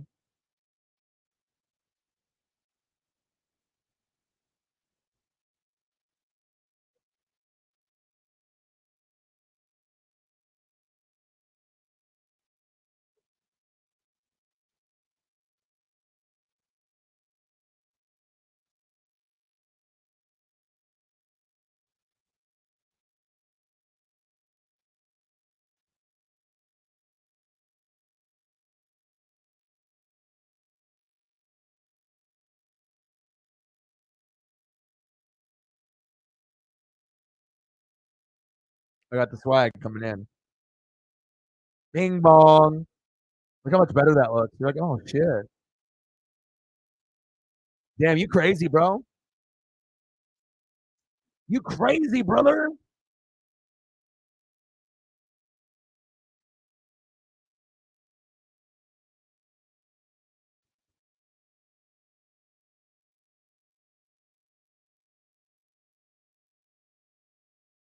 And one thing about Georgia is cool because I like they wear the Legion of Doom shoulder pads with the spikes. Like if I was gonna go to an Oregon game, that's would be the next thing that I would wear. I would get them custom painted apple green with yellow with the spikes and maybe silver or black. Probably maybe I'll keep them black, and then have the shoulder pads in the lime green with the yellow O's on them. That would be dope. I need to do that. I've seen them. You can get them on like Etsy and other like eBay.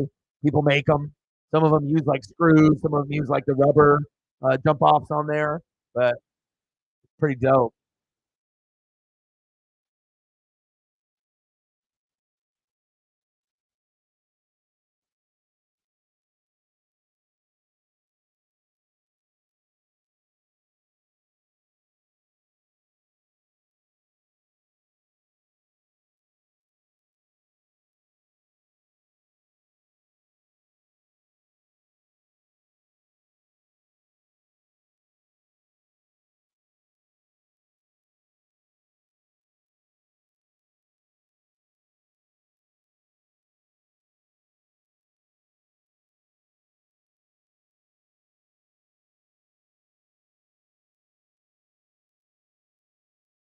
Like dope. That's cool. Like I'd hang out with these guys. I like that. You're gonna go big. Go big. With the look. Bring the swag.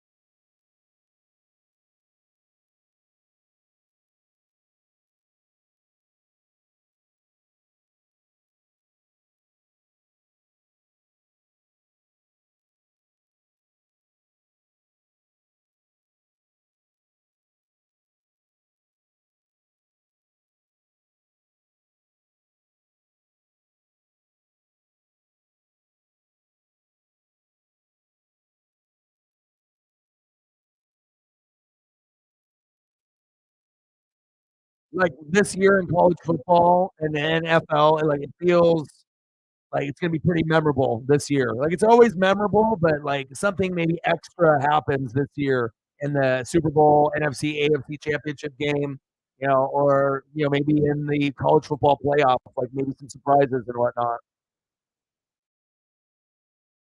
Anything else that you guys want me to throw up reflect from your donos and everything?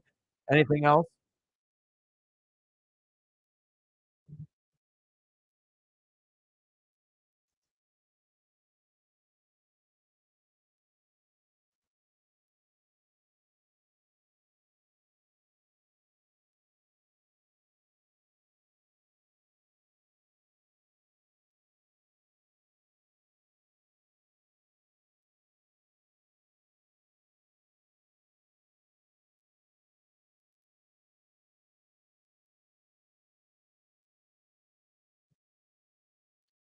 This guy, he's trying to do it, but you're never gonna be like like my heroes and like me as a little kid, like because nothing. You're trying to look cool, right? You're trying to be like the man, right? But unless you're like this, like this is what it's about right here.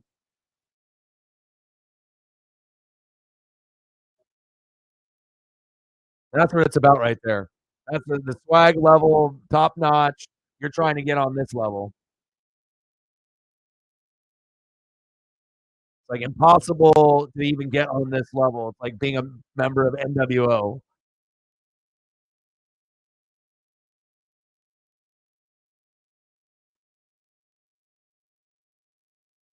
You know about Animal swag. It's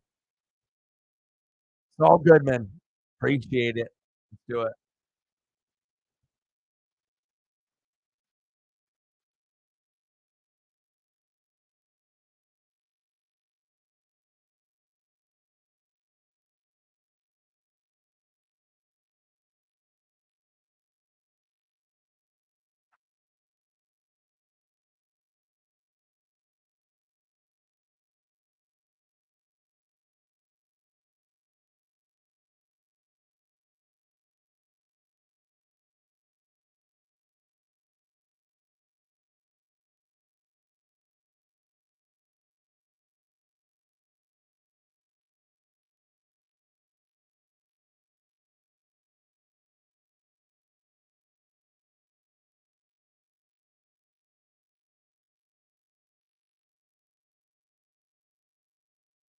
I got to go exercise for like 45 minutes.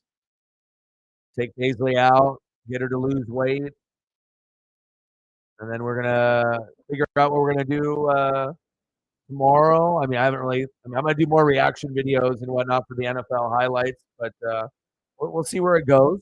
I guess I'll have to take a peek and see if the Kraken are playing or what we decide to go from here. But you guys are the best. I appreciate you. What a win, man! I still am buzzing. Like if it was me, 0.6. That was maybe your best win of the year. That was the best win of the year. Sports gods love you. And you'll get them, Reflect. You'll get them, Shepard. I appreciate you guys. Watch it. Better Call Saul. Breaking Bad. It's really good.